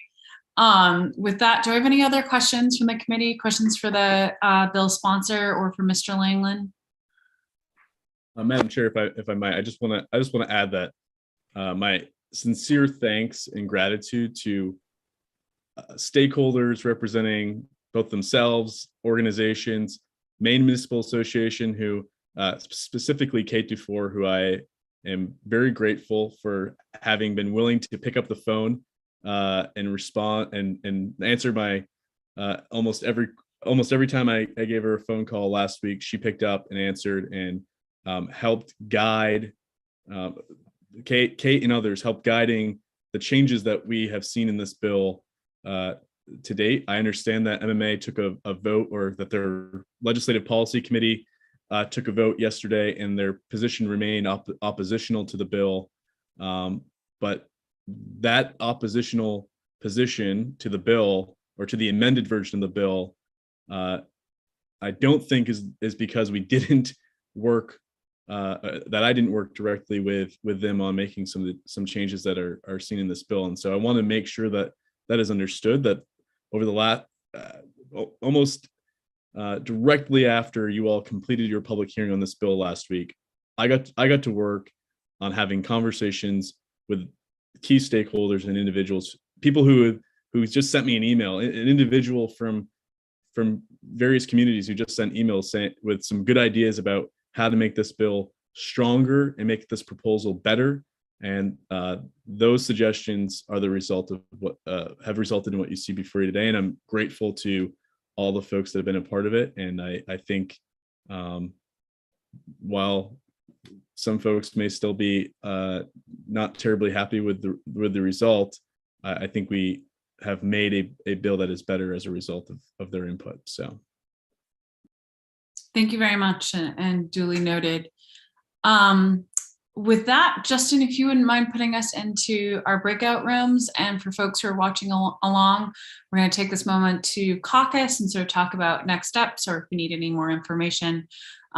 This is a big bill that we're all working through, and I can speak for the entire committee, Speaker Fecto and Senator Hickman and other members and stakeholders who are part of the commission process, and for everyone on all sides of the issue who's been here as part of the process. As the speaker said, thank you. I know everyone's working really hard and trying to find, some way to, solve our housing issues. So with that, let's jump into our breakout rooms and go from there.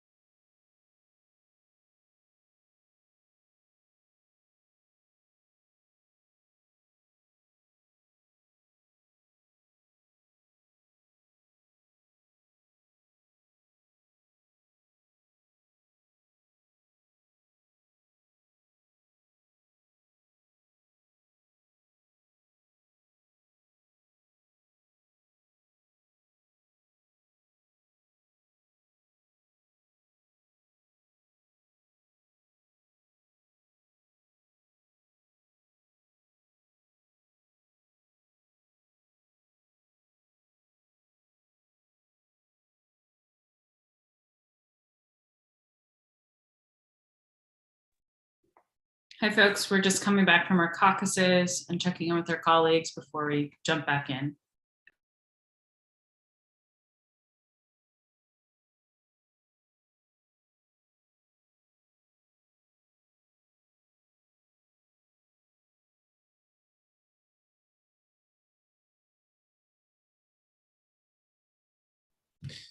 They will be in momentarily.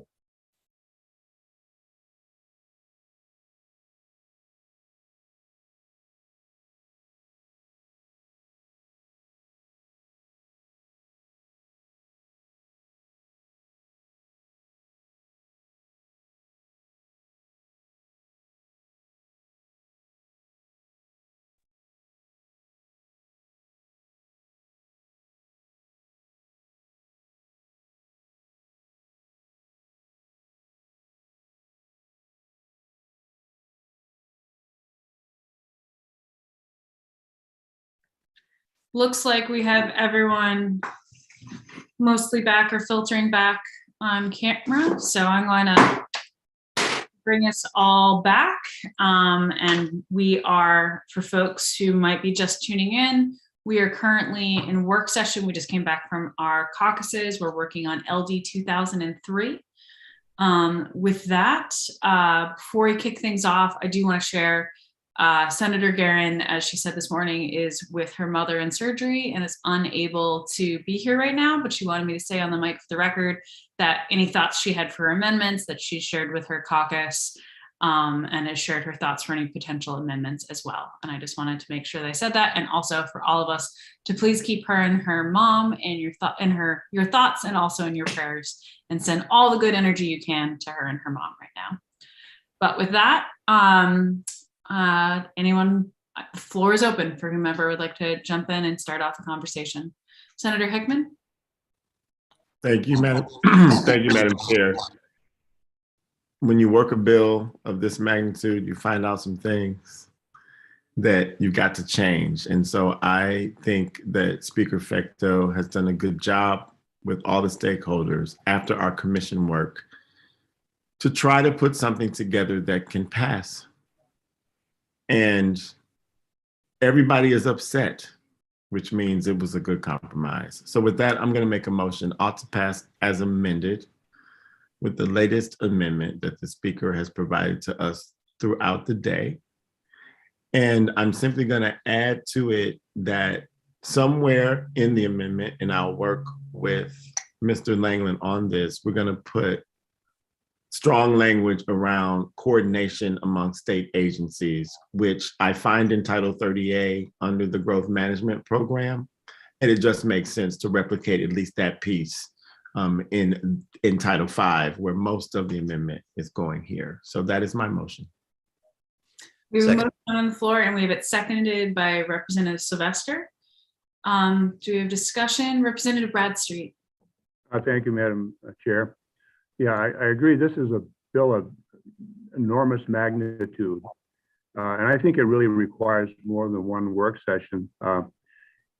Granted, the amendment, some of the amendments have been out for a couple of days, but this latest was brand new.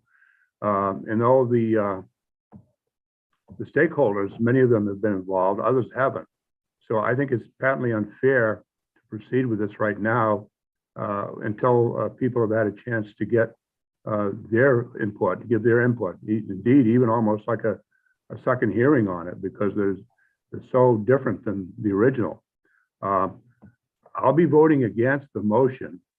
However, I think we would like to reserve the right to file a minority report, which I think would have some of the proposals in the bill in that report. Thank you. Thank you, Representative Bradstreet. Representative Warren. I'm just curious what anyone may think about what was just shared. I do agree that there's been many changes. There's also, I know, been a lot of discussion with different stakeholders offline. And that's just kind of part of the legislative process, at least as far as I'm understanding it. But I guess I do think that's a fair point, that it does feel like this was a big amendment and there are a lot of things that were included in it, and it can feel a little bit rushed. But anyway, so I just I know we're having a work session on Friday. I don't know if it's essential that we vote on this right now, or if it could be tabled until Friday, just so that everyone feels like they were able to be part of the process and they were able to review it, especially members of the public who may be new to this process and getting involved only with this piece of legislation, as well as our committee members from the other side of the aisle. So it seems like a process issue, not a traditionally partisan one. So I want to give as much due deference or respect as possible. So I understand we may just be moving forward, but I think it's a fair point to make. Thank you.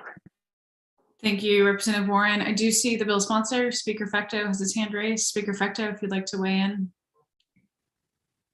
Yeah, I mean, I would just state that there have been a lot of chefs in this kitchen. They've all had a chance to stir the pot, and I think that they've all had their due influence on the amendment as presented. This process started last year in the late summer, early fall, and starting with the commission. The bill was worked and worked and worked during the drafting process. It was worked after the drafting process. It has been worked and worked since last week. And the biggest changes were elimination of provisions in the bill. So yes, there's a lot of changes in the bill, but the changes that have occurred are striking out sections of the bill. I don't think that requires a second public hearing. If you don't understand what it means to eliminate something from a bill, then I don't know what needs to be done to explain any further, like what it means to have something struck from a bill. So if something of amazing magnitude arises between today's vote and on Friday, when you have another work session, you all have the ability to make a motion to reconsider and take into account those amazingly large suggestions of tremendous magnitude. But I suspect that won't be the case. Everyone has had a chance to really provide constructive feedback.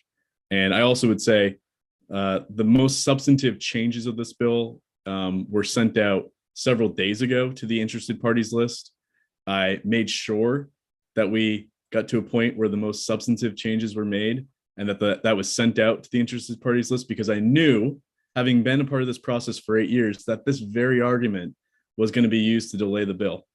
And I don't see any reason to further delay the bill. The substantive changes were shared publicly several days ago. There's been minor technical changes, and since then, using some additional feedback that came back from IPs, from interested parties that saw that first version of the bill. And I think unless something of great revelation occurs between Wednesday and Friday, and if that does happen, you all reserve the ability to reconsider your vote. So I would urge the committee to move this bill and have a positive vote on the bill today. Thank you, Speaker Fecto. I have Representative Pepworth, followed by Senator Hickman. Thank you, Madam Chair.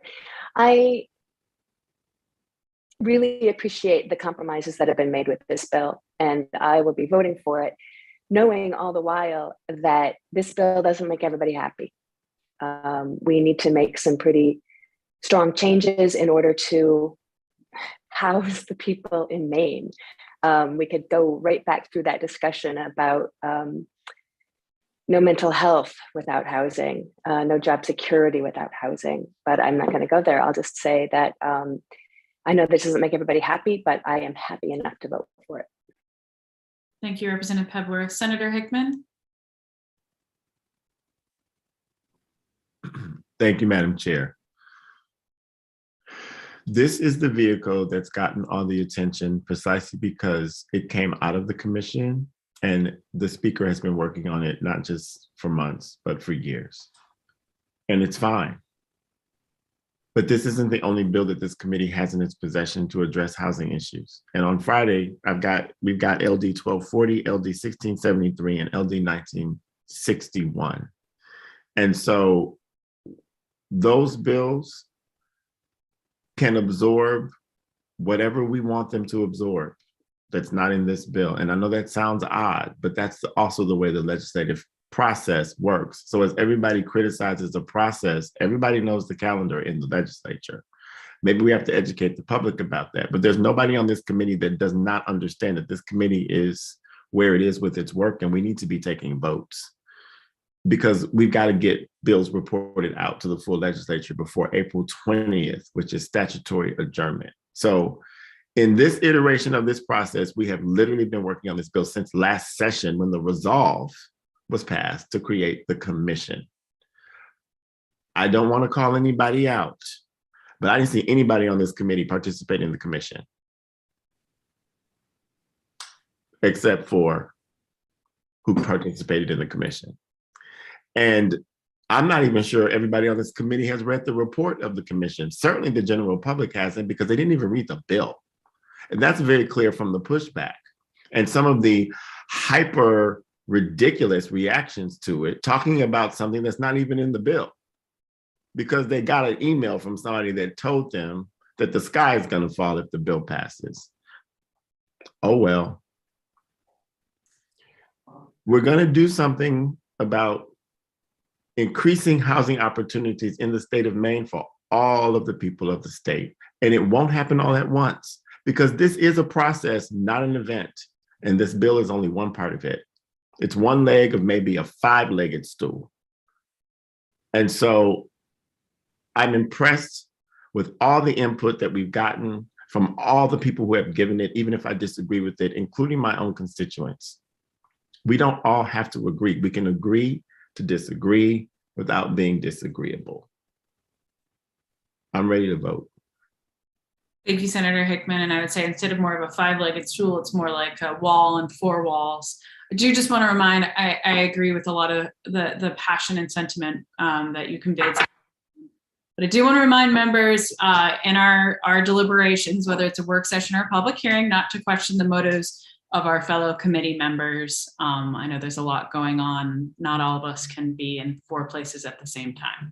So I do have to add that in there as well. Representative Gear, followed by Representative Warren. Thank you, Madam Chair.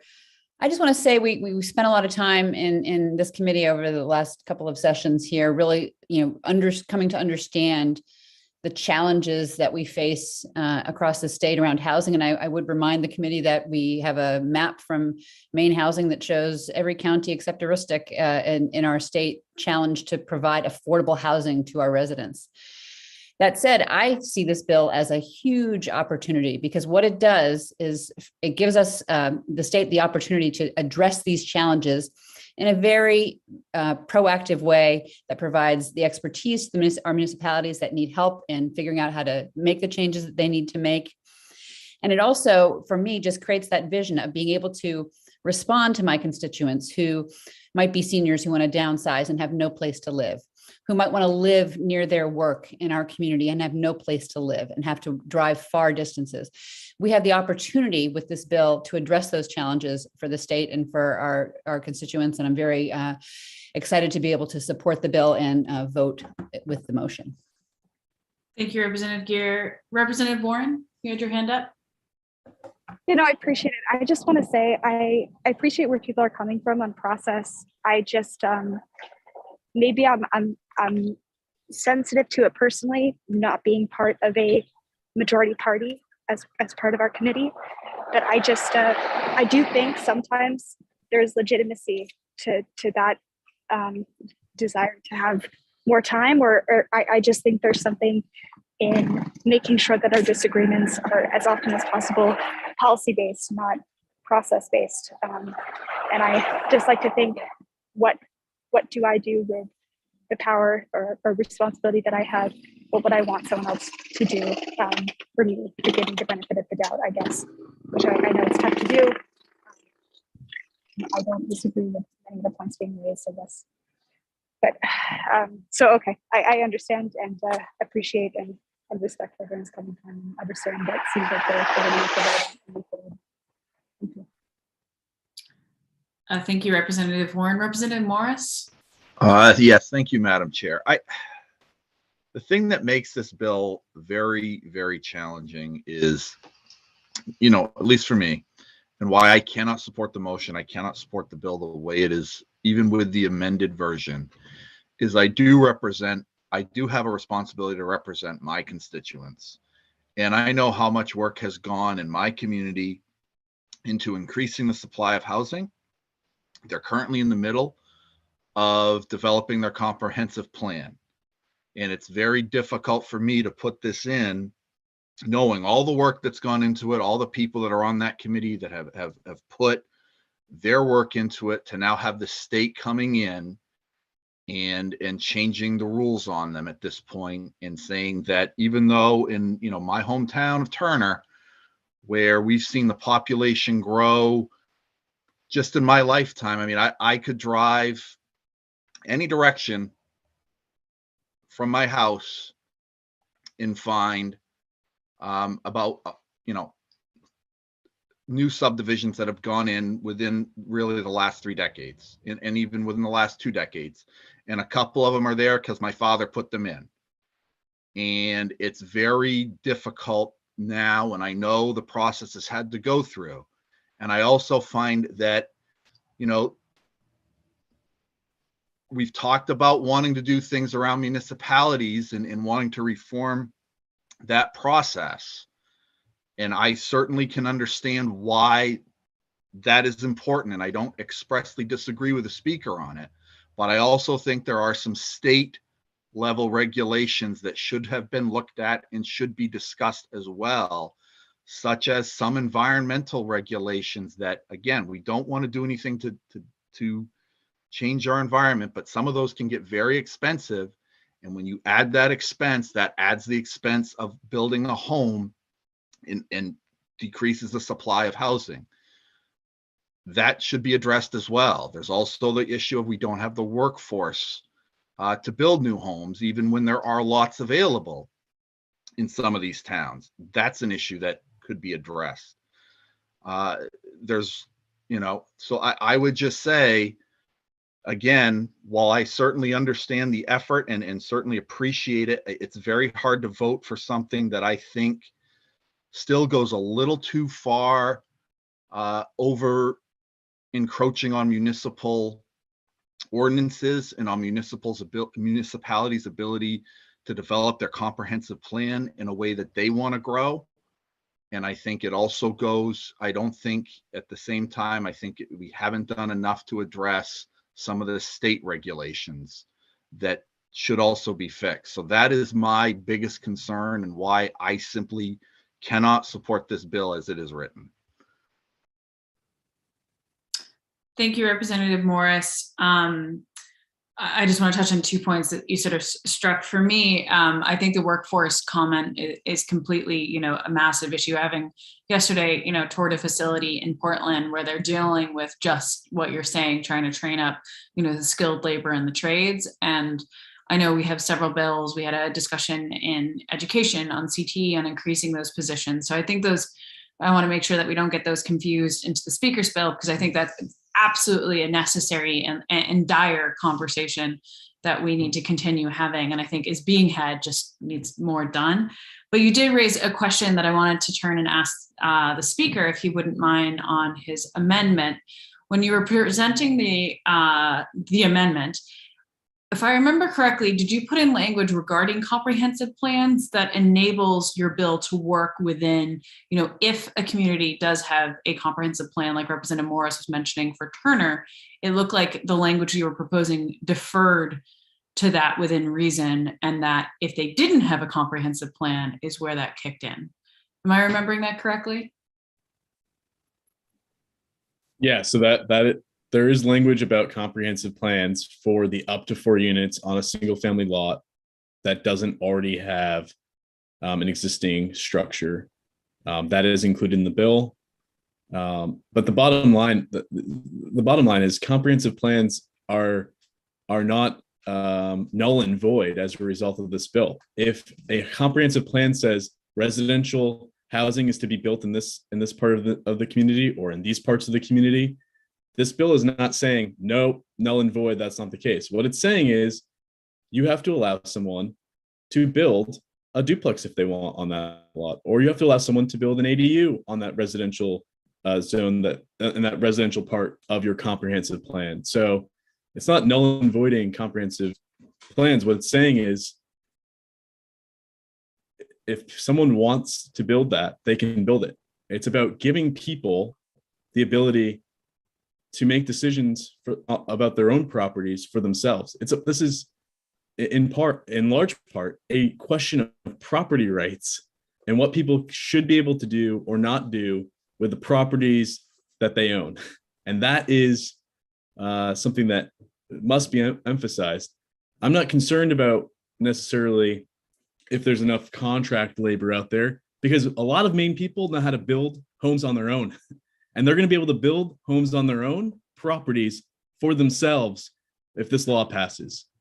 We need to give Maine people, Maine families, the ability to do this work that they know how to do for themselves, that's currently being prevented by the ordinances that exist in too many communities. So that's what this bill is about. And so while I totally respect where Representative Morris is coming from, I disagree with some of the points. And the bottom line is, process is always going to be used as a way of delaying things. I have been in the legislature for 8 years. I have always heard process waived as the reason for delaying something from moving forward. It happens all the time. And so I understand the virtue of wanting to respect everyone and making sure everyone has an opportunity to weigh in. I can tell you, I've been working on this bill for quite a while now. People have had a chance to weigh in. Their perspective has been heard. In many cases, their perspective has been folded into the bill. They have had their chance to weigh in on this bill, to have this amendment reflect their perspective. This is not a matter of process. Process is used to delay, and we shouldn't let the virtue of process get in the way of a vote being taken on this bill and moving this issue forward. I've seen my fair share of process. Thank you, Speaker Fecto. It's a fan of process. Totally understand. I do just want to add on based on what you said on the comprehensive plan portion, and to Representative Morris, I do want to say I came from a similar place of concern as someone whose father has served on our local comprehensive plan review and helped crafted it in my own community. And when, I first asked him about the bill that we're discussing today, that was one of his first red alerts, with what is this going to do to the work that we've done to really get at the heart of reasonable and smart growth and sort of the infill and making sure that we're creating those hubs in those communities and those opportunities that exactly like Representative Geer mentioned earlier. And so for me, I think in conversations, from everything that Speaker Fecto has been able to bring forward, it just had to be, and sorry to ask you it again previously, Speaker Fecto, but the fact that this will not take away what our comprehensive plans are doing. That was, the thing to get me to yes that was a major portion of making sure that it's not only building upon and sort of dovetailing and working with the work that all of our municipalities are doing in their comprehensive plans, but is also stating not every municipality has that type of like thorough, in-depth, work that we're seeing in some communities, comprehensive plan. So this sort of, for those states who have no zoning, who don't have this, who don't have those type of conversations, that's where this comes in. But this is also a tool for those places to be using on the comprehensive plan. So I just wanted to say, Representative Morris, I completely understand where you're coming from, and just wanted to share that was my similar fear, and that, through the work of everyone who's been here and the amendments that the speaker has been able to bring for us, he got me from, fairly uncomfortable about this to a place where I'm really excited about its potential, especially in my own community. Most of us can barely afford to stay here. My own single family home has doubled in value, and there's almost nothing for affordability. And one of the biggest issues we're having is making sure that, people can come to our state or even stay in our state. So I'm really excited about the potential for this bill, and we'll be supporting the motion. That being said, I do have hands raised from Representative Rader, followed by Representative Warren. Thank you, Madam Chair, and I'll be quite brief. I have heard people speak about their constituents. This is the one bill that I've had people from all political backgrounds reach out to me in support of. In fact, I got a message today while we were in the hearing saying, I don't necessarily like that the bill's been amended because I love the first version. Individual property owner liberty is what I care about. And eliminating government overreach is what I care about. So I have the constituents that read the bills too. So for those of you who don't, I'm sorry. I have heard overwhelming amounts from my constituents and overwhelming amounts in favor. So with that, I will be supporting the bill. And all of my concerns about it have been addressed by the amendments as well. Representative Warren? Yeah, I think just the place I'll end is maybe picking up on, in a way, on what Representative Reiter said, which is that from my position, I've heard from constituents from, as far as I know, all different sorts of political backgrounds and party representation who are not comfortable with this and feel that this has moved faster, that they don't quite understand, or that they feel like maybe there were different stakeholders, but just as members of the public, that this has moved very fast. And I just, again, personally, maybe it's a point of just different values or perspectives, but I do think just between colleagues, I do think the benefit of the doubt, or treating others as you would want to be treated, or just, I think there's no reason. We are going to have a work session on Friday. This is a huge bill. There's many people who are observing it. There's many stakeholders who don't feel they were a part of the process from many different positions or concerns or points of advocacy. So I feel, frustrated and surprised that we're moving so fast on this. And again, I just do think it's a legitimate point to make. And I appreciate that process can be used in a variety of political ways. But, again, with being in the majority, having the power that we have, I think that we have a responsibility to try and treat everyone as we would want to be treated. It seems like there's a lot of people who have worked for many years in this, but there's many people who have not, and we're here to serve them. So anyway, I understand we're moving forward now, but I just respectfully, I feel it's a fair point to be raised again, though I have listened to a variety of you on this issue. Thank you, Representative Warren. And I'm going to try to, when it comes to process, and I want to make it clear, we're obviously with the State House flooding and with other things, our timeline has been, pushed around, and we all are a citizen legislature with different demands on our time and, personal matters. That being said, we are meeting Friday. We do have work sessions scheduled. We also have a very, very tightened timeline in that area where we need to take up, and Steve and Justin can correct me if I'm wrong, I think we still have 8 more bills minimum to work, as well as the supplemental budget report back. When it comes down to process, it really comes down to the Senate chair and the House chair of setting the precedent. And I think I've tried really hard to work to make sure that we have adequate opportunity for people to speak, to weigh in.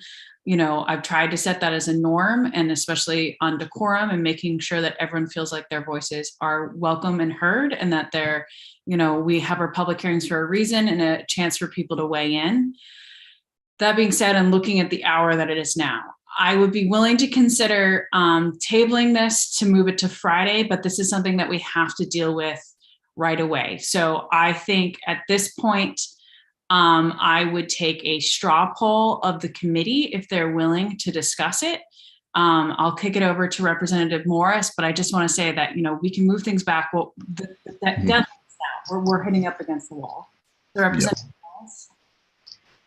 Morris. Thank you, Madam Chair. I just want to, respond a little bit to I certainly, as a realtor, am certainly appreciative of the speaker and others on the issue of property value, of property rights and so forth. But part of the issue of consideration of property rights is also the right of property owners to be able to protect their value of their property as well. And that's something I hear a lot about too. And that's why this is not necessarily on the same subject of this, but that's why we don't allow, why there's usually ordinances around how many vehicles are allowed on a property or things of that nature. And so certainly, there is concern about having too much density in some of these areas where it was zoned differently years ago, and having increased density. People certainly do have concern that have bought a house in that neighborhood years before, with issues of what it does to their own value. I mean, I think right now values are going through the roof. You're absolutely right, because of the way the market is. It's so tight, it's very difficult to find homes. And again, I certainly appreciate the desire to want to give people more, expand people's rights to be able to put more on their property. But I also think we need to allow towns to have the opportunity, municipalities to have the opportunity to be able to decide through their zoning where they, how they want to allow these things to grow. Because, in my research on this, I looked back in 1988, we passed a law around, that was basically, trying to do the opposite of what this was, trying to slow growth, trying to have, having municipalities establish certain growth zones, but they were trying to prevent urban sprawl as it was. And so it's a very difficult thing. And the speaker's right. I know it's hard to make these changes, but it's also, I do have to represent my constituents, and I know that some of these provisions will cause some heartburn, and they're going to feel like this is the state, being a little more heavy-handed than it needs to be. So I don't, that's probably not the most articulate way I could put that, but I think it is certainly a concern that I've heard even now, people asking me what's going on with this bill. It certainly is a concern. And I think, we have to be deliberative on something like this. And I know there's already been many deliberations, but, a few more days won't hurt. So those would be my thoughts. All right. Thank you, Representative Morris. Any other thoughts? Feelings? I guess my question, Representative Morris, sort of kicking off what you just said, to sort of ask to throw it out to everyone, because I know everyone's getting a little long in the tooth. If we were to kick this to Friday, would it necessarily change anyone's mind? Is there any question out there? I can see Representative Drinkwater's already shaking his head. That's the thing, is normally when we delay this, there's a question, there's an answer. And what my concern is, it feels like, we've worked this, we've had the process, we've heard from folks, that I'm just worried it's, if we're just delaying the timeline for the inevitable, isn't it something that we should move if we think we already know where we all are and there are not any outstanding questions? But with that, Representative Bradstreet, I see your hands up, so I'm going to kick it over to you. Well, thank you. Yeah, I was just going to make that point too. I think, maybe those of us who have decided we're pretty intractable in what we want. I'm not sure if tabling it and delaying it for a couple of days would change any of that. I don't think it would change my mind. I appreciate the offer or the posturing or the proposal that perhaps we should table it, but I guess not, from my perspective. I appreciate your input. Thank you. Absolutely. Thank you, Representative Bradstreet. And I just want to, I know I came into this committee late, and I know I've not been with, all of us the entire process, but I think it made it clear that I'm particularly fond of making sure we talk these things through and make sure that everyone feels like, their voice can be heard and we get the information that everyone needs to be able to take those decisions. And I do want to remind folks, if something comes up, this will come back for language review. We've been through this on other bills. We still have time to look at different aspects, but between your comments and Representative Drinkwater's visual comments, I think I will at this time ask, unless anyone feels passionately otherwise, I think we're probably getting at the time to probably move the question. I guess I'd take a straw poll, just visually raise your hand if you're ready to vote right now and don't need any other information, just raise your hand. Okay, by my non-scientific counting, we're definitely at a majority. So that point, Drinkwater's weighing in twice there. So we're ready to go. So with that, I do want to ask Justin to please call the roll on the motion before us. Senator Daughtry. Yay. Senator Daughtry's yay. Senator Guerin's absent. Senator Hickman. Yay. Senator Hickman's yay. Representative Sylvester. Yay. Representative Sylvester's yay. Representative Bradstreet. Nay. Nay. Representative Bradstreet is nay. Representative Cuddy. Yay. Representative Cuddy is yay. Representative Drinkwater. Nay. Representative Drinkwater is nay. Representative Gear. Yes. Representative Gear is yes. Representative Morris. No. Representative Morris, no. Representative Pepworth. Yes. Representative Pepworth, yes. Representative Prescott is absent. Representative Rader. Yes. Representative Rader is yes. Representative Warren. Yes. Representative Warren's yes. We have 8 in favor, 3 absent. I'm sorry, 3 not in favor and 2 absent. Thank you. With that, the motion carries. And what would the minority report be? We will have ought to pass as amended. Ought to pass as amended and We will come up with the amendment. come up with the amendment and work with Steve, and we can Yes. revisit that. So, sorry to interrupt. I think the motion on the floor was ought to pass as amended. Am I correct? Or so the minority report is Ought to pass with a different amendment. You have to ask and clarify, Representative Bradstreet. We'll try to be easy. Oh, no, that's fine. I just want to make sure and check with Representative Drinkwater and Representative Morris. Do you agree with Representative Bradstreet's minority report, or do you have your own? Okay, thumbs. Okay, so we have a majority ought to pass as amended and a minority ought to pass as amended. Before I close this work session, is there anything you need from us or any clarification that we can help you on this? Okay, and with that, I'm going to close the work session on LD 2003. I want to thank the speaker and all those who have worked on the Housing Commission. I especially want to thank the committee for your hard work and your diligence on this. Bill of the size I know is hard, and thank you for your time and patience. With that, I do want to ask Justin and Steve, I think we had the supplemental budget work on our agenda for now. I know we're about to lose some members due to timing being right up against the 6 p.m. hour. I'm going to ask you, Steve, what is that? If we were to take those votes on Friday, where does that put us with appropriations or with you on our timelines? Well, our report back is due tomorrow night at 5 p.m. You could ask for an extension, but there's no guarantee, and I don't quite know what would happen at that point.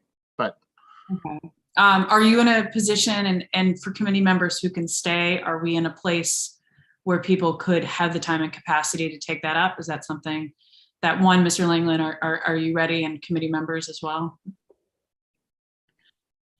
Okay, please raise your hand, stay after 6 and be willing to jump into this. I know it's been a long couple of days, but I think if we can get a majority, let's see what we can knock out just in there. So I guess raise your hand if you can stay past 6 and keep it up so I can count. Okay, 1, 2, 3, 4, 5, 6, 7. Okay.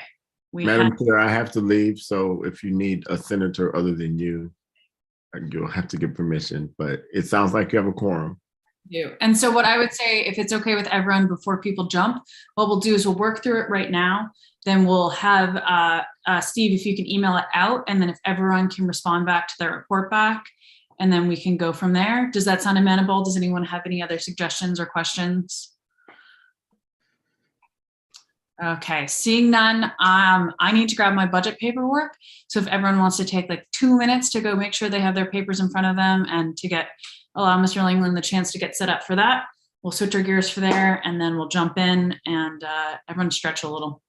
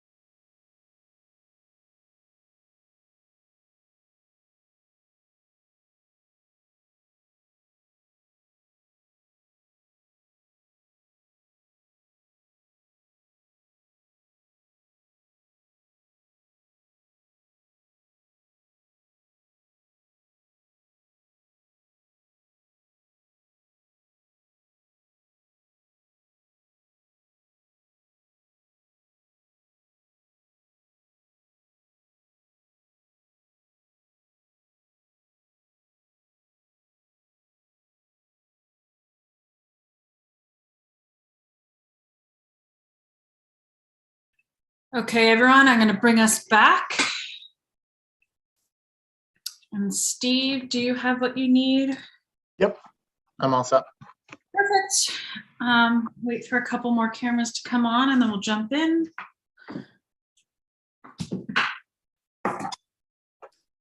Clearly need a bigger desk today. It's the lesson I'm learning.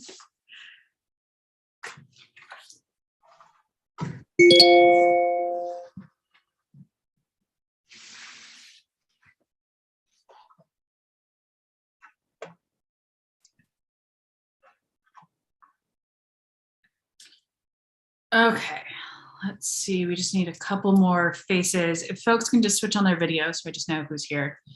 You can go right back. Okay, 1, 2, 3, 4.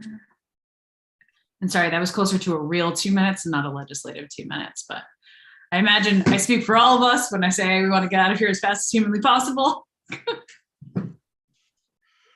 But at least it's still daylight right now.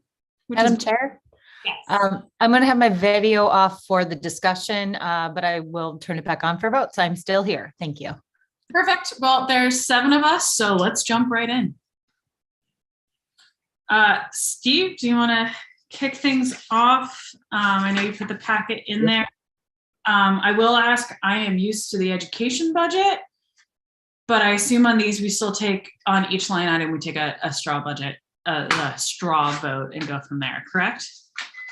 Yeah, typically I think what the committee does is I'll read the initiative and the justification. They will ask questions of the department, and then I think there's sort of an informal inquiry as to whether that should be set aside and whether that's something to come back to at that point. Perfect. Well, let's jump right in. And I should also mention for the Department of Labor stuff, Kim Smith is here. I think we lost Eric Jorgensen in his travels back from Washington. And I think there are folks from DECD here that might be able to speak to the home fund portion. So if there are no questions or concerns, I'm happy to jump right in. Let's take it away. Okay, so the first initiative is in DECD. It's the Housing Opportunity Program. This initiative establishes 2 limited period Public Service Coordinator 2 positions through June 8th of 2024 and provides funding for the associated all other costs to administer the Housing Opportunity Program within DECD. The justification for this initiative is that the Housing Opportunity Program will provide support for communities working through complicated housing zoning issues. The 2 staff will administer the program, write the grant criteria, and provide guidance, technical support, and model ordinances to communities. All other funding provides support for the staff, as well as for website development, graphic design, and other services to support model ordinance planning materials. Sounds good. Do I have any questions from the committee or need any clarification on this? Not seeing that. Do I have a motion to move this in? Representative Gear? So moved. Do I have a second? Someone, anyone, please. Second. Seconded by Representative Rader. Any further discussion? Seeing none. All those in favor, please raise your hand and keep it up. Okay, we have 1, 2, 3, 4, 5 in favor of the motion. Hands down. All those opposed? I have 2 opposed. The ayes have it. We'll move on to the next initiative. Just 1 second. Yeah, of course. Representative Warren, I fear you may have frozen.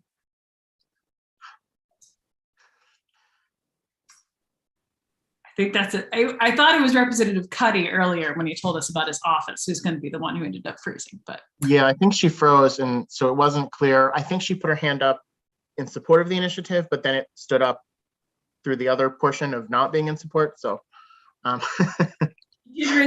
support, but we can ask her for clarification when she's able to rejoin. I think that was a technology glitch. So the next, excuse me, the next initiative provides funding for, it's also within DECD for the Housing Opportunity Program. It provides funding for competitive grants to regional service providers to support town housing ordinance development, planning board, and public processes in each participating municipality. The justification for this initiative is that the Housing Opportunity Program will provide support for communities working through complicated housing zoning issues. This grant funding will be used for competitive grants to regional service providers to support town housing ordinance development, planning board, and public processes in each participating municipality. Thank you. Do we have any questions from the committee? It does look like Representative Warren was just able to rejoin us. Representative Warren, I just want to clarify real quick. On the prior motion, you were raising your hand to move it in, correct? You froze with your hand up. Okay, perfect. Okay, so on this initiative, on the home fund, do we have any questions? Seeing none, do I have a motion to move it in? So moved. So moved by Representative Gear. Do I have a second? Second. All those in favor, please raise your hand and keep it up. I have 5 in favor, hands down. All those opposed? I have 2 in favor of opposition, so 2 opposed. Okay, next initiative.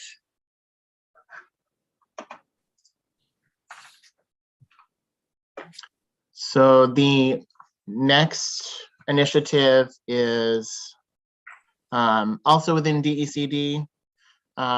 It provides funding for community housing implementation grants to individual towns to support community housing priorities. The justification for this is that the Housing Opportunity Program will provide support for communities working through complicated housing zoning issues. This grant funding will be used for competitive grants to support implementation of community housing priorities. Thank you, Steve. Any questions? Seeing none, do I have a motion? So moved.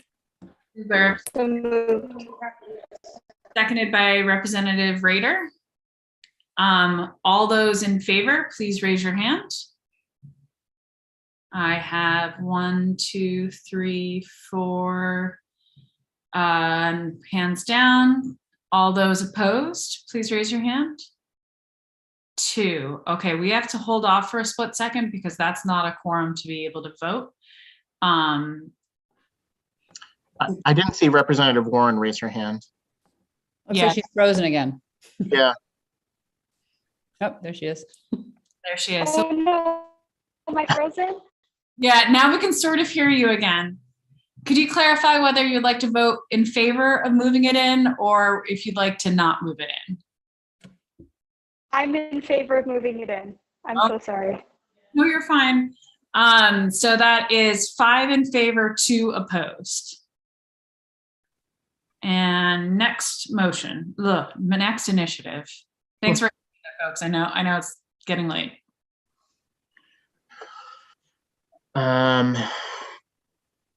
So the next one is in Maine State Housing Authority. This initiative allocates funds to reflect increased revenue projections per the December 2021 report of the Revenue Forecasting Committee. The justification for this initiative is that this initiative provides an increase in funding based on distribution formulas in Maine Revised Statutes Title 36 and estimated real estate transfer taxes collected. Any questions? Representative Gear? I move to accept this expenditure. Wonderful. Do I have a second? Second. Representative Rader? Okay, all those in favor, please raise your hand. Keep it up. I have, as soon as we find out, okay, it's unanimous of those present and voting. Thank you all. And for folks playing along, for those at home with their own score sheets, that was 7 in favor.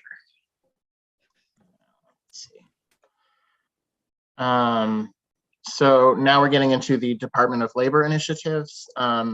So the first initiative is within the Blind and Visually Impaired Division. So this initiative transfers and reallocates the cost of 5 rehabilitation counselor 1 positions from 40% federal expenditures fund and 60% general fund to 80% general fund and 20% federal expenditures fund within the same program. This initiative also provides funding in all other for services for visually impaired clients. There is no justification for that. Thank you. Do you have any questions from the committee? Do we know why that funding formula has changed from mostly federal to more mostly general fund? And it looks like we have Kim Smith here. So Kim Smith, if you'll introduce yourself, and then if you could jump in on that, please. Good afternoon. I'm Kim Smith. I'm the Deputy Commissioner for the Department of Labor. And this shift is because with changes in federal requirements, independent living services are no longer considered eligible outcomes. So we can help somebody who is dealing with blindness to live independently in their home, so long as they're also looking for a job. But we can't serve them if the goal is simply just to remain in their home. So the shift from the 60% general fund to 80% just reflects the shift in the number of people that we have to serve. Thank you. Any further questions? Seeing none, do I have a motion to move it in? So moved. So moved by Representative Gear, and then Representative Bradstreet. Oh, yeah, I was just going to ask if that's according to federal guidelines. Just going to ask Ms. Smith that.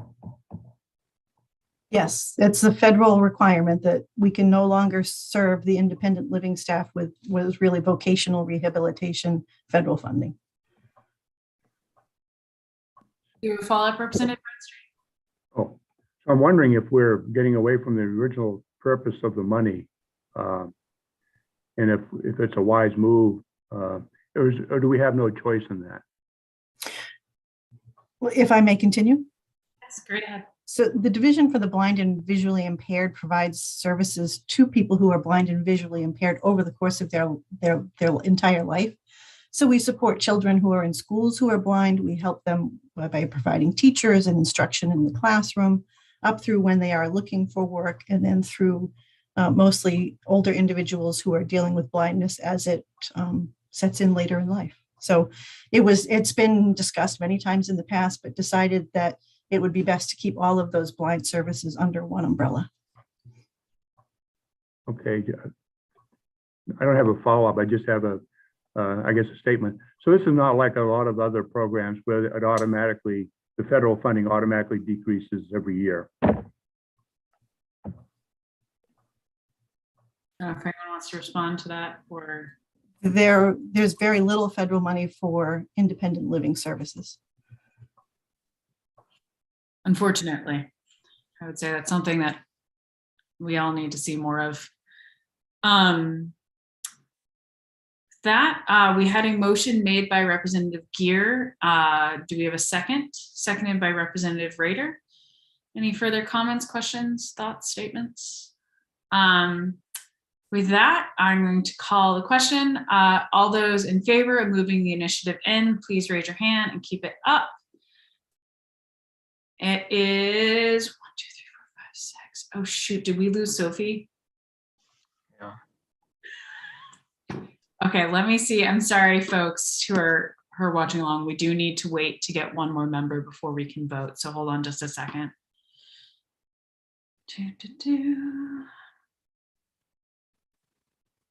So we need the Jeopardy or like the hold music for the elevator. Do do do do do do do. No, I'm starting to say that's you guys know you're in trouble if I start singing in committee. Do you mind trying to reach Senator Hickman? He did say he was available if we needed him to pop in. I'll text him as well. Speaking of Jeopardy, it's almost on. Yeah, pretty soon we'll be able to, play right along with it. A little point of trivia. I lost on Jeopardy. Really? Yeah. They did When a was that? split to the 13 colonies in 1998 or 99. And I think I'm the only person who lived in New Hampshire at the time who passed the test. So They had to pick me. That's awesome. That's super, super cool. Okay, I'm trying to think. Yeah, basically all of us, we can all text our colleagues and harass one more of them to come on. And I'm sorry, folks, to keep people late. I just want to be mindful of Steve's time and try to make sure we give him the space to be able to do this report back. So.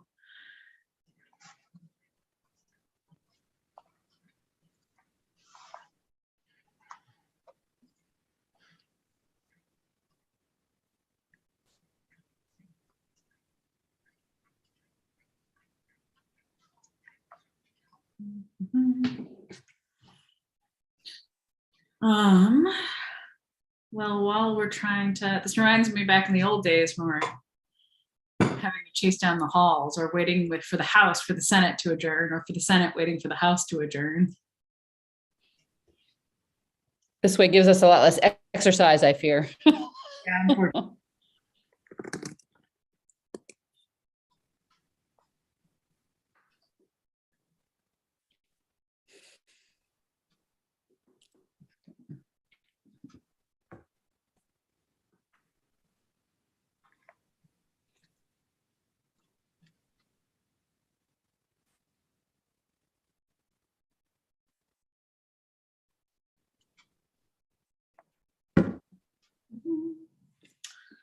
Okay, for those watching, sorry for the delay. All of us are texting and calling, trying to see if we can get one more of our colleagues. 60 points to Gryffindor for whomever can get another colleague from Labor and Housing. I think that's more like 100 points to Gryffindor level kind of thing. Definitely extra points are required for this, yes. So who's hosting Jeopardy these days anyway? I haven't watched lately. Man, Bialik has been doing it most consistently, or at least that's what I've seen. Oh, cool. Oh, here comes Sophie. Oh, and here comes Cuddy. Yes. Okay, we have 7 people. 8 technically. So let's revisit this. I don't know, Steve, if you really quickly want to mention the motion again, and then I think we have to re-up the motion, right, now that we have more people. Yeah, so actually I was mistaken. So I had it too zoomed in on my computer screen, and I'll share it again. There was a justification, but it requires 2 votes, and I did not look ahead far enough. So that's too small. So the initiative transfers and reallocates the cost of 5 rehab counselor 1 positions from 40% federal expenditures fund and 60% general fund to 80% general fund and 20% federal expenditures fund within the same program. And the initiative also provides funding in all other for services for visually impaired clients. Thank you. So with that, Representative Gear, if you wouldn't mind making your motion again. So moved. I have a second.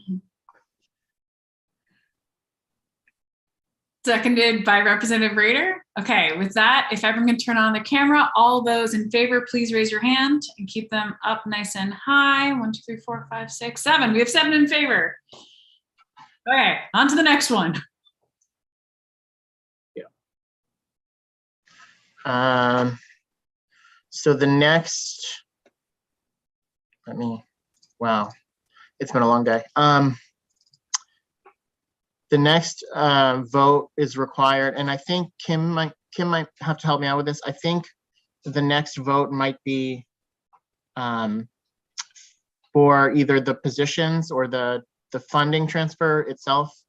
So if you look at the screen, there's 2 votes required for this initiative. I'll go over the justification. So this initiative reallocates 5 rehab counselor 1 positions to support the increased need for independent living services for Mainers who are blind or visually impaired, and to teach specialized adaptive skills to older individuals who are experiencing serious vision loss that leads to total or legal blindness. Federal funding is no longer available for service to individuals whose goal is not related to employment. The department has continued to provide these services to individuals who seek assistance with adapting to their vision loss, that they can remain independent while participating fully in home and community life. This initiative also provides all other funding to continue teaching adaptive skills, enabling older persons who are experiencing serious vision loss to continue to function independently in their homes and communities. Thank you. Do you have any questions from the committee on this initiative? Seeing none, do I have a motion? So moved. Do I have a second?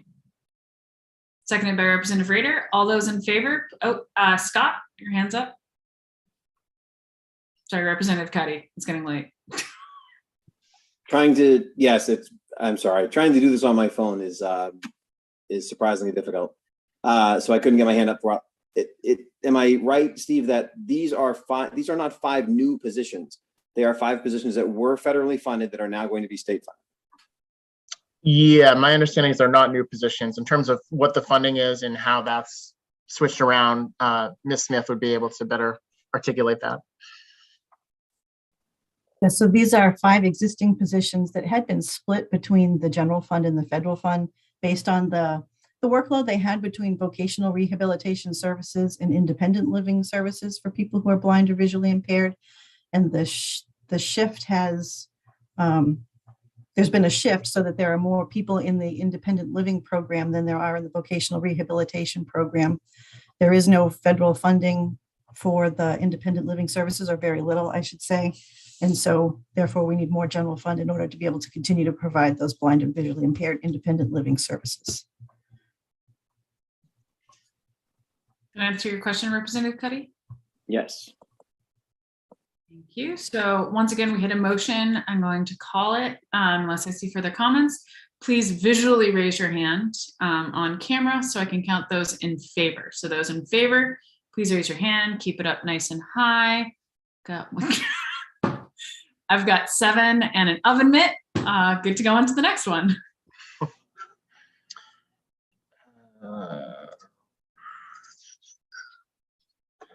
So the next initiative comes in the employment security services.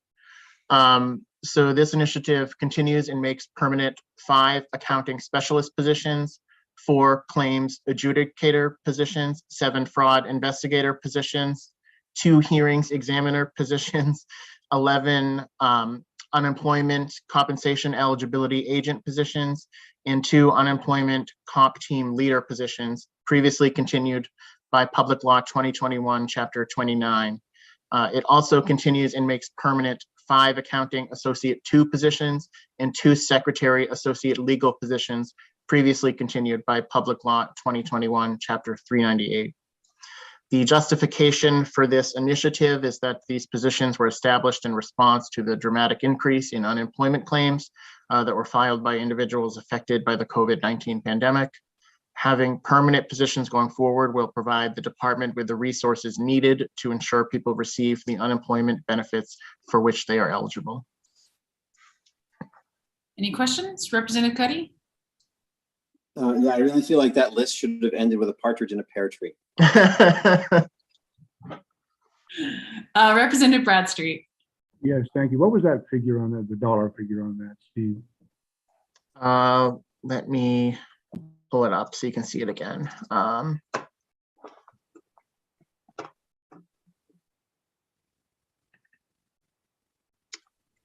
It's not showing anything for, this might be just the positions, and then the next initiative might be the actual funding, but I don't know. That would be a question for Kim Smith. So it might be that question might be related to the next initiative. Ms. Smith, I don't know if you'd like to jump. If I could respond to that, yes. So the 38 positions are already budgeted in the state budget, so that's why there's no cost associated with these.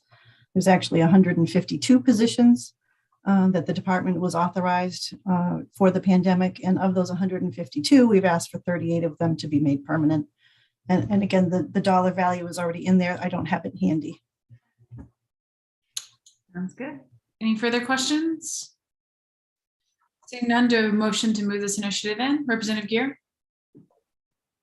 Just a quick question, Ms. Smith. So there were 152, 38 of those are being made permanent. Then the other, whatever that is, went away? It will go away in June of 2023 when the biennium ends. Okay, and this is, and the department in this case is confident that this level of staffing will be enough to handle anything coming our way in the foreseeable future? We're confident that it would give us the ability to handle moderate fluctuations in unemployment. It would not give us enough positions to handle another pandemic.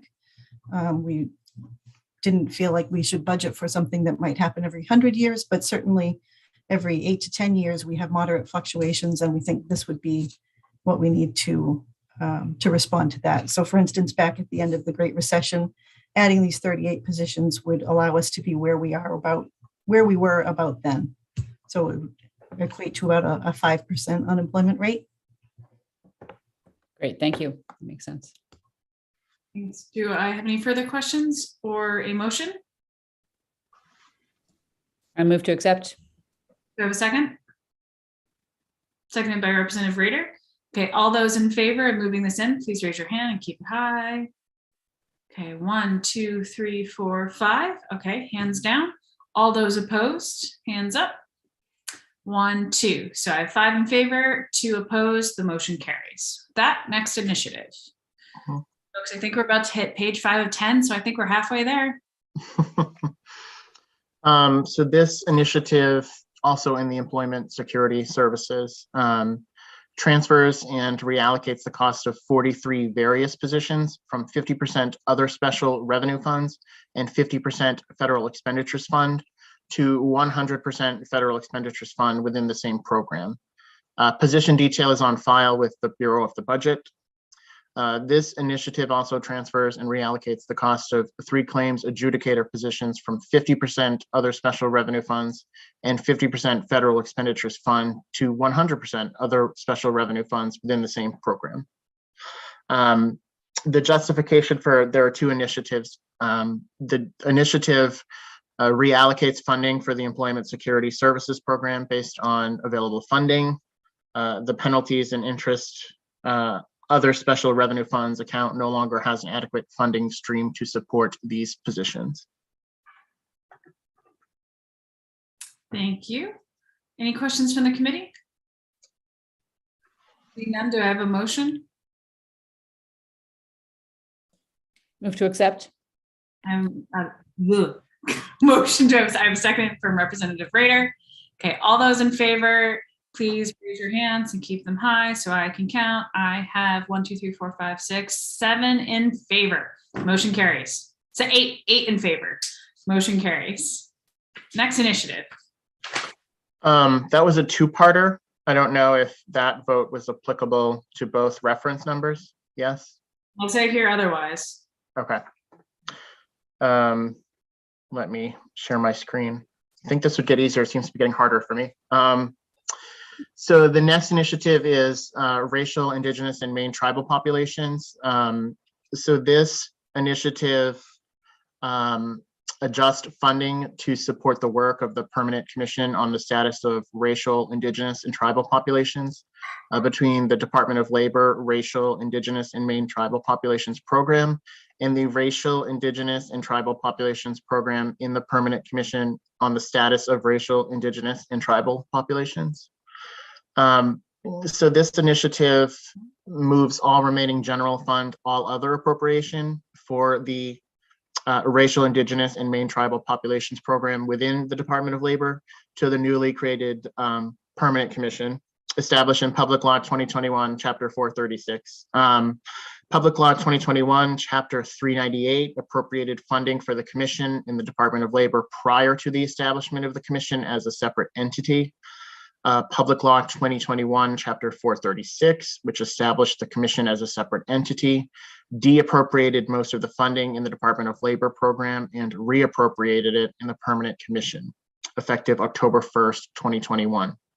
The Commission seeks to transfer the portion of appropriation remaining in the Department of Labor to the new entity to support encumbrance of a contract. Thank you. Do I have any questions from the committee? Representative Warren. Oh, no, I'm sorry. I don't have a question. I was looking to move it in. So if anyone has questions, I can let that go. Motion? Is that your motion? Do I have a second? Second. Seconded by Representative Gear. Okay, all those in favor, please raise your hand or oven mitt or other utensils. I have 1, 2, 3. We have 8 in favor, right? Did I count that right? 1, 2, 3, 4, 5, 6. No, 7. 7. We have 7 in favor. Next initiative. Just like you're saying it's getting harder to share the screen, apparently it's getting harder to count. So the next initiative is in regulation and enforcement. This initiative establishes one occupational safety specialist position and provides funding for related all other costs in order to increase the safety and health of Maine workplaces. The justification for this initiative is this position will increase the capacity of the department to conduct inspections of public sector workplaces across the state. Currently, inspections are largely limited to the central and northern parts of the state and to complaints or accidents, regardless of location. The current staffing level does not support proactive safety and health measures statewide.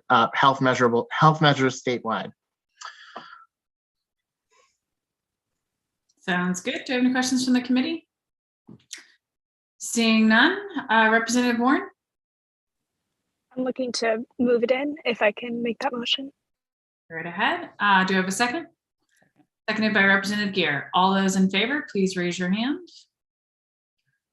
1, 2, 3, 4, 5, 6. Okay, hands down. All those opposed? 1. 6 to 1. The yeas have it. Next initiative. All right. You're really close, so thank you for sticking through. So now we are moving on to the permanent commission. So this relates to the initiative that the committee just voted on like 2 initiatives ago. So this initiative adjusts funding to support the work of the permanent commission on the status of racial, indigenous, and tribal populations between the Department of Labor, Racial, Indigenous, and Maine Tribal Populations Program and the Racial, Indigenous, and Tribal Populations Program in the Permanent Commission on the status of racial, indigenous, and tribal populations.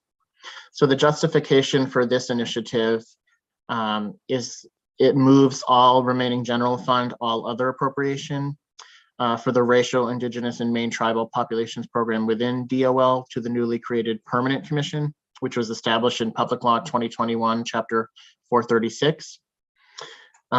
Public Law 2021, Chapter 398 appropriated funding for the commission in the Department of Labor prior to the establishment of the commission as a separate entity. Public Law 2021, Chapter 436, which established the commission as a separate entity, deappropriated most of the funding in the Department of Labor program and reappropriated it in the Permanent Commission, effective October 1st of 2021. The commission seeks to transfer the portion of appropriation remaining in the Department of Labor to the new entity to support encumbrance of a contract.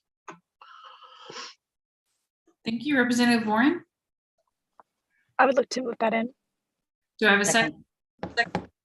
Gear. Okay, all those in favor, please raise your hand. Got 1, 2, 3, 7. It's unanimous of those present and voting. On to the next one. Let's see. So the next initiative is related to the Workers' Compensation Board. This initiative provides funding by increasing the hours of one secretary legal position from 54 hours to 80 hours biweekly. The justification for this request is that, as I said, it increases one secretary legal position's hours from 54 to 80 hours biweekly to meet operational needs in the advocate program. The average case count in this position's office is 92, the highest of the 5 advocate offices statewide. The Workers' Compensation Board is paying overtime weekly to the sole secretary legal in this office, but backlogs still persist. The estimated increase in insurance assessment revenue provides the resources to cover the increased costs. Thank you. Representative Warren? If I could move that in. Sounds good to me. Do I have a second? Second. All those in favor, please raise your hand. It is unanimous of those present and voting, all 7 of us. And next one, we're getting close. We might wrap this up and. So the next initiative is also in the Workers' Compensation Board, and that provides funding for increased state cap charges. So the justification for this initiative is that it provides funding to cover an increase in state cap charges. So the Workers' Compensation Board moved out of a state-owned facility in July of 2016 when the state cap rates were being determined for fiscal year 2018-2019 based on costs incurred in fiscal year 2016-2017. The cost of square footage was incorrect because it was still based on the Workers' Compensation Board being in a state-owned facility. To correct this, the rates were reduced to avoid an overcharge.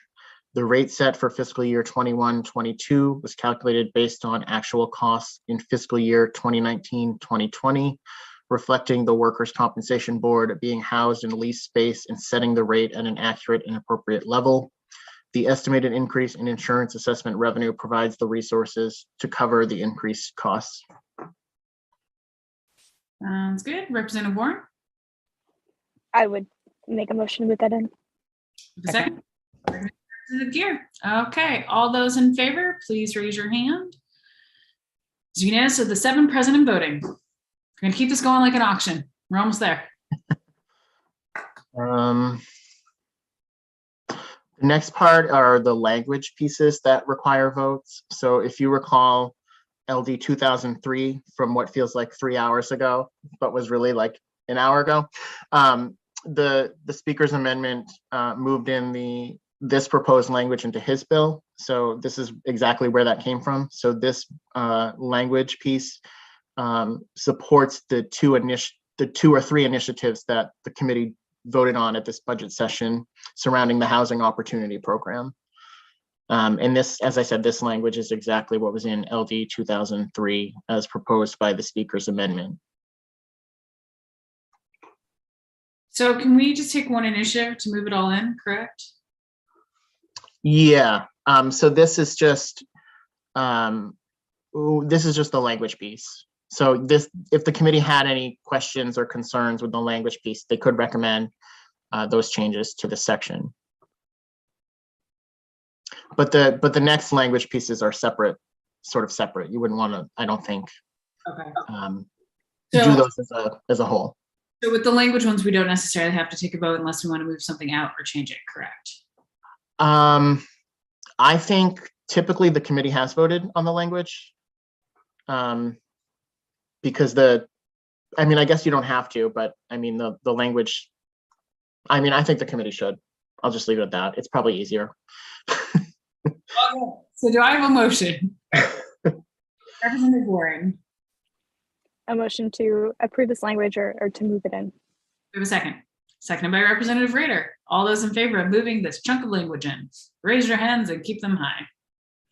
I have 1, 2, 3, 4, 5 in favor. We're hands down. Those opposed? 2 in opposition. The yeas have it. Next chunk of language, which will hopefully be more eloquent and coherent than I just was. So Part NN is a transfer from the general fund, unappropriated surplus. So this language says that notwithstanding any provisional law to the contrary, on or before June 30th of 2022, the state controller shall transfer up to 14.7 million, an amount certified by the executive director of the Maine Public Employees Retirement System from the unappropriated surplus of the general fund to a retirement benefits reserve account established within the general fund for the purpose of providing the resources to fund a one-time retirement payment for retired state employees and teachers. Sounds good. Representative Warren? I guess I'm curious if there's any further, is that just all the information that we have? Yeah, if you recall, I think you might have attended the public hearing with the Appropriations Committee. There was a lot of testimony on this. I don't think that the retirement system submitted any testimony, given that this was the governor's initiative, but there were changes made back in 2011 to the retirement system that put caps on the amount of money that could be counted in terms of COLA.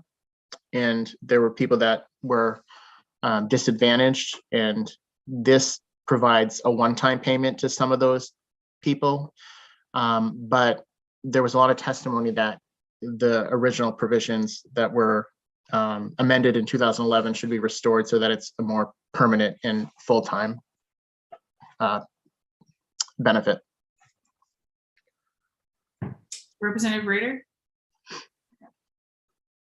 Sorry, yeah, that was my question too. We heard so much testimony in terms of the folks that wanted this to be an ongoing cost of living adjustment. I'm not sure what our options are here. It's just that one is the one that stuck with me as to being problematic for the folks that were testifying. So having dealt with this in other sections, and Steve, correct me if I'm wrong, if we would like to make our own initiative based on the testimony that we heard, we would make that in the language perspective to say the request, I think, was to make not make the COLA whole for that portion to be able to reconcile it with it. So that would be the language that we'd make in a motion if we wanted to do so. With that, Representative Bradstreet? Thank you. So this does not arise from UAL, does it? Or is that just what it's for? No. So this is just a one-time payment to people that were adversely affected by changes made in 2011. I don't believe this has anything to do with any benefits now in terms of UAL, but that would be a question, I think, for retirement system. But my understanding is that is not what it's for. Yeah. That's what I'd understood as well. Representative Warren? Yeah, thank you. Would we want to set this aside or in some other way make a decision as a committee and doing something a little distinct with this based on that testimony, or how do we feel? I defer to us. We could set it aside and Mr. Langland could draft the report back with this and say, ask for an extension solely on this so we can deliberate it on Friday, which is a possibility. We can also, honestly, the floor is ours on how we want to proceed with it. So I would defer to all of you. Anyone have any strong feelings? Representative Gear? I'm just trying to remember, did we have a fiscal note on restoring the COLA? We did. It was basically, so how much was this one again? Like 1.46 million. So the restoring the COLA was 146 million. This is where I feel like I have to quote a couple of representatives that I've learned from over 10 years who'd say it's up to the policy committees to reach for the stars and up for appropriations to bring us all back down to earth and hammer it out amongst themselves. So I would say for me, I'd like to make some sort of strong show for these folks because, they retired, they worked, they did their time, they calculated based on what they expected their budget to do. And it just feels like not meeting our, our required agreement as, for the time that they've worked and put in. And I think one of the things I hear the most comments about is just frustration with retirements as a whole and not living up to our obligations. But that's just my 2 cents worth. Curious to see what everyone else thinks. I'm sure things will get hammered out differently in appropriations. Representative Warren? Yeah, I'm wondering how do other people feel about that, about restoring the COLA? Do they have strong opinions either way? Yeah, I open up the floor if anyone wants to jump in. Yeah, that's where I'm at, just based on the replies that I got from my constituents I have a lot of folks that in my district that this would affect. And to a person, oh my God, Kat, to a person, they have all pushed me and asked that we make COLA whole at this point. So that's where I'm at. And that's where I think I will have to vote. So I don't know if there's anything we could do at this time to bring that forward, but that's my preference. Representative Gear? Yeah, I've had the same experience, and I think this is something that it might be a symbolic action, but I think it's important to say that I would just amend that initiative to restore the full amount of the COLA to those affected retirees. Warren? I would want to, if that was a motion, I would like to second that. Absolutely. I just want to check Representative Bradstreet or Representative Morris, if you want to weigh in. Representative Bradstreet? Yeah, I understand the desire for this, but unfortunately, I'll probably have to vote against it because once we start doing this, usually there's somebody else that comes along, and I know everybody's having a hard time. I think we had a couple bills previously that would restore the full COLA. It was like something like $600 million or some outrageous amount like that. So I just think it's, an unfortunate path to start on. So that's why I'll be voting against it. And I do keep in mind that we have to protect the fund. Yeah. Thank you. Absolutely understood, Representative Bradstreet. And I will add that I will support this motion with the asterisks, which feel free if we want to consider it in the report back language, but I think it's clear we need to do something about the COLA for everyone and the fact that our retirement fund needs to be examined. And, I won't jump into the whole Social Security windfall portion, but, we got to figure out something. I feel like, just like you said, Representative Bradstreet, we're going to have groups coming back over and over again until we figure out how to work our way out of this. Representative Gear? And just as a reminder to the committee, the UAL goes away in 2024. Is that correct? Just to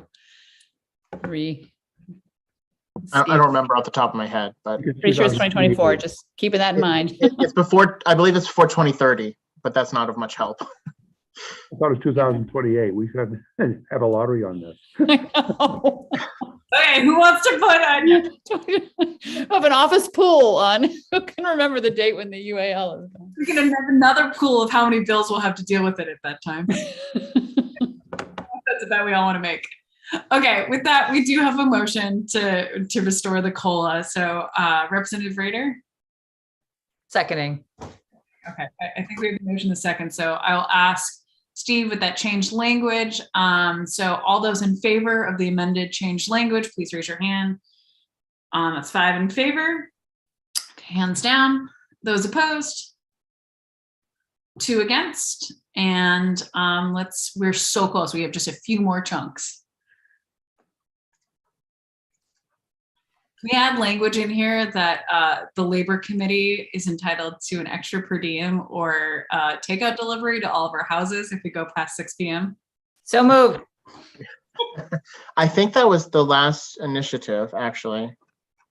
I feel like I'm forgetting something, but I don't have anything else in the report back sheet. Wonderful. Well, apparently I could see the future on that one with my ridiculous jokes of takeout. Any other questions on the report back or anything folks want to make sure it's clear? Not saying anything. I just really quickly, for those of us who are still present, can we just get a round of applause to Steve and Justin for yet another long day and just be really grateful for all. Thank you, thank you, thank you, thank you. Great job, guys. And to you. Thank you, Chair. Thank you. I should say there's a note in the chat. I don't know. Obviously, these are only the things that are proposed by the executive branch that you can provide feedback on, but you could also submit any additional initiatives and take votes on those that are not in the budget. So I would defer to the committee as to whether it wants to go that route, but that is an option.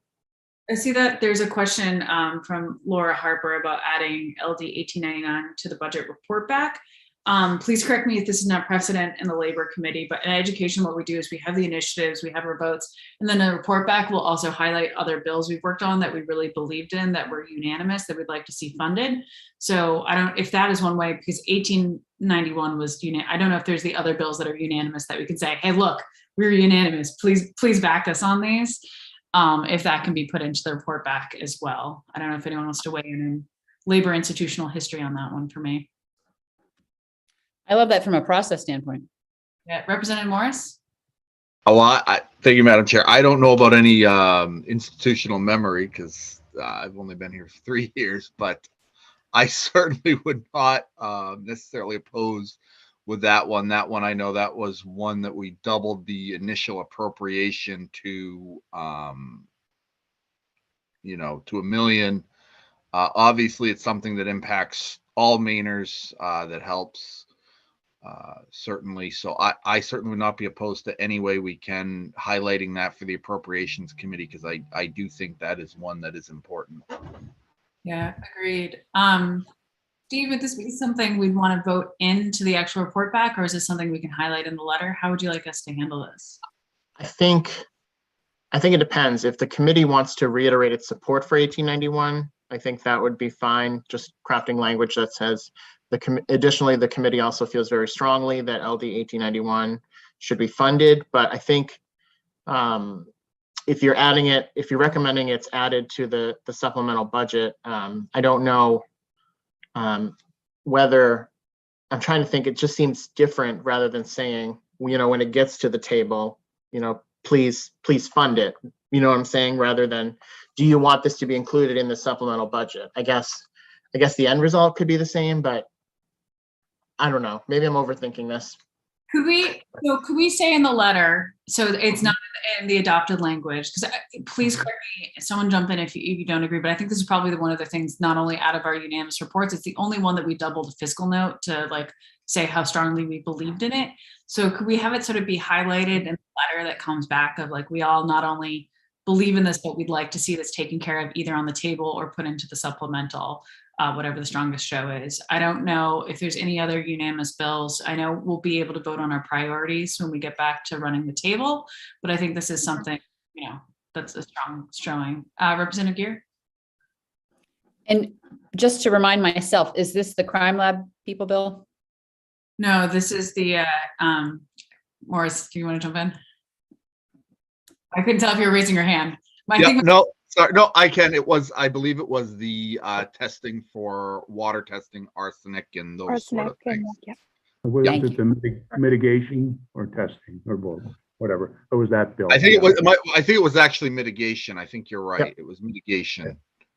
I think that's what it was. Yep. Yeah. I don't know if it we're getting a thumbs up. Can you bring some of those tomatoes that are in your away picture over here too? Oh, that looks good. So yeah, let's have that go to the report back, and then I don't know if we just want to have language, because we just all there were some other unanimous bills as well. So I think maybe after we get through this, maybe just doing the unanimous bills as a letter to appropriations for the table of like, hey, these are our priorities we agree on. But yeah, let's put 1891 up first and foremost in the letter. Sure. Any other thoughts or language? And thank you, Laura, for reminding us of that, especially with the increased fiscal note. I think that concludes our work. Speak now or forever hold your peace till at least Friday. Huge thank you to our committee members. And also, I know there's different members of our labor and housing family who are either dealing with family matters or family emergencies or different passings. So I just want to say, everyone keep each other and your thoughts and your prayers and your good luck and your goodwill. And with that, we get to adjourn and everyone gets to have their night. And I hope you all get some rest. Have a wonderful St. Patrick's Day. I'll be pouring beer tomorrow, so I hope everyone gets to celebrate responsibly in their own way. Get some rest. Good night, everybody. Thank you. Thanks. Good night. Good night.